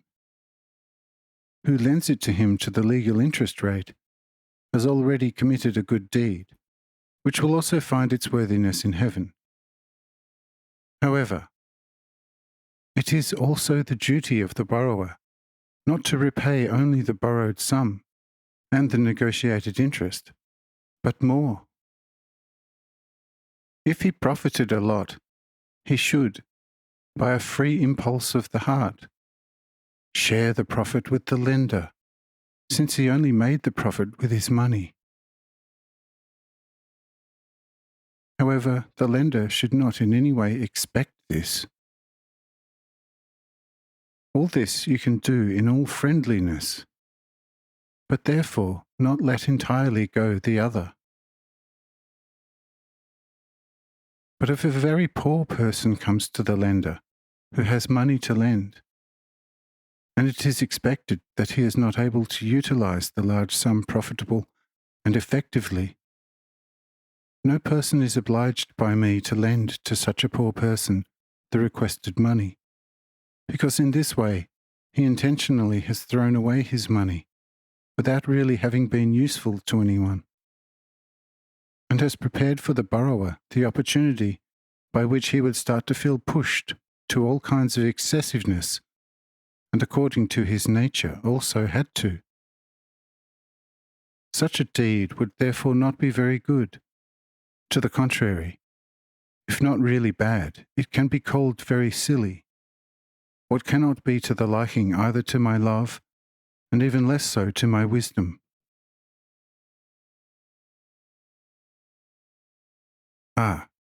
It would be something completely different if a poor man comes, about whom you know that he knows how to work with the money, and that he became poor only by opposing coincidences and requests from you to borrow some money. You certainly should not keep it from him, even without interest and without a certain surety that the lent capital is ever being repaid. If the man has used the money well, he, as a brother of you, will also know what he has to do afterwards, since he has the same obligations towards you as towards him. But if he is not able to repay the borrowed sum, you should not become cross with him or search for your money with his descendants, since this would be hard and totally against my order. However, should the descendants, especially the children or the first grandchildren, become wealthy, they would please me a great deal to repay the debt which their poor father or grandfather has received from a friendly neighbour.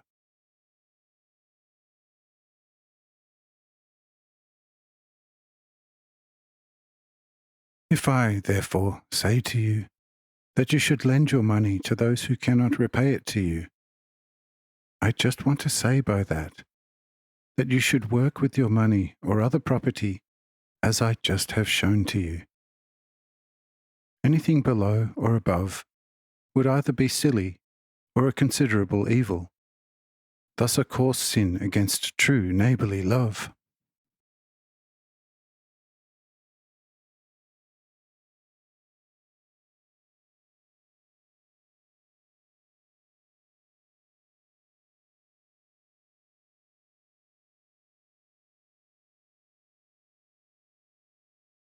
(31) True and wrong service. The Lord. To serve is therefore the great password through all the spheres of infinity, in the great kingdom of nature, as well as the endless kingdom of the spirits.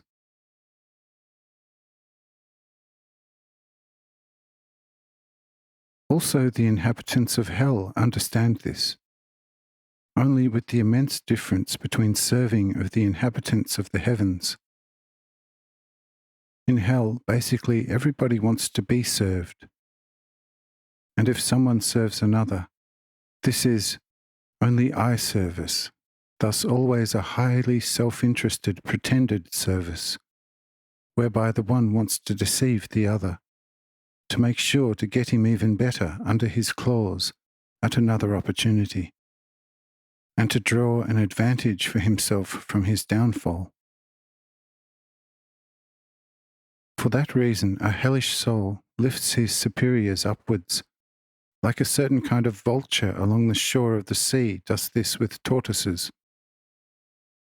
Such a serviceable vulture sees a tortoise creeping around a marsh. The toad tries to reach land to search for herbs to satisfy its hunger. The flesh-hungry vulture first provides it with the service to lift it out of the marsh and put it on dry land full of herbs. Soon the toad starts to search for the nourishing herbs. The vulture watches it for a while and makes only subtle attempts to test the hardness of its shell. Since its sharp beak cannot shear a piece of meat from the shell, it leaves the poor toad grazing quietly for as long until it sticks its head out of the shell more courageously, and perky, avaricious for the herbs. When the vulture notices such confidence of the toad, it grabs the soft fleshy head with its claws and lifts the toad high into the air and carries it to a place where it notices a hard rocky surface. There it lets go of the lifted toad, and its deadly downfall begins. Reaching the rocky ground quickly as an arrow, it smashes into pieces, and the vulture who accompanied its victim with the same speed is equally quickly at hand to take the reward for its earlier diligent service and to stuff its continuously hungry stomach.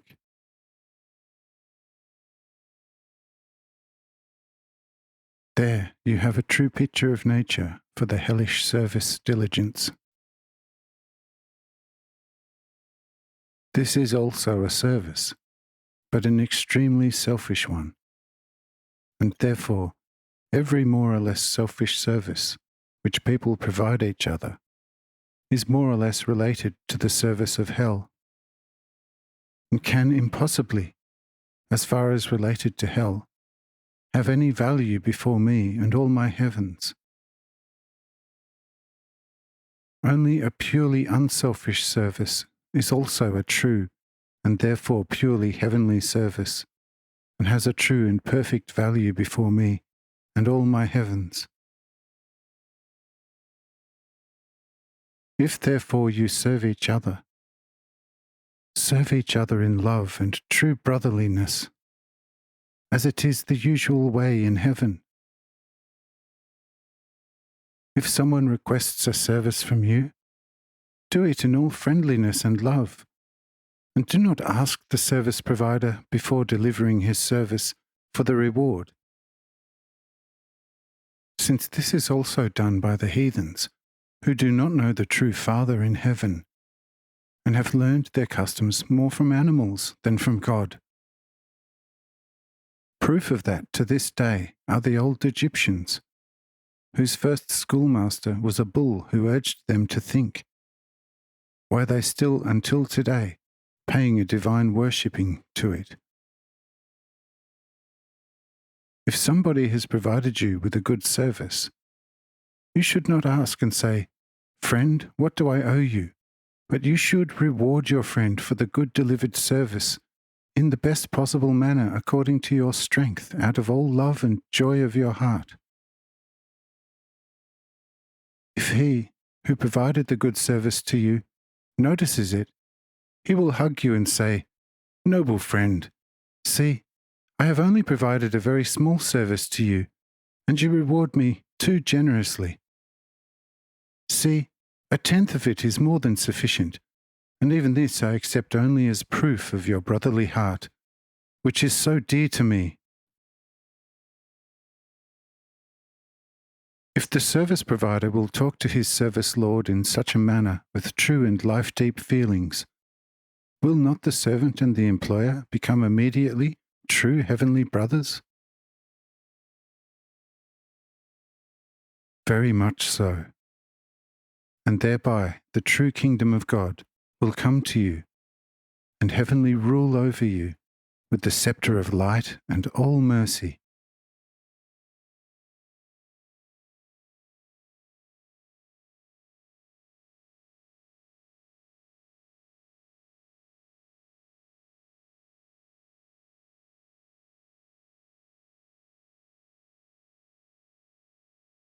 (32) The teaching of Moses and the teaching of the Lord. The Lord. Oh, surely it is not enough only to know and to believe what is good, right and true according to the order of God and all heaven, but one has to act accordingly in all love and joy of the heart. Only then comes the kingdom of God and his justice truly unto you people, and only then makes you to true children of God.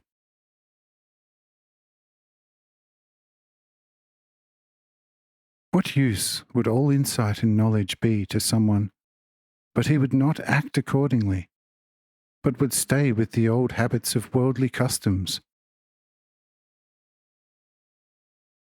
Would he not resemble a foolish person who receives a palace as a pure present, where he should live with his family peacefully and in all comfort? This person, however, would have a great joy about the most marvellous and most comfortable facilities, but he is used to an uncomfortable living in his old, small and dirty hut since childhood, and despite his recognition of the good and exceedingly effective, marvellous and exceedingly spacious palace, he nevertheless stays in the moist, unhealthy and highly uncomfortable hut with his family, and continuously complains about the great shortcomings of his small dwelling. Yes, if such a person is not a fool, then nobody is a fool in this world. But a still by far much bigger fool is he who has my teaching and has recognized it as the everlasting truth, but in all his actions nevertheless remains an old yoke ox.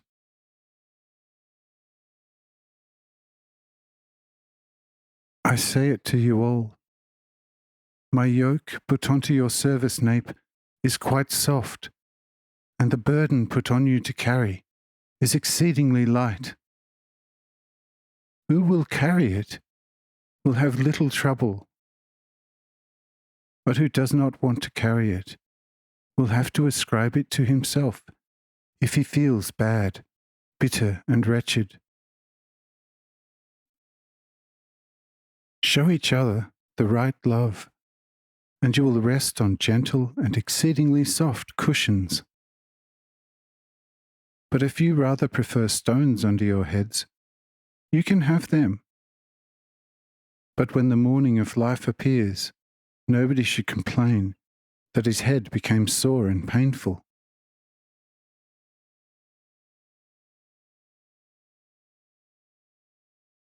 If you have a loyal and a disloyal servant, would you not be enormously stupid if you let go the loyal servant because he is for a much shorter period in your house than the real old rogue who have cheated you at every opportunity? Therefore, all your old ways of worshipping must disappear completely, since it is not suitable for the pure teachings out of heaven.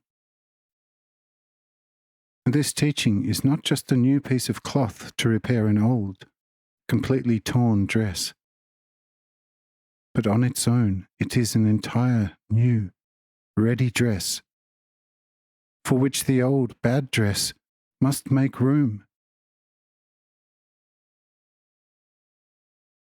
I do not imply under the old dress Moses and the prophets, since they are a purest gold from heaven. But I refer to your people's law by the picture of an old torn dress. From them and the doctrine of the temple, nothing can be done any more. Because if you wanted to place a completely new patch on a wide gaping shear, one would not be able to stitch it on, since the rotten material of the old dress would not be able to hold the stitches. In the past, Moses has given a constitution to the Israelite people for the entire household and for all needs and emergencies of mankind.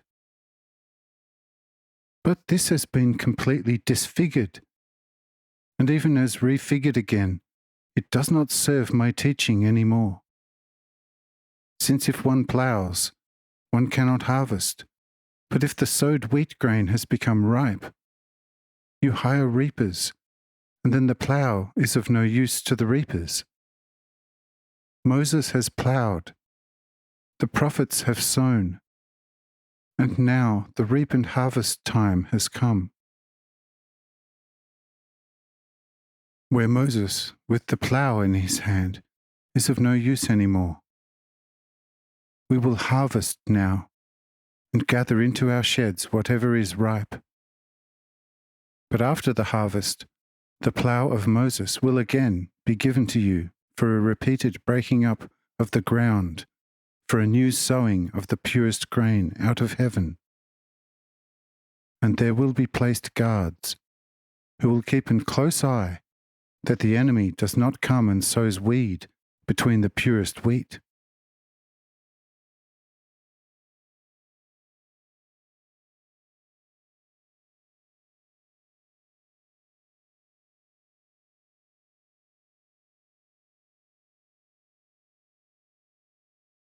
"33. The weeds among the wheat. The Lord. Yes, the earth will be ploughed anew, and the purest seed will be strewn into the fresh furrows, and guardians will guard the field. But nevertheless, I already see a lot of weeds among the new wheat. How does this get under the wheat? Yes, behold, this is a sin among the guardians. They fell asleep when night came, since they thought and said, "Who dares while we have the field surrounded?" When the people were asleep, the enemy came and sowed weeds between wheat and went away. But when they slept, the enemy crept onto the field and quickly strewed an evil seed onto the field. When the seed grew and brought fruit, also the weeds were present. The servants came to the landlord and said, "Lord, didn't you sow a good seed onto your field? Where did the weeds come from?" And when in the morning the guardians noticed that a lot of weed appeared between the wheat, they of course hurried to the Lord and said, "Lord, the purest wheat, as you have given it to us, we sow it into the equally pure earth and guarded well the most beautiful field. But to what use was this all? The enemy still came, somehow secretly without us knowing, and strewed a lot of weeds among the wheat. Now it rises wildly. Should we remove it, or should we let it grow?" He said to them, "The enemy did that." And the servants said, "Do you want us to go and remove it?"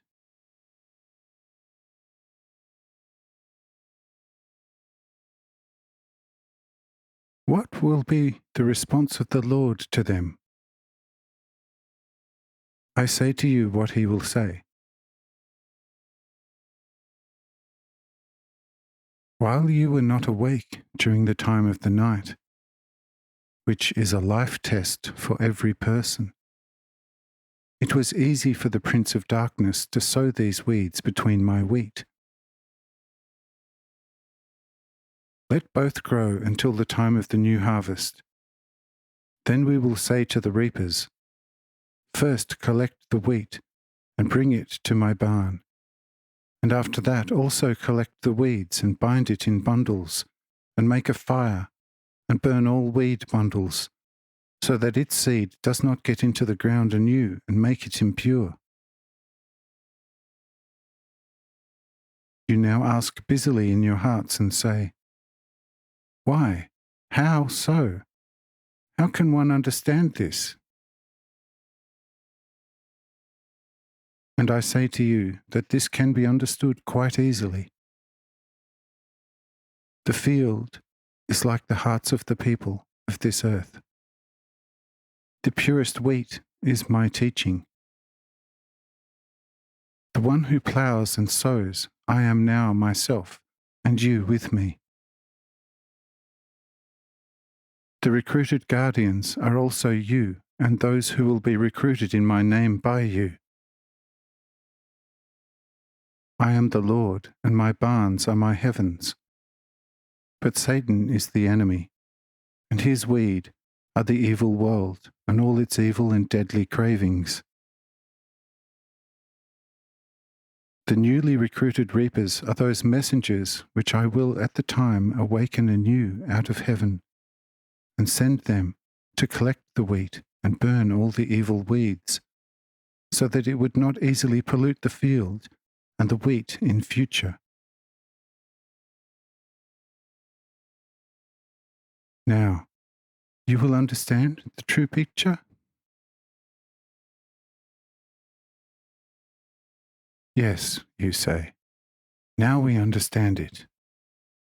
But you, O Lord, could, with your almightiness and your all-encompassing wisdom, easily prevent it, if sometimes during the night of the life test, sleep comes over us, that the enemy does not sow his evil seed among the purest wheat. And I say to that, my almightiness cannot have anything to do with that, where there should develop a free life in my children. I myself cannot do more than you yourself among each other. I give you the field, the plough, the wheat, and hire the reapers. But you work yourself. And if you work properly, and if you lack the necessary strength, by now you will know that I will always equip you with that, if you request it from me in your heart, and you will be able to work well with new strength. But I can forever not work for you. And if I would do that, it would be of no use to your freedom and independence of your lives. Then you would become pure machines, but forever not free. Out of themselves living, thinking and acting people.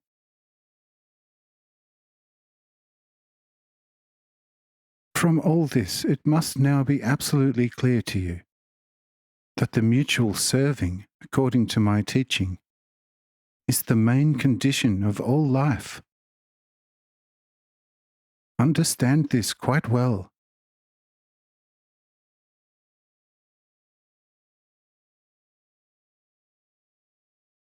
Says Cyrenius, Lord, you the most true in eternity, there is no one equal to you. Your words are clear, are the truth and life. I only now start to live, and it appears to me as if I had been woken from a very deep sleep.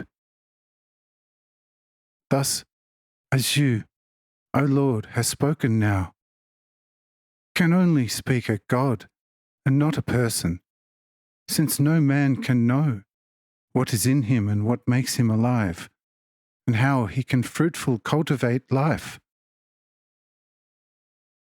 We, O Lord, are now provided for and protected by you directly forever. But those who will come after us will already, nevertheless their serving zeal, have to battle with all kinds of weeds on your field between the most marvellous wheat. But whatever is in my power, it will be not that easy for hell to sow its weeds into the field, which you just have shown to us. But now I want to hear from your mouth how hell and its prince will influence the people. How does they bring the weeds on the field of the heavens?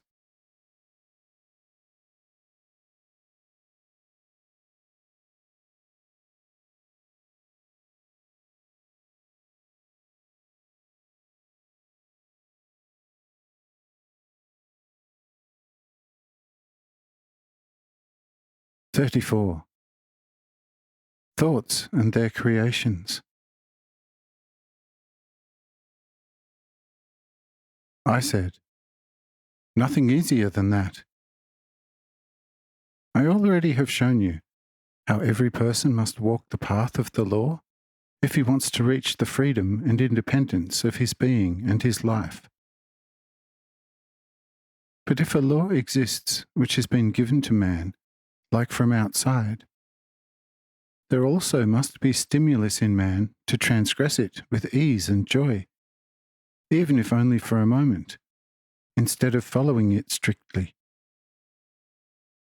In this way, all spirits were called into existence by me, before all material creation. What and how, I already have shown to you, so that you must comprehend and understand it, since you yourself follow currently exactly the same order, if you want to create something. First, you make all kinds of thoughts. From those, you then form ideas and forms. Once you have developed a certain form from the thoughts and ideas, it will be surrounded with a skin by the will to give it permanence. Once it has come so far, it stays as a spiritual entity, totally indestructible. And you can always picture it whenever you want to picture it. But the longer you look at such an almost formal object, the more you are becoming inclined towards the formed and spiritually skin-surrounded idea. There awakens love in you for this spiritual form. The love for it increases. It flames in your heart for it. And by the warmth of life, and by the light of the flame of love, the now continuously better defined idea becomes in itself more and more developed, complete, more beautiful. And you start, from its increasingly greater perfection, to discover all kinds of usefulness of it, and take the decision to transform the now more developed idea into an external work. Initially, you make drawings on parchment, and this for as long as the drawing completely resembles the already developed spiritual picture in yourself. If you do not find any differences between the drawing and the spiritual picture, you consult with experts how this can be transformed into a real material work. And the experts think about it and soon find their way around the developed idea and say, this and that we need for it, the time of a few years and so much it will cost. You then set up a contract. The work will start. And within a few years your idea is standing before you and thousands of other people to look at. Marvel about it and make use of it. See, in this way you create your houses, tools, cities, castles, ships, and thousands of other things. And just in the same manner, I create the heavens, the worlds, and everything what is in it and what it carries. The creation of a world, of course, takes more time than it takes for you to build a hut, a house, or to build anything else, since you already have the ready matter before you. But I first have to create matter and take it from the most unalterable firmness of my will. I also could create any matter immediately, yes, even call a complete world ocean in a moment into being. But such a world would not have any prolonged permanence, since it has not been fed by me sufficiently before reaching full maturity. Once a great world idea has become properly ripe in me, and has been fed by my love and wisdom, it will also become more and more intensified, and will thereby become more and more permanent. It is the same with you. Wherever you have to do, with already formed matter, a house which you have to build in an emergency within one day will surely not survive for 100, and even less so for 1,000 years. But with buildings whereby in the beginning the formed idea has been ripened in you for a longer period of time, and becoming continuously clearer by the reflection of your idea about what is required to transform such a form into a most possible permanent and most perfect workable existence, then you will also create something durable like the pyramids, which already by now, as known to all educated mortals, are standing nearly for 2,000 years, and weather all storms and will stand for more than 4 times their current age, externally only little weathered. If the old pharaohs did not long enough thought about it to build such buildings as preservative institutions for their secret arts and sciences, which should not be destroyed by the tooth of time during thousands of years, those pyramids would never stand as monuments of the primordial art of construction. But because the builders did nurture for years their once taken idea, which was transformed into a full form, and in this manner brought to maturity. It is therefore understandable why their idea transformed into matter, and still today fills the traveller with amazement. Indeed, subsequently people learned to think quickly and were able to quickly develop out of the sum of their thoughts an idea, which was sometimes even quite complicated, and most often transformed it into reality. But since the idea was quick and easily developed, it was also quickly put into reality. The work, however, was therefore very easy, and because of the insufficient pre-maturing of the idea, the work soon became transient. In short, everything easy stays easy, and everything difficult stays difficult.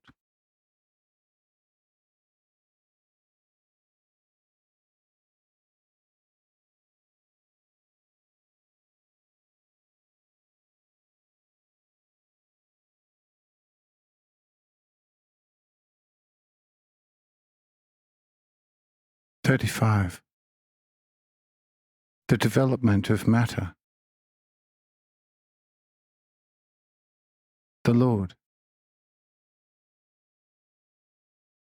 When in the first beginning I placed the spirits as my matured ideas outside myself and filled them with my power to such an extent that they themselves started to think and to will, they also had to be shown an order, according to which they had to think, to will, and finally to act.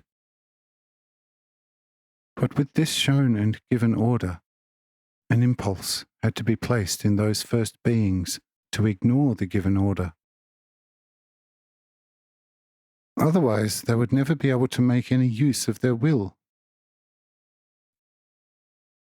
Only the impulse placed in them produced a true life emotion in them, according to which they began to decide, to choose, firmly to will and to act.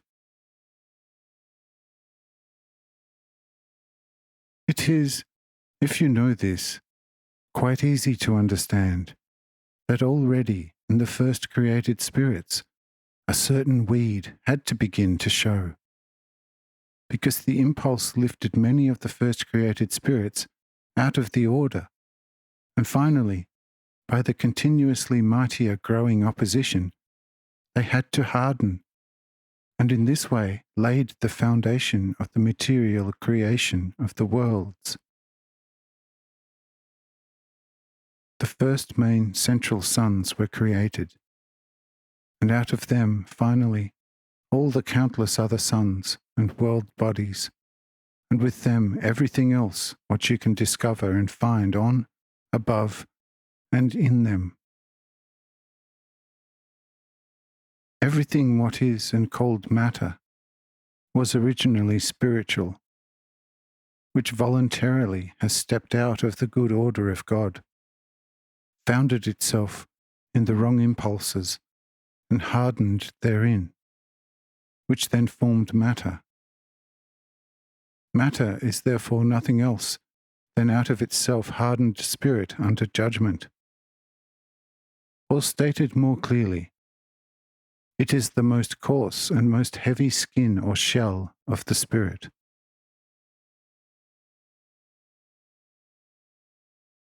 However, the spiritual can, with all the still so hard and coarse surrounding shell, never become so quickly complete matter, but continue to live and exist in matter, irrespective of its nature. If the matter is very hard, the spiritual life in it is also severely bound, and cannot express itself or unfold any further, if it is not given any help from the outside. In a hard rock, life can only reach some expression if the rock over a long time is softened and is getting more and more eroded by rain, snow, dew, hail, lightning, and other elements. Thereby some life escapes as ether into the air. Some part forms itself a new and lighter wrapping, initially in the form of tender mould or moss plants. But over time, dissatisfied with this wrapping, the more freer life seizes each other and creates soon a new wrapping, wherein it can move more freely and independently. As long as the new wrapping is tender and soft, the imprisoned spiritual is quite happy and does not ask for anything better. But the initial very tender wrapping becomes by the inner activity of the spirits, which now increasingly pushes the pressing matter to the side, again harder and more coarse. Therefore, the spiritual life strives upwards, hence forms the blade of the grass and subsequently the trunk of the tree, and tries to protect itself from the below following increasing hardening by the continuously produced and increasingly narrower rings and incisions.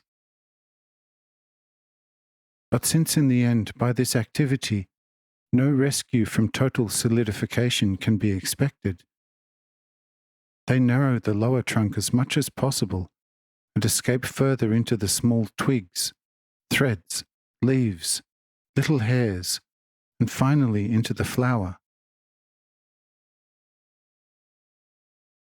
But because eventually all this will within a short time become harder and harder, and the biggest part of the spirits recognize that all their efforts are in vain, they start to preserve themselves, so to speak, into cocoons, which they quite firmly surround with, to them, corresponding better matter.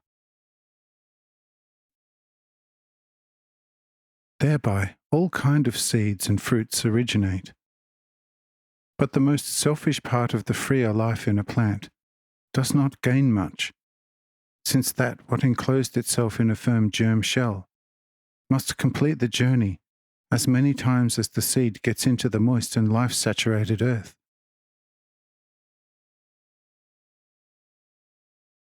The other, more patient part of life, which allowed itself to become a guard and carrier in the lower matter for the most keen, most timorous and most impatient life, soon decays and passes over into an even higher and freer life sphere. Still continues to wrap itself, but normally already with corresponding animal forms.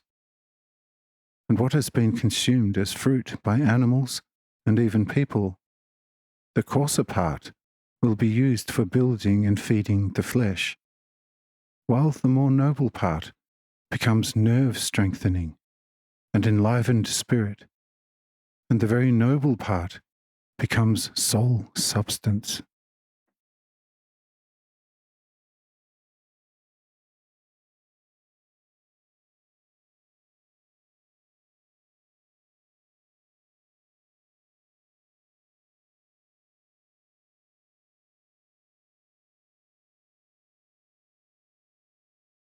(36) Greed, the origin of matter.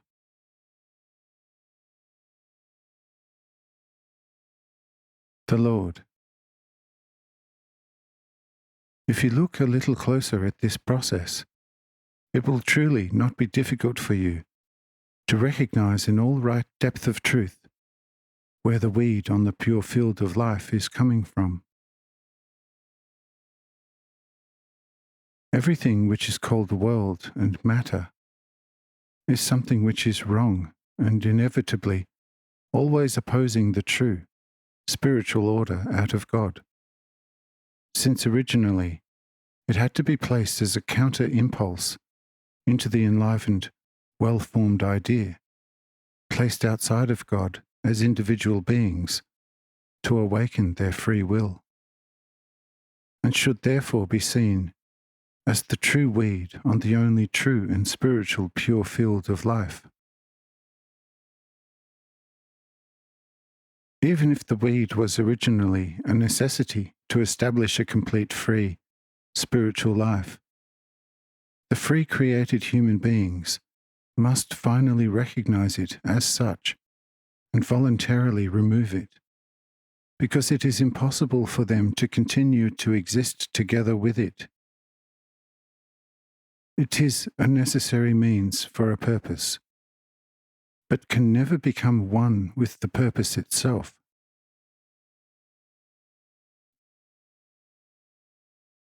The net is also a necessary means to catch fish, but who will submerge it into the water, then pull it up again, and instead of the fish, roast it on the fire and enjoy it as food? Thus, the net is only necessary to catch fish. And once you have lifted the fish out of the water and put them into the pantry, one puts the net away and uses the yield achieved by it. Hence, the impulse to transgress the commandment must be there, since it is an awakener of the ability to recognize and an awakener of the free will. It fills the soul with desire and joy for as long she quite well recognizes the impulse, but not giving in to it. But keep fighting it with the same free will, which was awakened and enlivened by the very impulse in her, and the free soul uses it then as a means, but not as an in it achieved purpose.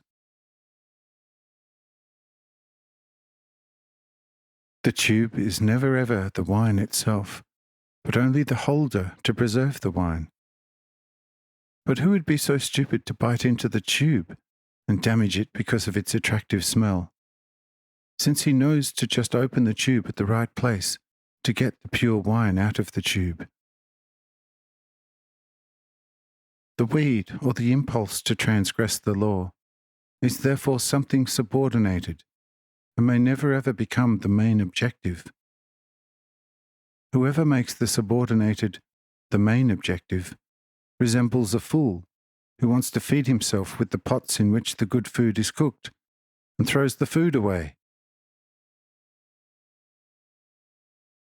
But of what does this weed consist, and through which decomposed life should it be fertilized? What name does therefore carry this counter-legal impulse which was placed into the enlivened forms? It is called self-love, selfishness, arrogance, and finally, lust for power. Indeed, by self-love, the enlivened form goes into herself, but with a greed to draw everything into herself and to lock and to preserve it forever in herself, to make sure that it cannot be beneficial to anybody else, out of fear not to run into any shortage herself. By such locking up in herself of everything which it continuously draws from the divine order, which feeds and maintains everything, a continuously growing solidification must take place, and a certain temporary solidification and superiority, and by that a special liking of itself. And this is, in the full true sense of the word and meaning, selfishness, which it feels as something very weighty, and tries to elevate with all strength, power, and all available means above every other being.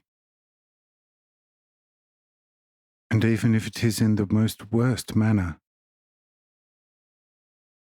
if selfishness has achieved what it wants, it rises above everything which is similar to her, and looks, so to speak, delight drunkenly, and with disdain down on everything. And this is what one calls haughtiness. Therein is already a lot of matter, but a complete field full of the most worse weed. But haughtiness is in itself of the biggest discontent, because it still makes the observation that still not everything serves it as he wants it. It now examines all his means and other powers, and finds, in order to make everything serving it, that it must play in a political manner someone easygoing and bounteous. Thought, tested and done, because there are always more hungry than saturated, the easygoing haughtiness has an easy task. Soon all the hungry small forces gather around him and allow to be strictly ruled over them, because also they become something to catch from the wealth of haughtiness. They now obey slavishly the haughtiness, thereby increasing his power, and the haughtiness strives immediately to rather make everything serviceable and tributary to itself. And this insatiable striving is that, what one in the truest sense calls the all-destructible imperiousness, in which no love prevails. In such imperiousness already the thickest matter expresses itself. By it a planet completely hardens as granite, with all possible evil elements in the best manner fully provided. But that imperiousness, and with it the real dictatorship, is equal to the most dense matter, is proven by the exceedingly firm castles and fortresses behind which the rulers hide. The walls have to be a few fathoms thick and equipped with strong fighters, so that nobody dares to penetrate the coarsest matter and to limit the ruler in his most arrogant rest.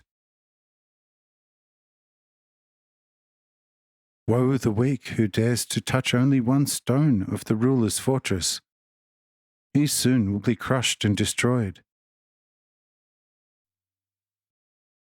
I do not refer here to the rulers and regents, which were placed as pillars by the order of God, to decrease imperiousness of each individual person, and to keep upright meekness and modesty of love and patience. Since those by God placed regents of the nations must be that what they are, and cannot be different, as they have been driven and guided by the will of the Almighty God to improve the nations. Here is only meant the general imperiousness of every individual spirit and person, and is shown what it actually is in itself. Yes, there were in fact rulers which can be called evil tyrants. They have risen out of the nation, rebelled against the rulers which were placed by God, like once Absalom against his own father David. Such rulers are not placed by God, but by themselves, and are therefore evil and a real weed, and corresponding forms of the most thickest matter. But you, my Cyrenius, and your emperor are not like that, but that according to my will, what you are, although still heathens. But to me, you are as heathens, more pleasing than many kings, which are supposed to be guides of the children of God, were true bodily, and even more spiritual murderers of them. Therefore, the old thrones and crowns and sceptres are forever taken away from them, and the responsibility given to you, most wise heathens. I necessarily make here this addition, that you, my Cyrenius, should not think as if you and your nephew would be sitting as a usurer on the imperious throne before me. And now further with our consideration about the weed on the good field.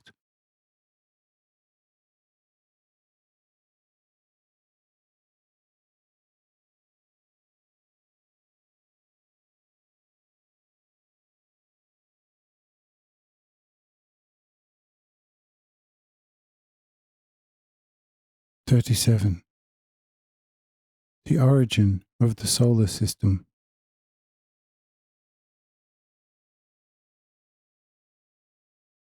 The Lord. Behold, Just like people are now becoming to such an extent full of matter by self-love, by haughtiness, and by the thereby resulting imperiousness, that they for many thousand times thousands of years cannot be completely freed thereof. In the same manner, primordial created spirits existed, who also became too self-loving, selfish, arrogant, and finally imperious by the impulse given to them. And the result was that they changed into the purest matter. They have secluded themselves in large associations and set themselves up in for you unimaginable large distances. Each association didn't want to hear, see, and learn anything from another in order to weld thickly indulge in self-love. By this continuously growing acceptance of self-love and selfishness, and by this more and more awakened haughtiness and absolute imperiousness, the countless many life forms finally shriveled into an exceedingly large lump, according to the law of gravity, which developed by itself out of self-love and selfishness, and the physical primordial sun of a shell globe was completed. Shell globe equals the total of an immense number of sun areas which, like individual planets around the sun, circle around the primordial central sun in immeasurable wide orbits. Jakob Lorber. But now there exists in infinite space likewise an immense number of such systems or shell globes, where everywhere such a described primordial central sun serves countless world dominions as a common centre. And those primordial central suns are those shriveled primordial spirit associations from which in time of times all other solar universes, solar dominions, adjacent central suns, planetary suns, planets, moons and comets originated. But how did this take place? See, inside the primordial central sun, the pressure became too powerful for many of the large spirits. Rage glowing, they ignited and freed themselves from the primordial pressure. They literally fled endlessly far away from their first lump of association. For some time they swarmed totally free and harmless, completely independent, in endless space, and had the good intention to return by themselves to the pure spiritual order. But since they could not rid themselves of the element of self-love, they finally started again to shrivel to a firm lump, and formed central suns of the second order, which originated inside one and all the other countless shell globes.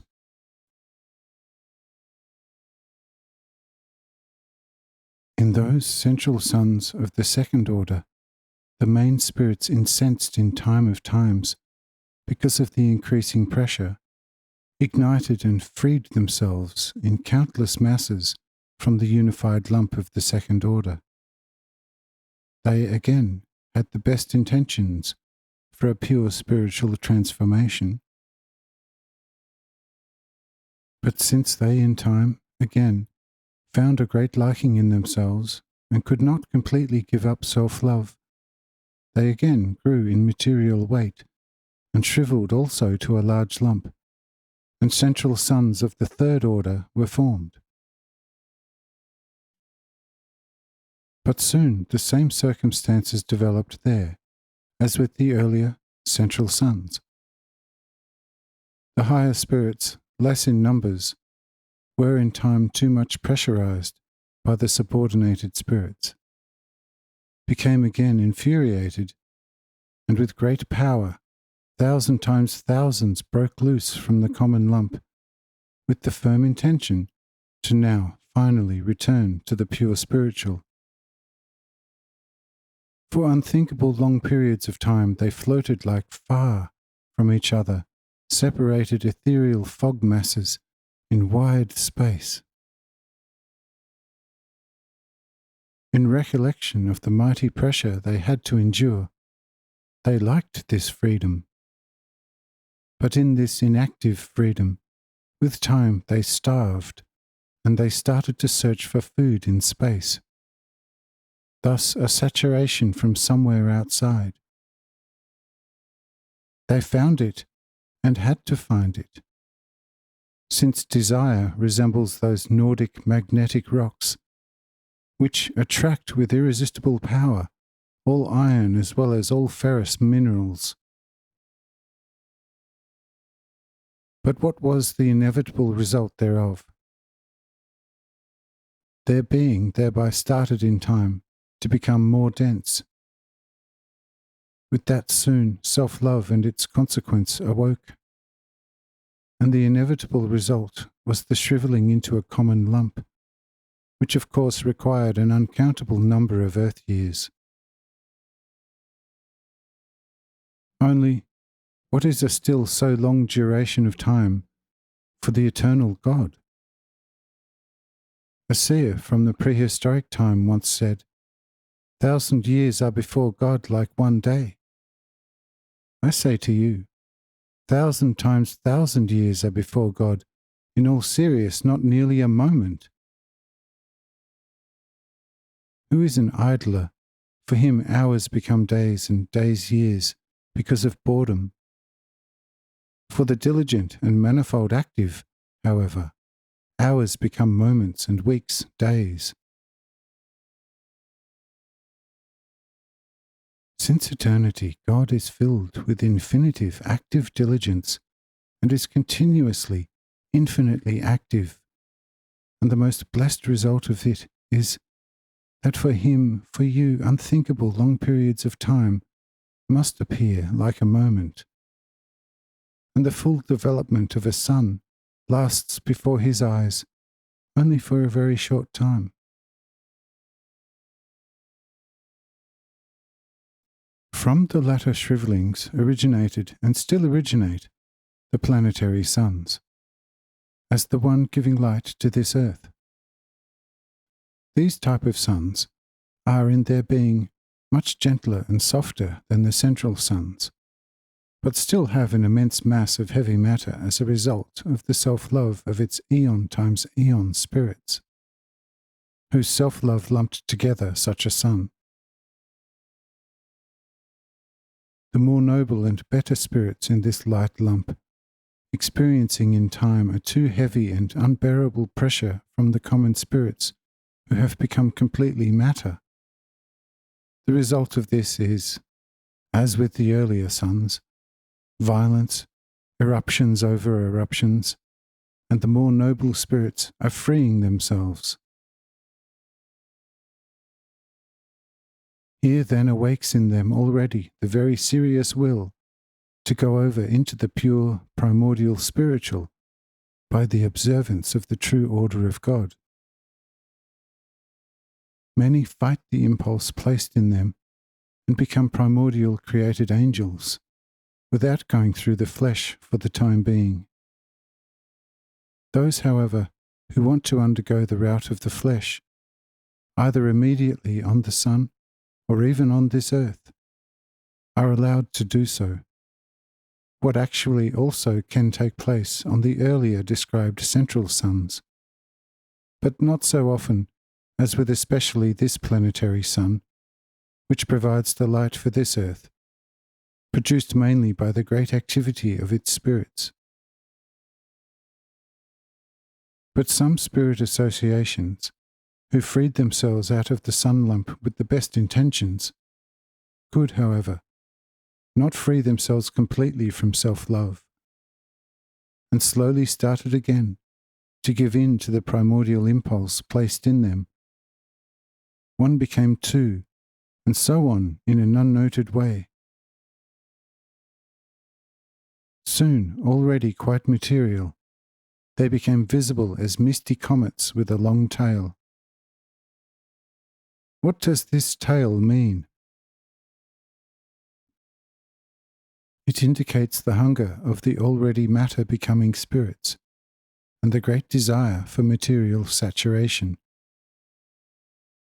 This desire draws from the ether its corresponding matter, and such a comet, as a compendium of already quite material spirits, wanders then for many thousands of years around in ethereal space and searches for food like a tearing wolf. By this continual soaking up and feeding, it also becomes increasingly denser and heavier. In time, it will be attracted again by the sun from which it got away, where it must begin to orderly orbit around it. Once it had to obey such order, it becomes a planet like this Earth, the morning and evening star, or Mars, Jupiter, and Saturn, and some which are unknown to you. Now the planet is formed, but still has an immense hunger, and since it is closer to the sun as earlier, when still a comet, it gets sufficient food from it, which is at the same time a bait to draw the wanting runaway always closer and closer to itself, in order to bury it again completely after a long time. A creditable wish of the primordial created spirits in the sun, which, however, regarding the great planets, including this Earth, never becomes in its own way a reality, since although the spirits band in the planets are still very material, they are familiar with the matter of the sun and do not have a particular interest and no desire to ever unify with the sun completely. They accept with pleasure the spirits and small spirits coming from the sun as a good strengthening and food.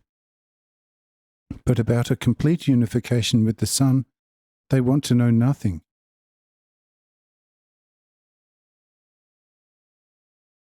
By times, it also happens that the once fugitive spirits, as a material lump compendium, been baited and attracted very close to the sun. But the tremendous diligent activity of the freest spirits surrounding the hard lump of the sun, to which mainly the shining of the outer surface of the sun is attributed, causes that all the spirits in the shriveled lump instantaneously raise to the highest level of activity, break up, and each for itself, as one might say, make a run for it. The result of such awakened activity in a planet, or at least already more ripe comet, of the spirits lumped together for a long time, is the sudden and total dissolving of the lump, and the redemption of many thousand times thousand, and again 1,000 times 1,000 of spirits, of which the most, taught and seasoned by such lesson, are immediately turning to the right order of life, and become primordial angel spirits, and becoming useful guardians of their less free life brothers, as well as those languishing in the hard lump, and contribute a great deal to the quicker redemption of the same.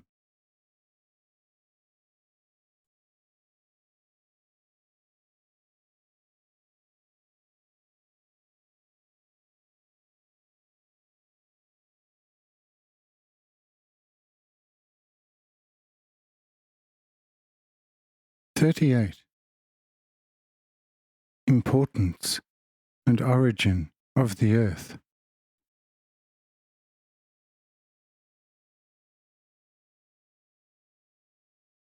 The Lord. However, part of such dissolved spirits still want to make the way through the flesh on any of the planets. Some go through it on the sun, on any of the belts, which of course is most suitable to them. However, only to this earth are coming very few, since the way through the flesh appears to them too difficult, because here they even have to give up all recollection to any former state, and enter a completely new being right from the beginning, which is not the case on other planets and world bodies. To start with, the incarnated spirits there still have a dreamlike recollection of all the former states.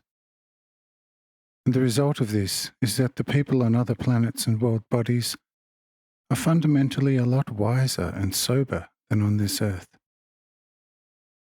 But therefore, they are not able to progress any further to a higher level of free life.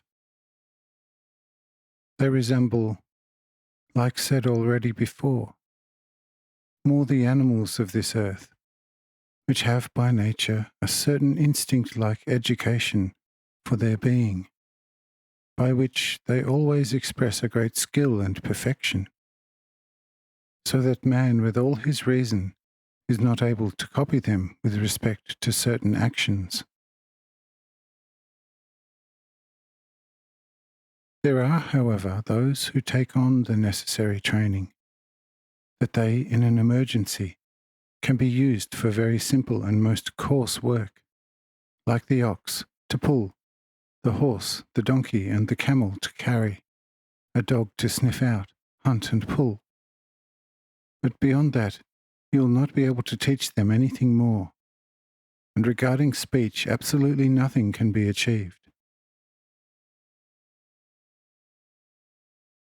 The simple cause lies therein that a blunt recollection to their former states imprisons the animal souls like a judgment, and continuously keeps them busy, so that they live in a certain anesthesia. Only with all people of this earth it is the case like nowhere else, that they lose all recollection, and therefore have to start right from the beginning with a completely new life order and a new education, which is set up in such a way that every person can grow to the fullest resemblance of God. Therefore, such a soul can only be incarnated on this earth, which either originates from the sun, where still all the primordial elements are present, already went through the way of the flesh there, and as such have collected all those soul intelligence specifics, which are necessary for the perfection of the highest spiritual life. Or a soul originates directly from this earth, and has previously passed through all three so-called nature kingdoms, from the coarsest stone matter, through all mineral layers, from there through the complete plant world, and lastly through the complete animal world in the water, on earth and in the air. Of course, here one should not think of the physical body, but the soul spiritual element which is present in its shell, since in the further analysis also the shell is soul spiritual, but in itself it is still too common, too sluggish and too ungainly, and is still a too heavy expression of self-love, selfishness, haughtiness, and the most sluggish, lazy pleasure of the greediest, stingy, and death-bringing angry imperiousness. Such matter must first, by manifold decaying and only partial transformation, be absorbed in a more pure soul skin and dress substance. However, for an actual soul substance, it will most likely never be usable. For this reason, on this earth, there exist many more different types of minerals, plants and animals than on all other planets and suns, of course each regarded individually. Altogether would probably make a greater type sum, but every other world body individually seen in the whole space of creation does not even contain 1 in 100,000 of the many types, like here on this earth, in each of its 3 kingdoms. Therefore, only this earth is destined to carry the children of God in the truest sense. But how and why is such? There are extremely peculiar circumstances related to this earth. As planet, it belongs to this sun, but it is, strictly speaking, not like all the other planets, with the exception of the one between Mars and Jupiter, which, because of certain evil reasons, was already destroyed 6,000 years ago, or actually was destroyed by itself and its inhabitants from this sun, but originally comes from the primordial central sun, and is in a certain regard for you, an unthinkable time older than this sun. Nevertheless, it actually only became a body after this sun has long since started as a developed world lump, with its first orbit around its central sun, but, nevertheless, has attracted its actual physical body mainly from this sun.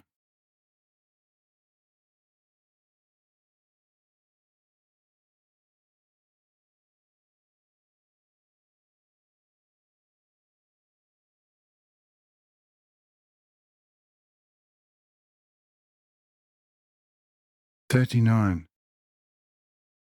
Origin of the moon. The Lord.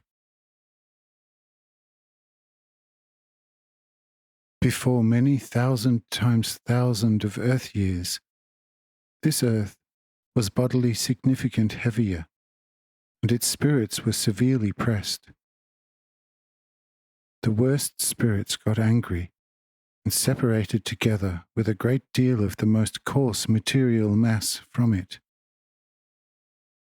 and swarmed many thousands of years in a very disorderly path around this earth. Since all the parts, except for a few lumps, were still very soft and partly melted, and the whole mass was constantly rotating, finally the whole mass formed a large sphere, for which the rotation around its own axis was way too slow for its small diameter, to keep the liquid on its not quite insignificant surface evenly spread. And because its orbit around the Earth was very fast, resulting in the liquids concentrating always at the side facing away from Earth, as a result of the old centrifugal gravity. Thereby, the actual point of gravity of this round lump was continuously pushed to the side where all the liquids accumulated. In time, the too slow axis rotation had come to a halt.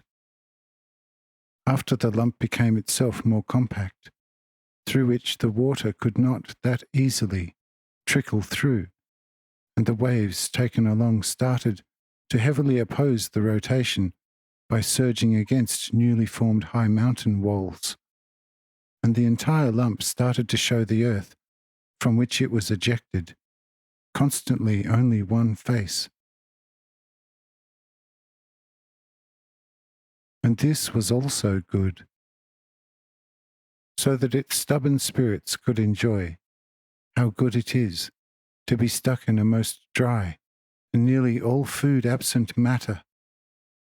Since people are living on this earth, does this part of the moon, since the lump under discussion is the moon, also serves the purpose that the most world-loving human souls are sent thereto, and from there, encapsulated in an airy material skin, can amply watch their beautiful world from a far distance of over 100,000 hours walking for a few thousand years, and feel sorry for themselves that they cannot be its stingy inhabitants any more, but that they, despite all their desire, cannot return to this earth any more, has been most properly provided for. But a few aeons of earth years will in time bring even the very most stubborn to their senses. You have seen now how the entire material world creation has originated, up to the moons of the planets, which have almost everywhere where they exist, originated in the same manner, have the same nature, and serve now the same purpose. How and for which reason the entire material world creation up to the moons has originated out of and in themselves fallen spirits. In exactly the same manner have in time on the hard and heavy world bodies originated the mountains as the first gigantic plants of a world, and later on all kinds of plants, animals, and lastly, man himself. Better spirits continuously extricate themselves with force from the increasing pressure of matter, dissolving their own with the power of their will. They could immediately go over to the order of the pure spirits, but the old stimulus still exercises also its old power. Self-love immediately awakens again. The plant sucks, the animal eats, and the soul of man searches, hardly entering the old God form, most greedily for material food and a similar sluggish well-being. Therefore, she must immediately encapsulate herself with a material body, which is nevertheless more tender than the old sinful matter.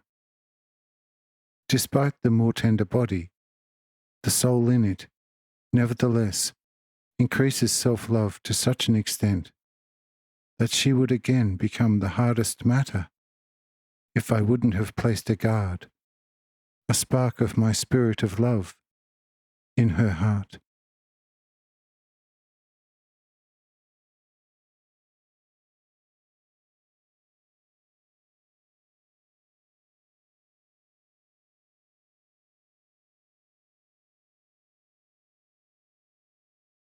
"40. The hereditary evil of neighbourly love.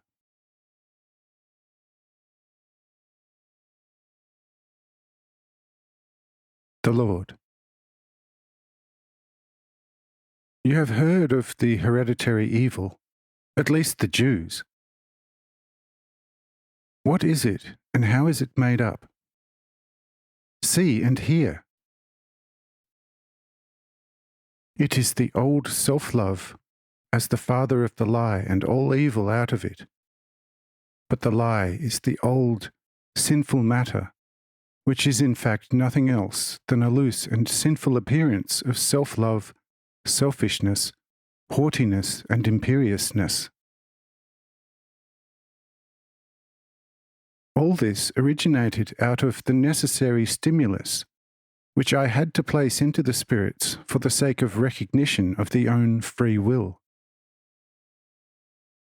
Although the stimulus was necessary, the sinful coming into existence of the material world was absolutely no necessity. It was only allowed out of my order as an unfortunate necessary consequence of the so many spirits which did not want to resist the stimulus, although they were able to. Just like 6 times as many primordial created spirits were able to, of whom only one is standing here to serve us, and carries the name Raphael.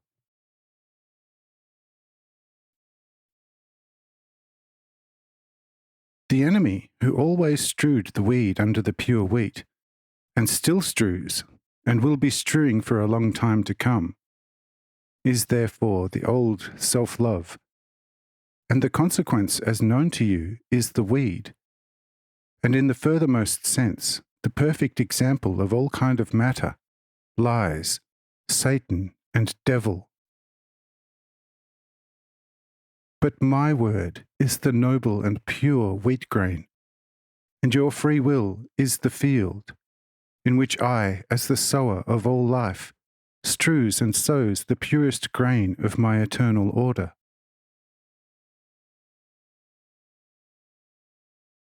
Do not let yourself be overpowered by self-love, but fight it easily and powerful with the glowing sword of the true, most unselfish love for me and your next brothers and sisters. And you will keep the field free of all weed, and soon you will yourself enter my kingdom as a purest and most valuable fruit, and see and lead new and pure spiritual creations in eternity.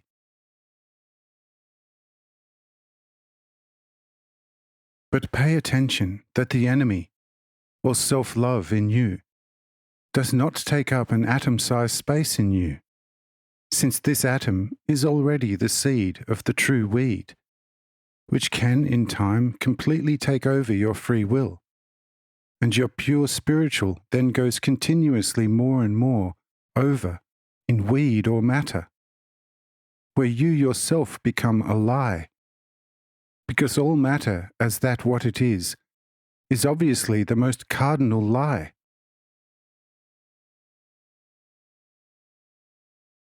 The smallest atom's self-love in you, my current disciples, will in 1,000 years become entire mountains full of the most toxic weed, and one will immure my word on the back streets and streets with the worst excrement, so that no lie full of haughtiness and hate can be offended by it. Just stay pure in my order. Then you soon will see the wolves and lambs drink from the same brook. I now have given you an explanation of something which had never before given to any spirit in his mind, so that you can infer from it who is he, who is the only one who can give you such teaching, and why. Surely not only for the sake of the teaching, but because of the true deed according to it. Therefore, you should not only become futile and surprised listeners of my teachings, which never before have been preached to mankind so openly like now by me. It is also not enough that you now clearly recognize that it is God Himself, the Father from eternity, who has spoken to you. But you must seriously investigate your heart, that its love does not contain any atom of weed. If you find it, weed it with all the still so smallest roots, and become active galore according to my for you not unknown order, and you will forever harvest the true life use from it.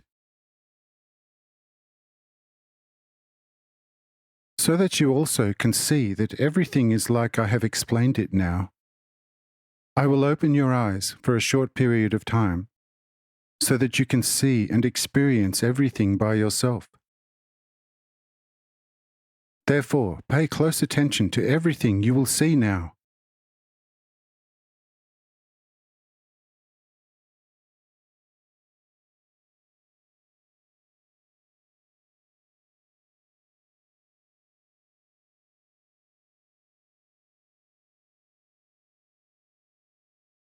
'41. Salvation, Rebirth, and Revelation.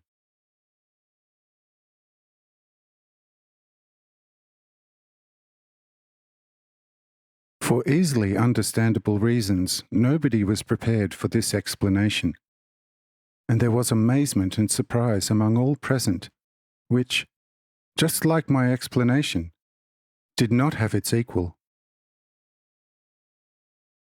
Many hit themselves on the chest and shouted very loudly, "Lord, Lord, Lord, kill us, since we are standing as two big sinners before you."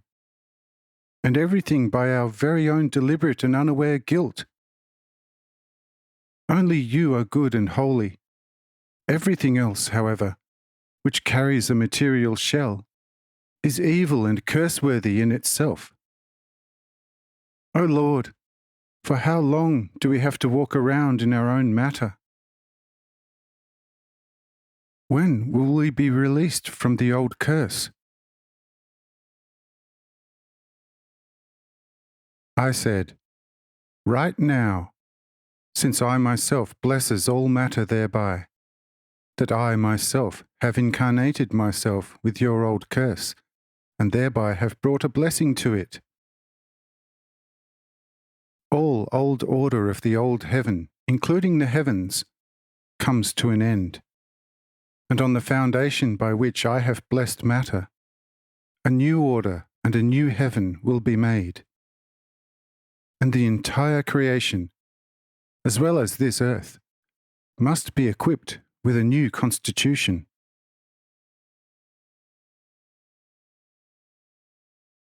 By the old order, nobody could get into heaven who once was stuck in matter.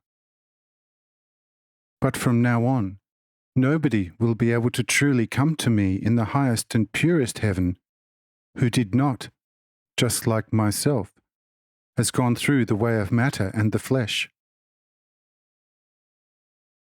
Whoever is from now on baptized in my name with the living water of my love, and with the spirit of my teaching, and in my name according to strength and deed, from him the old hereditary sin is forever wiped off, and his body will thereby not be the old murderer's pit of sin any more, but a temple of the Holy Spirit. But everyone should guard himself, not to get anew contaminated by the old, toxic weed of self-love. Beware only of that. Then you will also sanctify your flesh and blood. And when the pure spirit in you becomes the sole ruler, then in him and through him not only the soul will rise to a perfected eternal life, but also the flesh and blood of the body, including skin and hair. See, which difference there exists between the former and now. As it will be arranged now, it will remain like that to eternity. The sun, which was previously full of a curse, will from now on be full of blessings, and also everything which in endless space has any form of being. Since, as I have told you, I now make everything new, and all old relations must be changed, because I myself have changed myself, thereby that I myself have clothed myself with matter. But this I add to it and say, who does not believe and is not baptized with the water and the Spirit in and on my name and my word, for him it will remain by the old.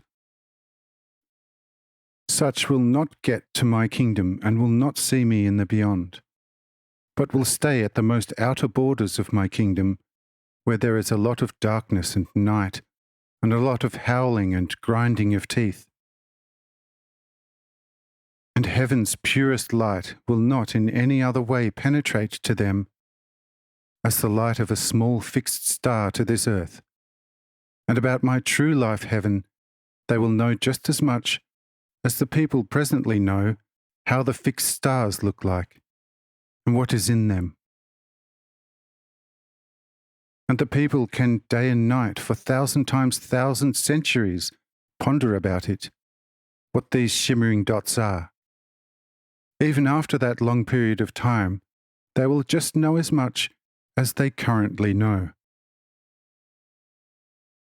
Certainly, in time persons will rise who will invent weapons for the eyes to see distant objects just as if they were standing close by. However, With the fixed stars, they will nevertheless never achieve anything, since they are much too far away from Earth.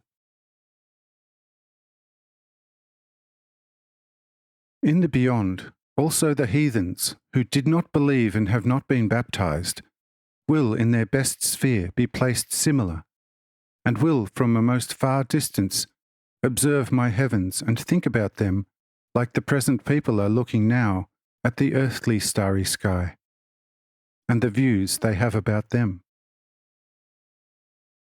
After 1,000 years, they will surely know more about it than now, and will eventually discover that these are all suns. But what a sun is, how it gives light, how big and how far away it is, how many planets orbit around it, and how they look like, which inhabitants they carry, what cultures, languages, and customs are present there, they will not be able to discover with their minds. And if you, who know much now, would possibly tell them, they would still not believe you, since a pure world mind, like it is firmly at home with so many heathens right now, does not believe anything what he can't see and can't touch with his hands. Yes, I will in those future times here and there among the true supporters of my name, awaken men and maidens, to whom are given by me all secrets of the heavens and the worlds in their loving hearts. But there will be only a few who will accept this as a convincing truth. However, to whom it will be revealed, will see it, and will have a great joy, and will praise the name of him who has revealed such things as a fully convincing truth to them, to which otherwise no person's mind can ever penetrate. Yes, there will come a time when there will be persons on this earth to whose sight the entire creation will be unrolled like a secret writing of God. But nobody who did not previously believed in my name and is baptized therein will not share in such mercy.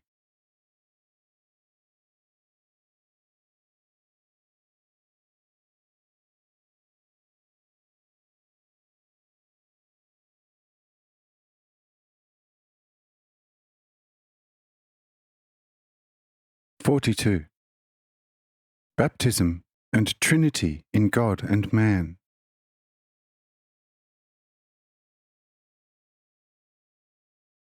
Ask Cyrenius, Lord, I believe everything what you, O Lord, teaches.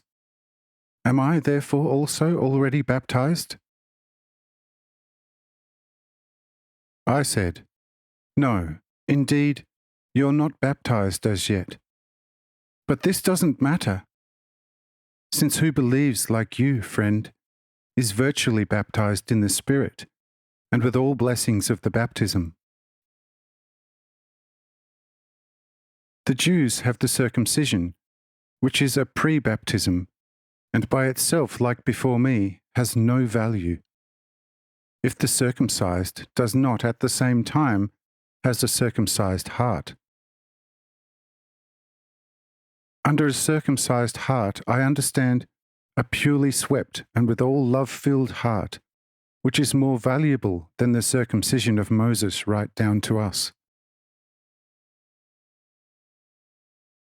After the circumcision, for some came the water baptism of John, and is continued by his disciples.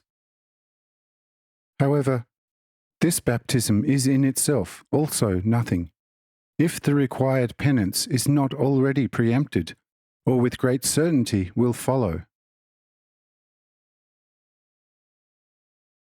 Who lets himself baptize with the serious intention of betterment does not commit a mistake. But he should not believe that the water purifies his heart and strengthens his soul. This is only effected by the own completely free will. The water causes only a sign which indicates that the will, as the living water of the Spirit, has now cleansed the soul of all sins, just as the natural water cleanses the head and the rest of the body from dust and other types of dirt.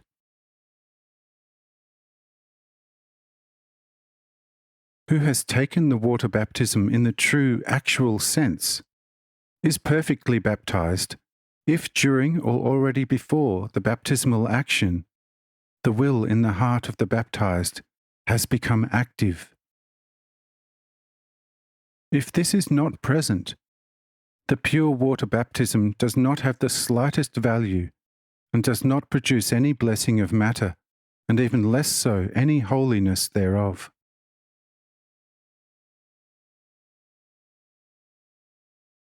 In the same manner also the water baptism of children has absolutely no value, except as a purely outer sign for the admission into a better community, and that the child gets a name, which obviously does not have the slightest value for the soul whatsoever, but only an outer political. Because of this reason, one could give the child a name without circumcision and without the water baptism of John, and it would be before me just the same. Since no name brings holiness to the soul of a person, but only the free goodwill to act rightly according to the best recognition for his whole life. Every name can become holy by the will and by the action. But vice versa, it is forever impossible the case. When John was baptizing, they brought to him, as well as to his disciples, children to be baptized, and he in fact baptized them, if conscientious substitutes presented themselves for the child, and sanctimoniously promised to most keenly provide for the spiritual upbringing. Now, in this case also a child can be baptized with water for the sake of a name. But the baptism sanctifies the soul and body of the child only for as long as the child has reached the true recognition of God and himself, and gets to the use of his free will.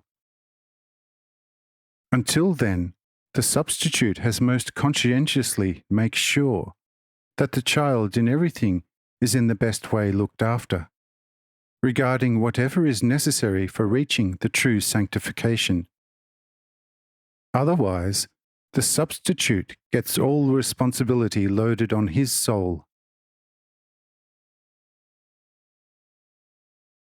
Therefore, it is better to perform the water baptism only then if a person by himself is able to fulfill all requirements for the sanctification of his soul and his body based on his recognition and by the voluntary self-determination. By the way, the water baptism is not necessary for the soul and the body at all, but only the recognition and the action according to the right recognition of the truth out of God. But if baptized with water, it does not require only the water from the Jordan, since John has baptized in the Jordan, but every fresh water is good, although spring water is better than cistern water, because it promotes bodily health more than decayed cistern water.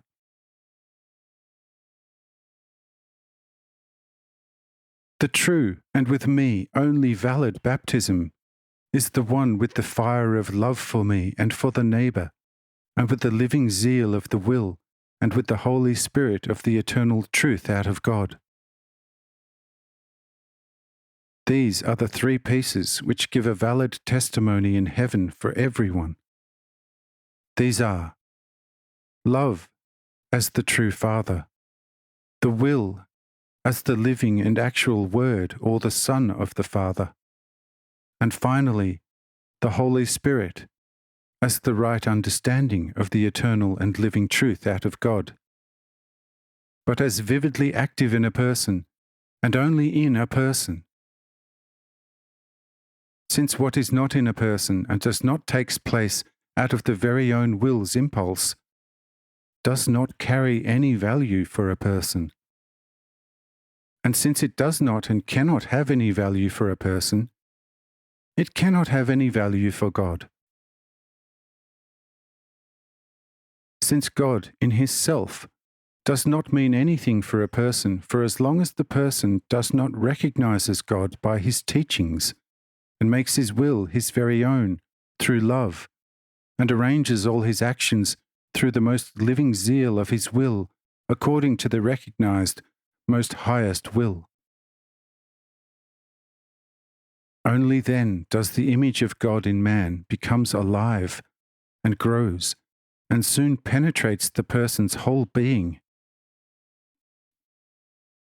If so, it then happens that man penetrates in all depths of the Godhead, since the image of God in man is the most perfect symmetry of one and the same God in eternity. When this takes place in man, then everything in him is sanctified, and the true baptism of rebirth of the Spirit has been reached. Through such baptism, a person makes himself a true friend of God, and is in himself just as perfect as the Father in heaven is perfect. And I say to you all explicitly, that you all must strive for it with all your strength, to become equally perfect, as perfect is the Father in heaven. Who is not that perfect does not get to the Son of the Father. But who is the Son? The Son is the Father's love. He is the love of the love. He is the fire and the light. He is the Son of the love or the Father's wisdom. But if the image of the Father is in you, it must be in all as perfect as the primordial Father himself. Otherwise it could not be the image of the Father.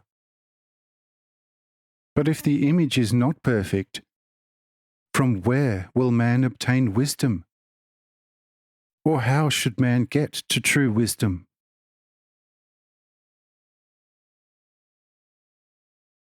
Just as the Father always finds himself in me, I also find myself in the Father. And in the same way, you must find yourself in yourself. Then you also will find yourself in God, and God will find himself in you. Like I and the Father are one, you also must first become one with the image of the Father in you. If so, then you have become one with me and with the eternal Father in me, while I and the Father in me are perfectly one from eternity. Here the disciples said, "Lord, we do not understand this. You are becoming hard with your teaching. We ask you most imploringly that you explain yourself in this regard more clearly." I said, "Are you then also still imprudent? For how long I still have to endure you like that? Oh, you still strongly blind type! But to you it will be given to understand the secrets of the kingdom of God on earth."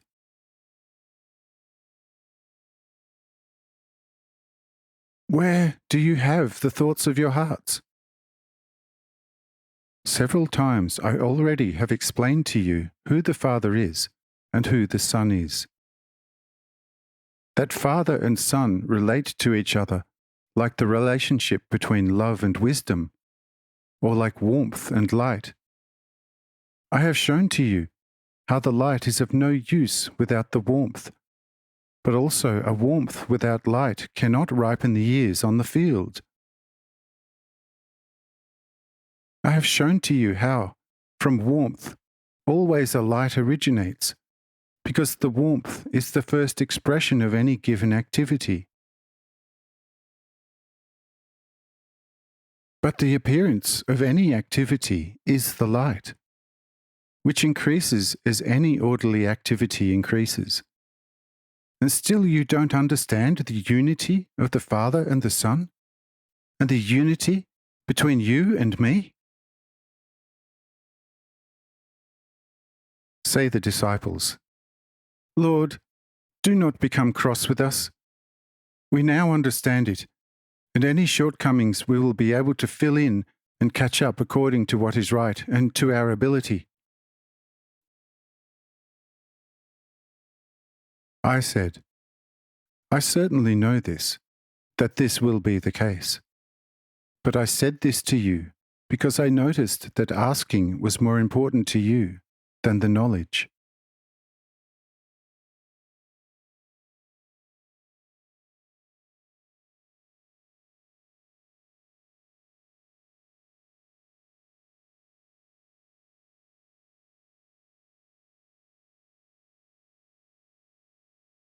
'43. The Elementary Prescriptions of Moses.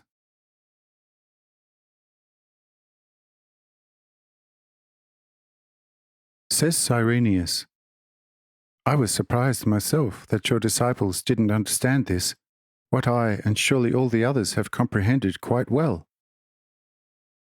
But now, since you, O Lord, are in the mood to explain things which nobody ever had done before you, I also want to know from you, what are the circumstances involved regarding the ban on the enjoyment of impure food and the touching of certain things considered impure?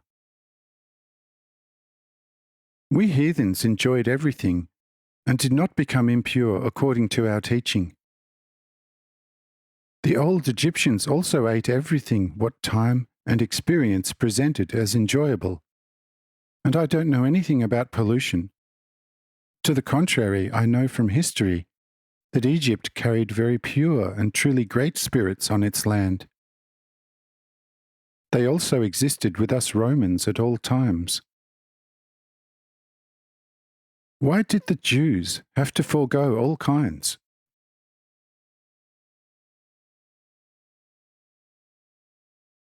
I said, because their gender, as received from Adam, was from above, and to the biggest part still is today, and is destined, that I, in their midst, could come to the world, and in this matter, for the salvation of all creatures.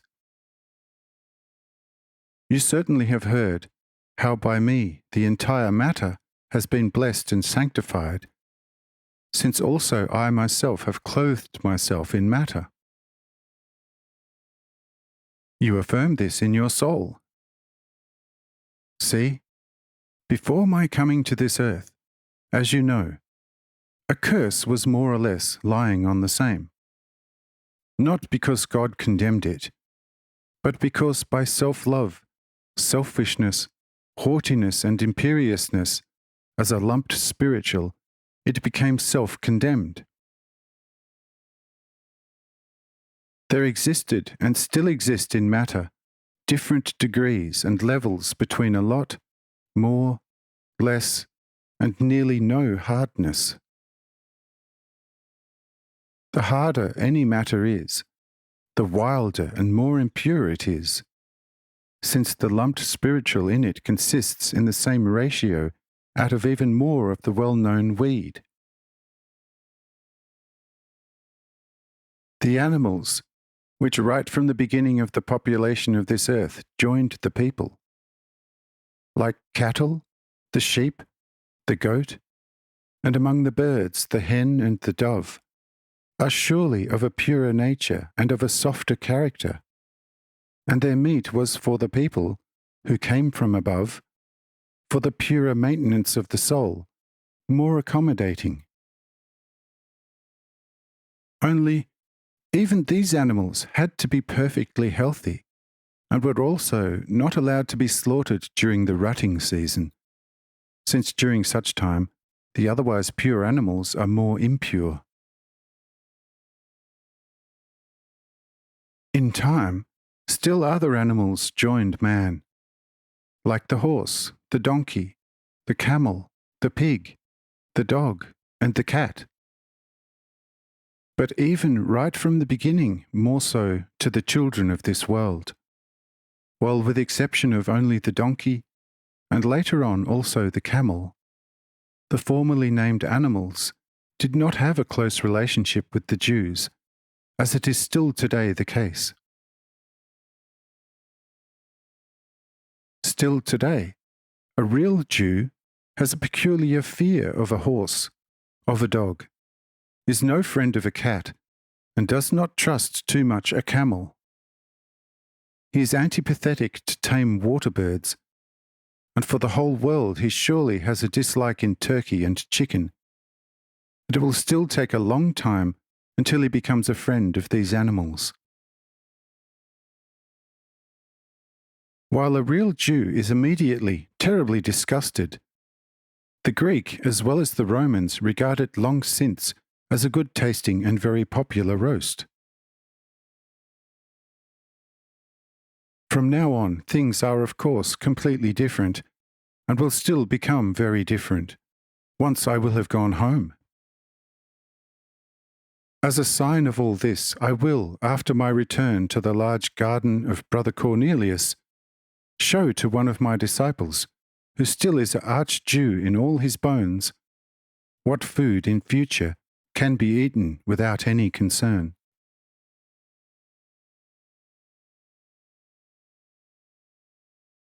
Now I have shown you the reason also of these mosaic eating statues of the Jews, and you all must realize this properly.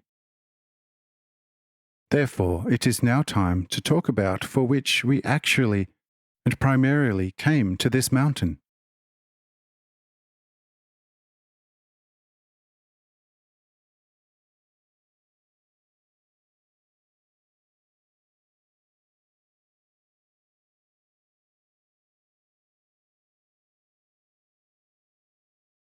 (44) Predictions of the present revelations.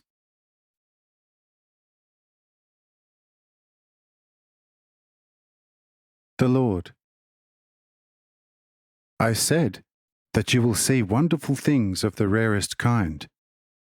Now, except for the light ball which was brought by Raphael from deep within high Africa, nothing further has happened, although the middle of the night has already been crossed. Earlier on, I have drawn your attention to this, that for a short while I will open your eyes, so that you, as an introduction, can see how the world actually looks like. However, before I do this, I say and instruct you all that you absolutely cannot tell anybody about your visions, since for this mankind of the world will not nearly be ready for a very long time. And basically, it is also not necessary for the salvation of their souls that mankind of the world learn about something like this. If only they very much wanted to accept, to love God above all and their neighbour like themselves, everything else, as far as necessary, will be revealed to them anyway. But you, as the first fundamental pillars of my teaching, must by yourself secretly know more than all the others together, so that you after a while surely not be tempted to renegade from this my teaching.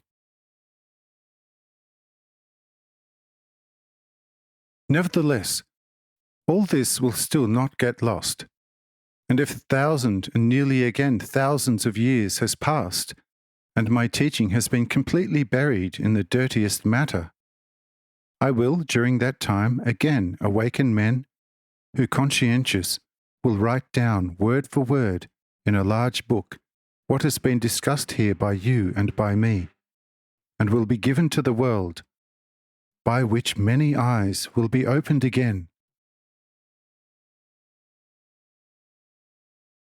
Nota bene. You, my servant and writer, now think that I did not mention it at that time. Do you also want to become weak in your faith, as you are still weak in your flesh?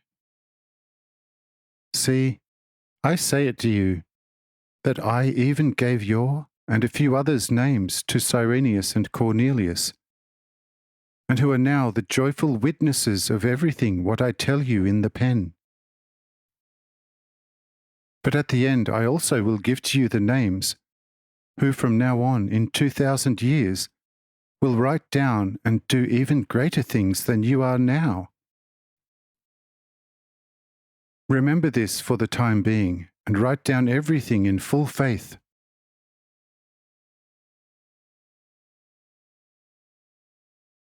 About this, Cyrenius was very surprised, and Cornelius asked me about the men to whom this will be given.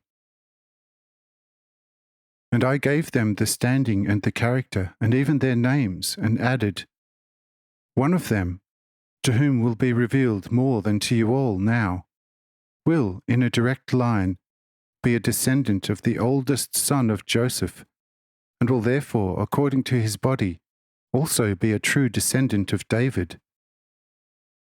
Thus he will be of the same weak flesh as David, but therefore even stronger in the spirit. Good for them who will listen to them and arrange their lives accordingly.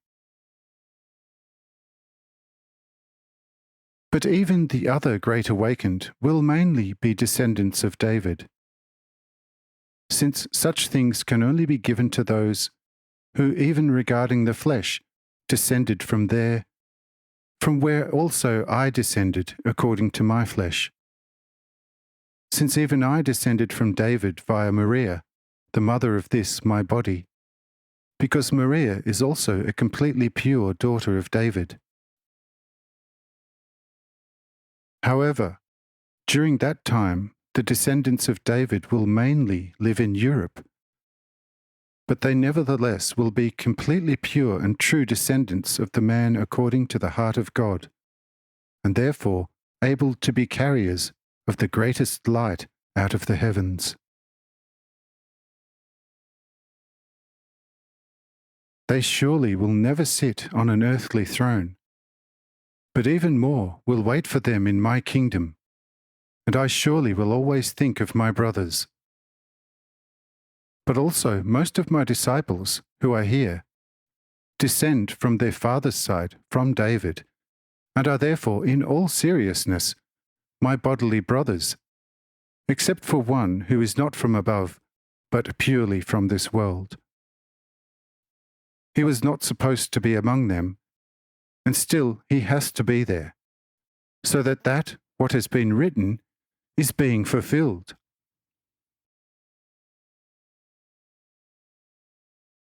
Says Cyrenius, quite amazed, thus only to the descendants of David you will always reveal your will? Are Mathael, Zinka, and Zarel also descendants of the great king? Since you also reveal to them the same as to the descendants of David.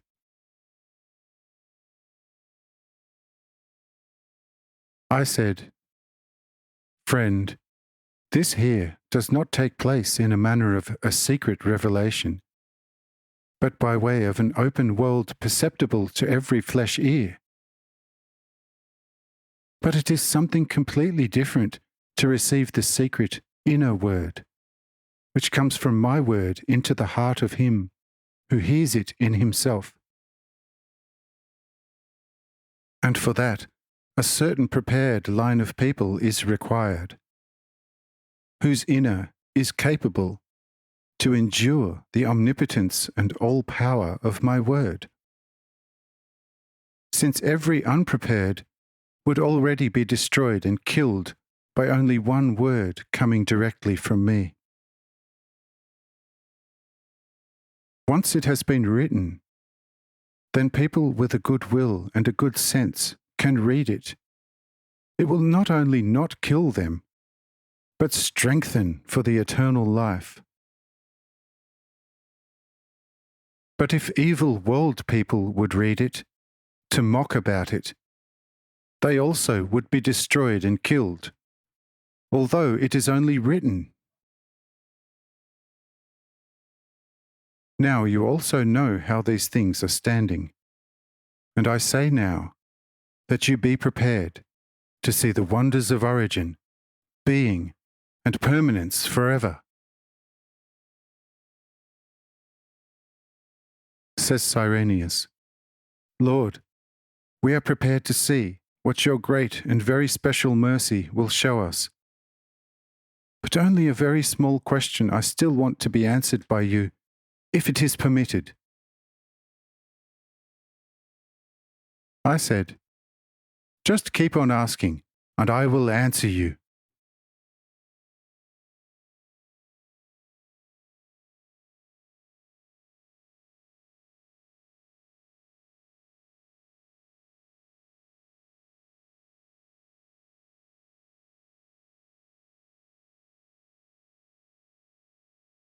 "45. Calling to the inner word.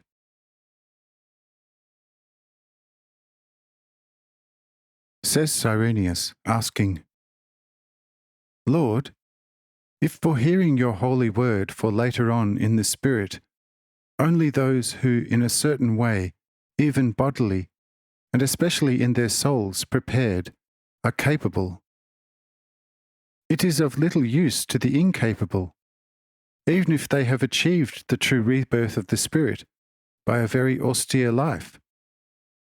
They still will not be found worthy by your mercy to hear your heart's word in their hearts, since they cannot bear it, because they have not been prepared and made suitable for it by David.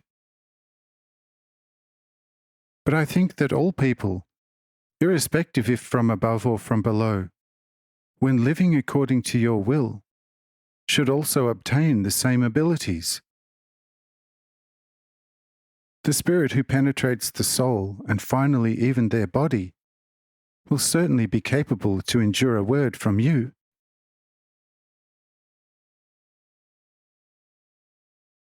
I said, Friend, you are a very dear, beloved, and esteemed friend of mine. But with your question you again have judged this matter like a blind about the most beautiful colours of the rainbow.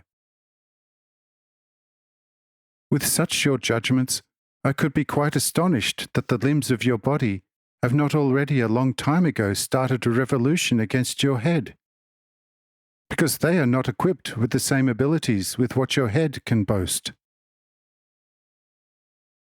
Your feet on their own are deaf and must, despite being poorly equipped, do the most difficult job. Your hands must outwardly execute your will, and must do this and that, but still do not have the eyes to see the beautiful light, and no ear to listen to the marvelous harmony of song. They also do not have any smell nor any taste to taste the spicy attraction of life. Do you think that those limbs are worse off compared to the head? What did I do wrong that I am not allowed to receive the mercy, so that also I, for a change, can boast with marvelous grapes? Do you still don't know that everything is precisely calculated by me, and that everything has its destination? As it stands with the different limbs of your body, that each with its own abilities serves all other limbs, it is the same with all kinds of abilities of people, and can be serving each other in a useful manner. And this is actually what causes the highest bliss of life. If your head and your heart are cheerful, also all other limbs will be cheerful and happy. But if only the smallest limb ails, then the cheerfulness and happiness of the head and heart, and all other, on their own completely healthy limbs, is gone. All are sad for the sake of one, and will do everything to help the one limb and cure it again. It is certainly a beautiful occupation to own the ability to hear the voice of my love, to write it down, to convey it to those who lack this ability, if they are thirsty for it. But it is a similar beautiful ability of the heart to hold on to the herd in the heart and to live accordingly. If it has brought a person who originates from below to the rebirth of the Spirit, he will surely find the best allotted reward for it, and will just as little complain against the one with the ability to receive the word, like ever any of your small fingers has complained that it does not have an eye of your head. Tell me if you are satisfied with my answer.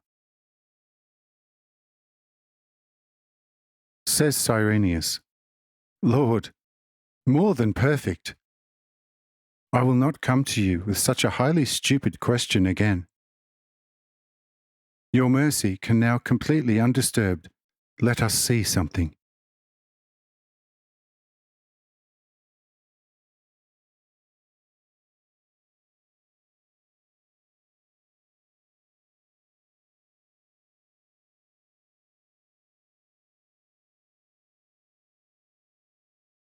(46) Looking into the world of the nature spirits. I said, See, for this purpose I have asked for this our light ball to be brought here from the deepest centre of Africa, to, say without miracles, disclose to you the world of nature spirits, and this in a more natural way that was not known to you until now. The light of this stone has the property to influence the life nerves of the pit of the stomach to such an extent that the soul pulls her eyesight thereto after a prolonged exposure to this light, and thereby starts to see herself, even the most concealed things. Your sight will now be completely moved thereto, and thus you will see better with closed eyes than with the widest open eyes of the flesh. For some people also the moon has the same effect. However, never in such a high and powerful degree as the light of this very rock. Just close your eyes and convince yourself, if you can't see better with the pit of your stomach than with your natural eyes. Upon these my words, all closed their eyes, and were completely surprised about the most sharpest eyesight of the soul through the pit of the stomach. Only Mathael and his 4 companions said, This wondrous way of seeing is not foreign to us at all, since in this manner we often saw the strangest things and often walked over places over which in a natural awakened state no mortal could ever cross without the most severe fall, and at the same time we saw all the air, as well as the waters of the seas and lakes, rivers and streams, always filled densely with all kind of strange grimaces and larvae, which moved quickly then slowly in all known directions through the air. They also floated up and down, turned slowly, sometimes quite swiftly in circles. Some sat, so to speak, like snowflakes on the surface of the earth, and some quickly crept into the furrows. Some were absorbed by the plants like dew, others by the soil, and still others by all kind of rocks. Those creeping into the soil and absorbed by the plants and mineral world did not appear again. However, where any tree or herb or something animal-like decomposed, initially they rose looking like a light, gleaming smoke of all kind of new entities, who soon seized each other by the hundreds of thousands and melted into an already quite well-developed form. Once the form was completed, it did not take long that this form, with some sort of an own consciousness, started to move and acted like a dog who searches for something and whose nose has picked up scent. Normally, we saw those beings floating towards herds of sheep, goats, and cattle. Once they reached such, they stayed among them, and when mating took place, to which it seemed they encouraged the animals, they were again absorbed by the animals that were mating, like dew by somewhat dried out grass, and did not appear again.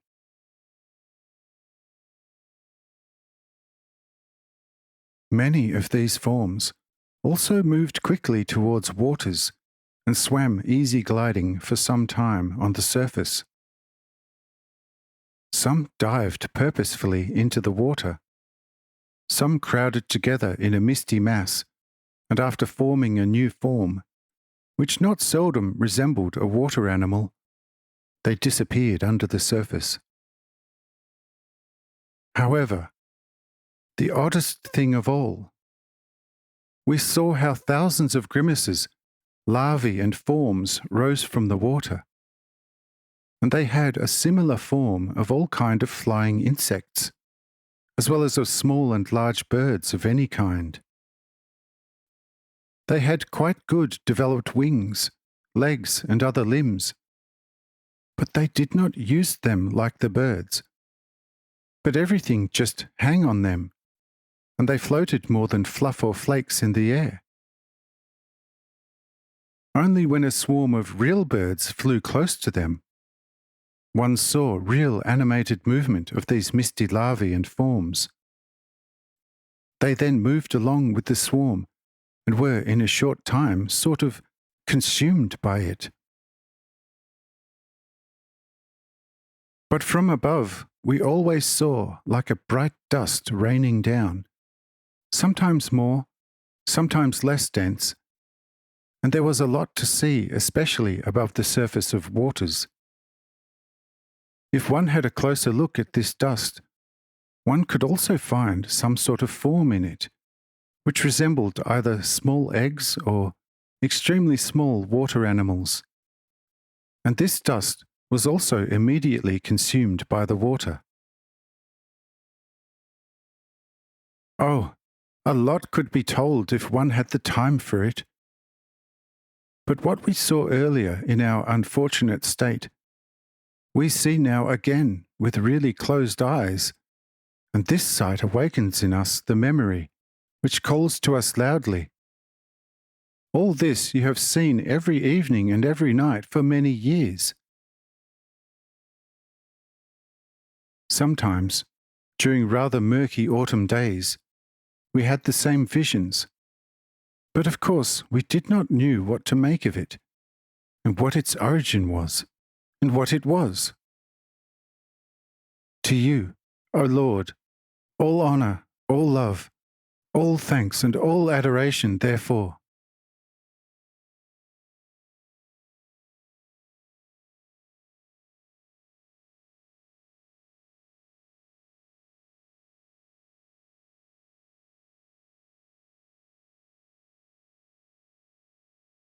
ch1to50. Jara and the Nature Spirits.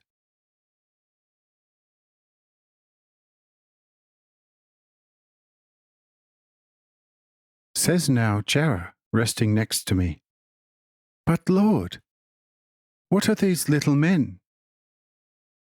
They came out of the woods and surrounding us in large crowds and in all colours. Some seem to have a misty dress, but most of them are completely naked, and all have the size of nearly 2-year-old children. I said, "These are natural, already concrete human souls who did not have gone the way through the flesh as yet. Until now, they also do not have a great desire for it, because they fear too much a new imprisonment in matter. The clothed ones even have some sort of language, which of course is quite limited, but they all possess a certain intelligence of apes." Says Jara, "Would the clothed understand me if I talked to them?" I said, "Just try it. Hit or miss." Hereupon Jara gathers some courage and asks a misty-clothed light blue one, "How are you then? And what do you want from us?" The light blue little man comes quite close to Jara, stares at her with quite stiff eyes and says, "Who gave you permission, you stinking flesh, to ask us pure? Except for one and another, you smell disgustingly of matter, and this is the biggest enemy of our noses. Therefore, in future, ask only then, you stinking cadaver, if you are ordered by the Almighty Spirit of all spirits to do this. Otherwise, take care how you can rid yourself in good manner from your fleshy moth bag." I asked Jara, "Now, my little daughter, how does this answer taste?" Says Jara, Lord, oh, these beings are terribly raw and rough. Am I really such a stinking cadaver? I cannot help myself because of so much melancholy. Yes, I could quite easily despair." I said, Behold, my little daughter. The little spirit has even done you a favor. Why are you hurt by that? The little spirit could have said it to you with more sweet word, that in you, quite secretly, still resides a little bit of beauty haughtiness. But this little spirit is no linguistic artist, does only have a limited vocabulary, and talks more out of his feeling rather than any form of understanding. Is your soul happiness destroyed because you have spoken to the light blue? If you had asked one of those glowing red something similar to the light blue, he surely would have given you an answer that you would have fainted being so furious. But now thank him for the good deed which the light blue has given to you, and it will be easier to talk to him."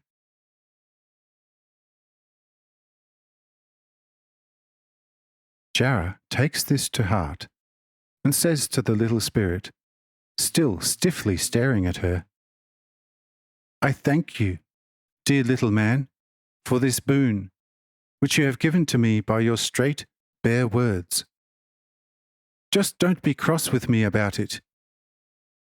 Right, dear little man, you surely will not remain upset by it with me."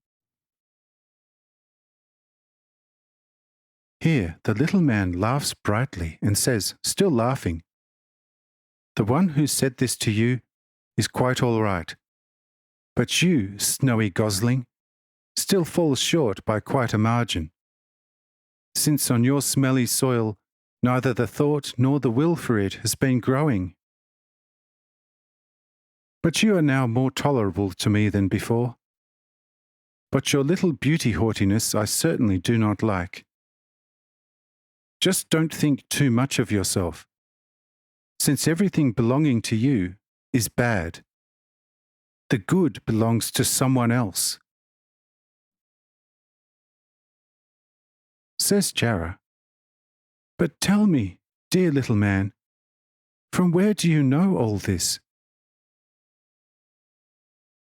The little man laughs again and says, "What you see, you do not have to know.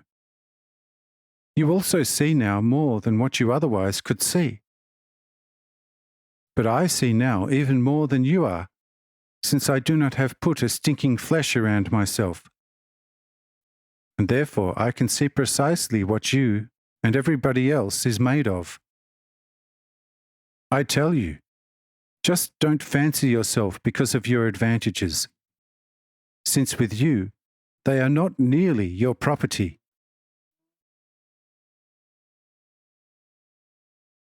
Says Jara, "Yes, why so? Explain this to me better." Says the little man, "If someone who travelled a lot and has thereby collected all kinds of knowledge and experiences through many troubles and discomforts, and tells you all this, what he has seen and experienced, then you will also know what he himself knows. Can you thereupon take any pride therein?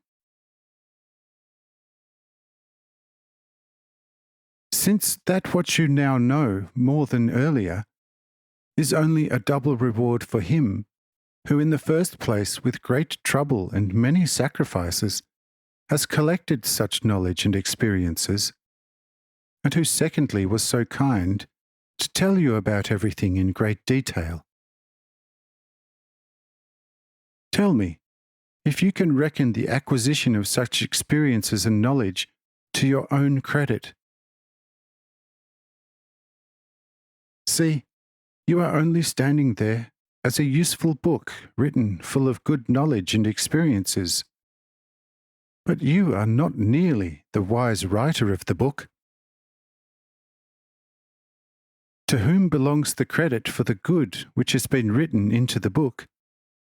The book, or to him who has written everything into it? See, you are a book written full of good things, but not nearly a writer. Therefore, just don't fancy yourself." Hereupon the little man laughs again and stands upright like a general and says to his army, "If you have satisfied your curiosity about this society, let us move on, since here it just smells too much for me." Suddenly they withdraw and disappear in the woods.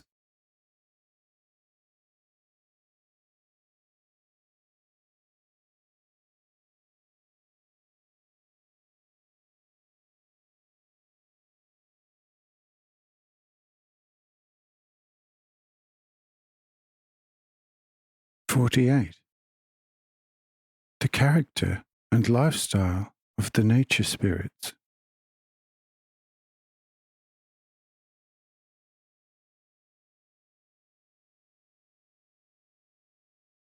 Says Jara, "Who would have searched for so much wisdom in these very little men? Nevertheless, basically I'm very glad that they moved on again, since in time they would have made us quite some trouble, although it seems that their nature is quite cold. It seems that there is not much love in them, but they certainly know how to distinguish right from wrong. What will become of these beings if they do not want to make the way through the flesh?"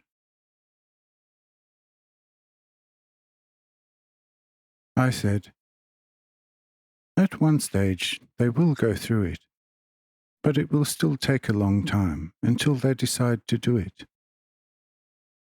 The light blue ones earliest, the others not before long. Because the souls who originated and still daily are originating from nature of this earth are very difficult to decide to do it. Only many experiences and a lot of recognitions, and from this emerging the best hope, is what motivates them. After having come to the certain realization that by way of the flesh they never can lose anything, but only profit a lot, and in the worst case can again become what they are now. These nature souls live mostly in the mountains, but also go to the residences of simple, poor, and unsophisticated people, and do good to them. They just don't have to be offended. In such a case, it is not good holding a meal with them. Secretly, they also visit schools and learn a lot from people. To the miners, they quite often show the best and richest metal deposits.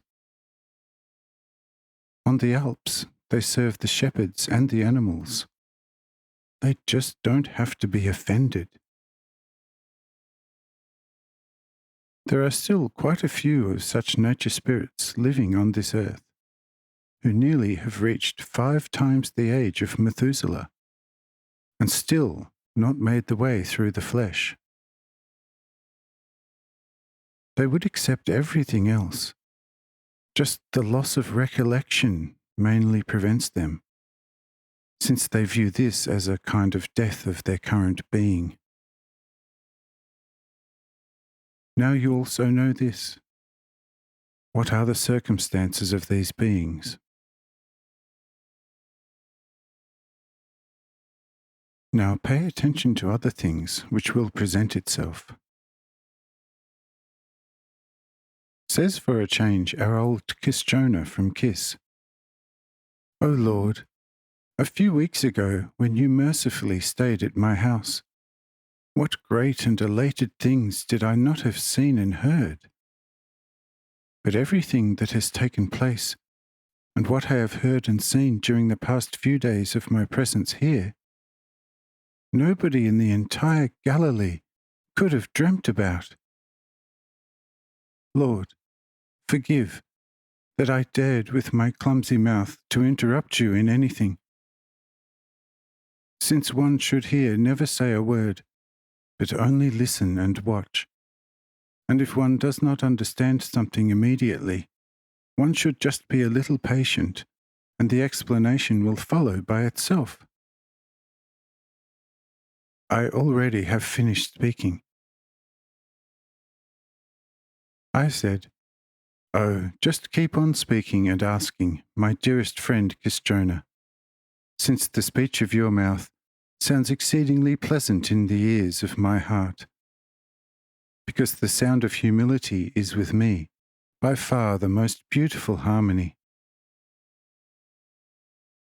Yesterday, during the day, you also have listened to the marvelous tone which my angel Raphael sang. But nevertheless, how heavenly beautiful this tone sounded! The purest sound of true humility is in my ears, incomparably more marvelous.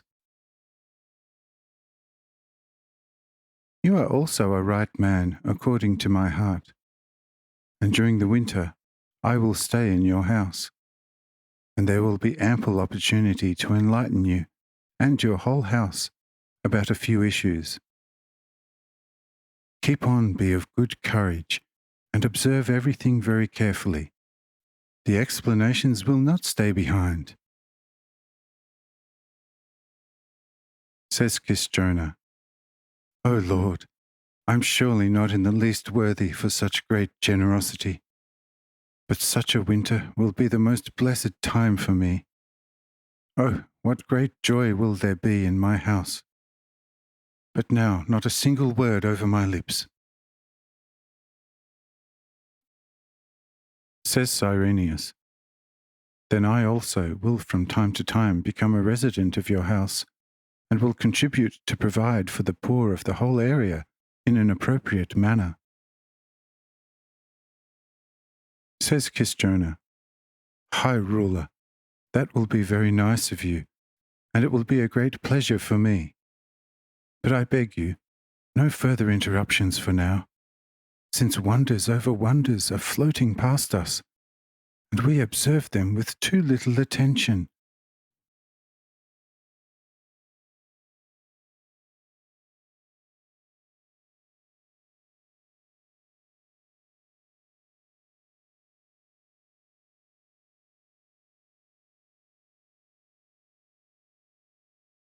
"49.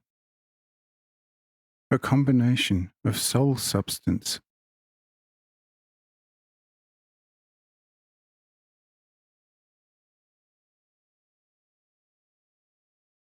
Said Mathau, "Oh ho!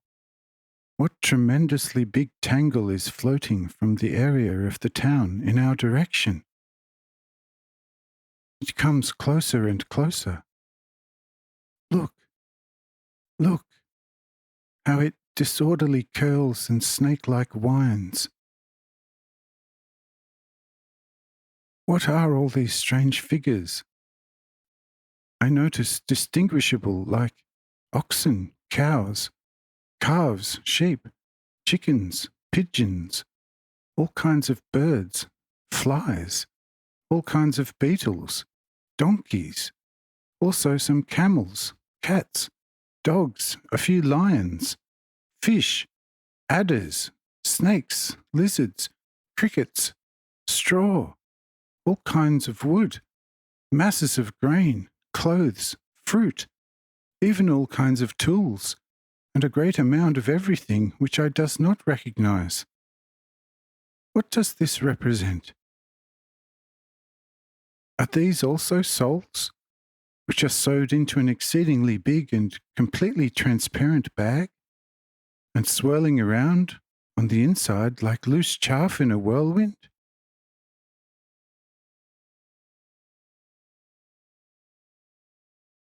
I said, "These are souls, or respectively spirits of a lower kind, a disaster company held together for some time, which only then will part once it has become riper inside the nourishing bag."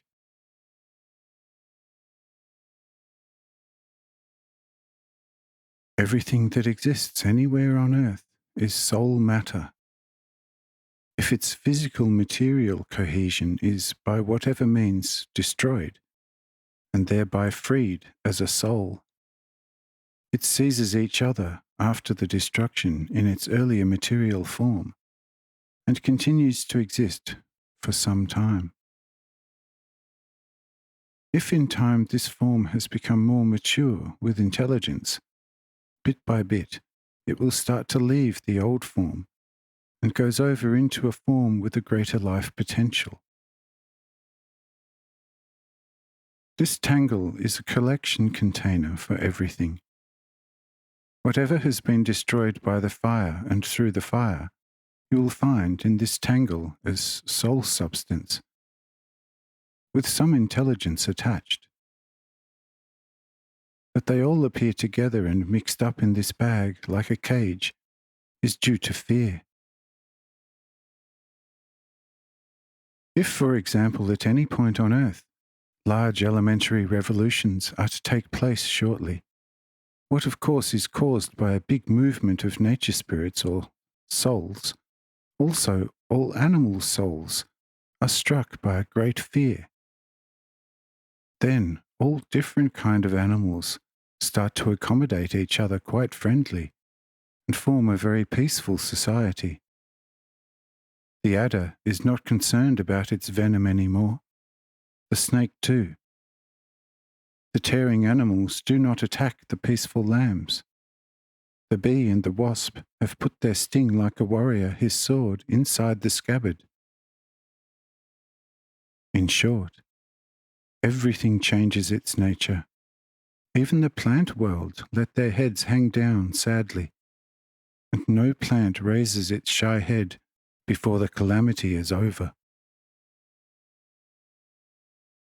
Really everything, with the exception of man, which was destroyed by such an opportunity, unite with each other as soul substance after the destruction in the continuing fear, and if necessary, protects itself by an outer skin.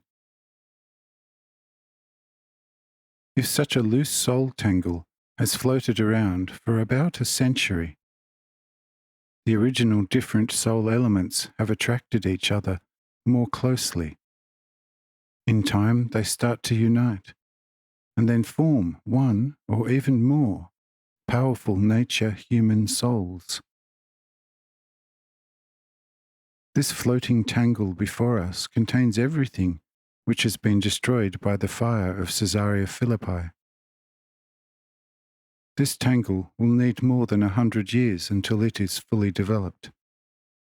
But then, more than 100 mature human souls will penetrate the light outer skin, and about another 100 years later, make their way through the flesh.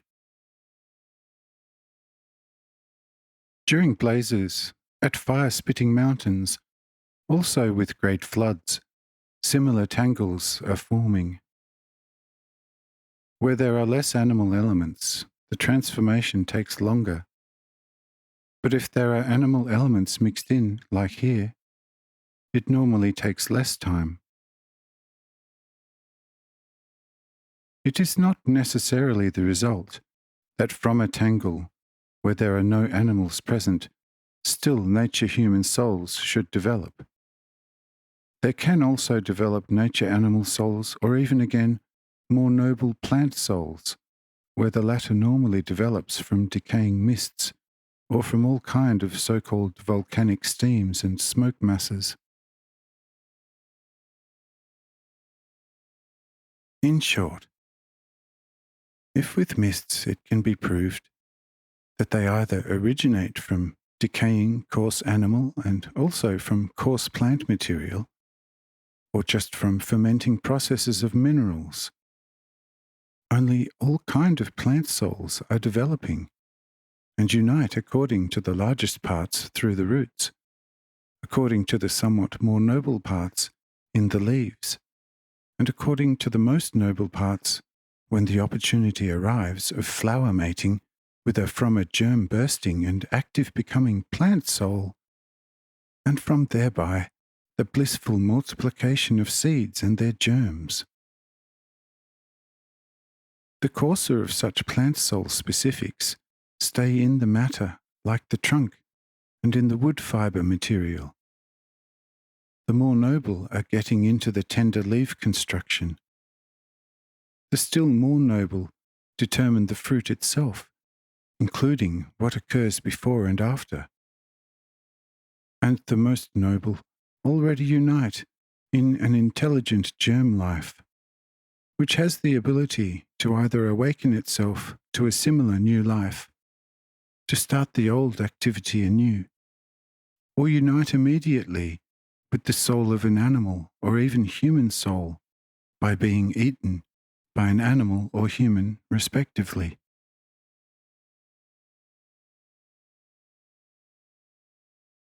Therefore, man mainly only enjoys the fruit of plants so that the plant germ souls can immediately unite with his soul. The coarser parts of the core and the fruit only with the blood and flesh and with the cartilages and bones, which after the separation, as still impure, has to reach purity by several cycles in the kingdom of the plant world, until it fully matures as a germ spirit to be taken up in a new animal or even human soul. Now you know, by the way, how these tangles originate and what happens to them, and what their final goal is. And therefore you can continue with your observations and see if there is not another appearance coming up.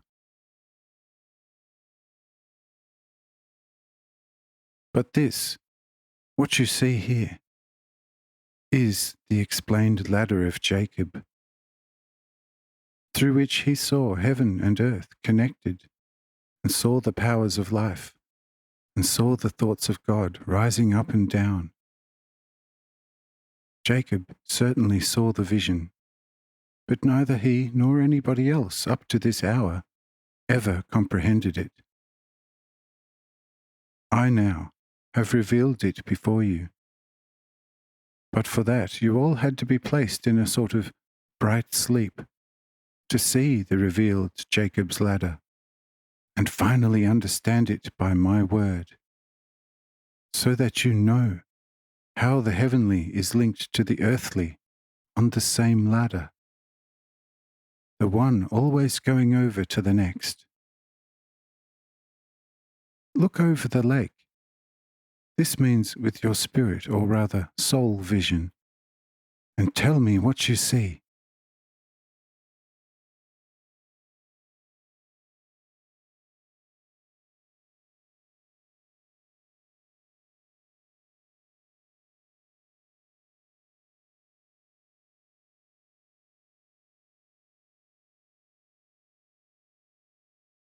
ch1to50. The nature of oxygen.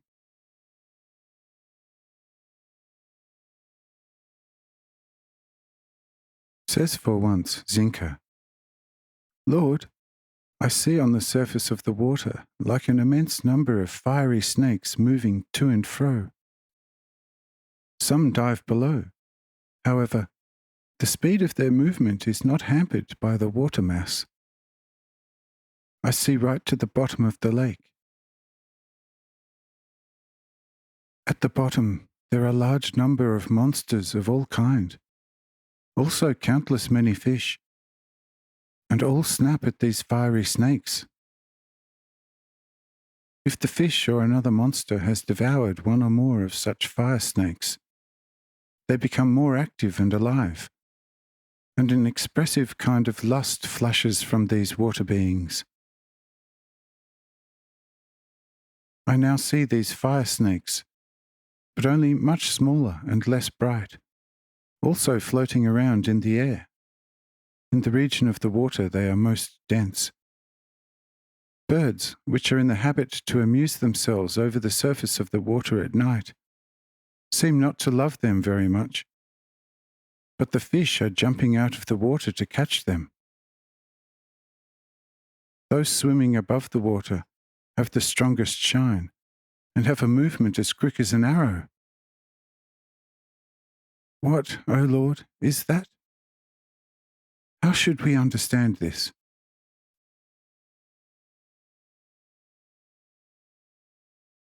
I said, this what you see there is the actual nourishing material of life.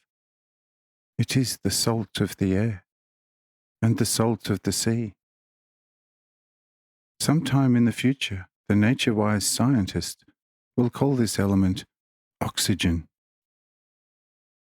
They will not see it, but observe it, and they will determine its properties and its occurrence more or less, or also its complete absence. Water, as the main life element for plants, animals, and people, must have this oxygen in abundance, especially the large world oceans. The animals in the water would not be able to live if the water would not be continuously befilled in plentiful measures with this material. This material is originally the actual soul substance and corresponds with the thoughts before they are even combined into an idea. But where you can find this soul life material in sufficient quantities compressed together, soon a form will show, either animated, this means as tender and moving, or as completely stiff like a rock or like a piece of dead wood. Just look especially at the shores, and in some places you will discover a particular dotted, stinging lightning. This originates from the crowding together of this life material. You can see it now how our fire snakes here and there are coming together like a lump by the hundreds of thousands in numbers. Such a lump, formed like by coincidence, produces for a short period of time a very bright light.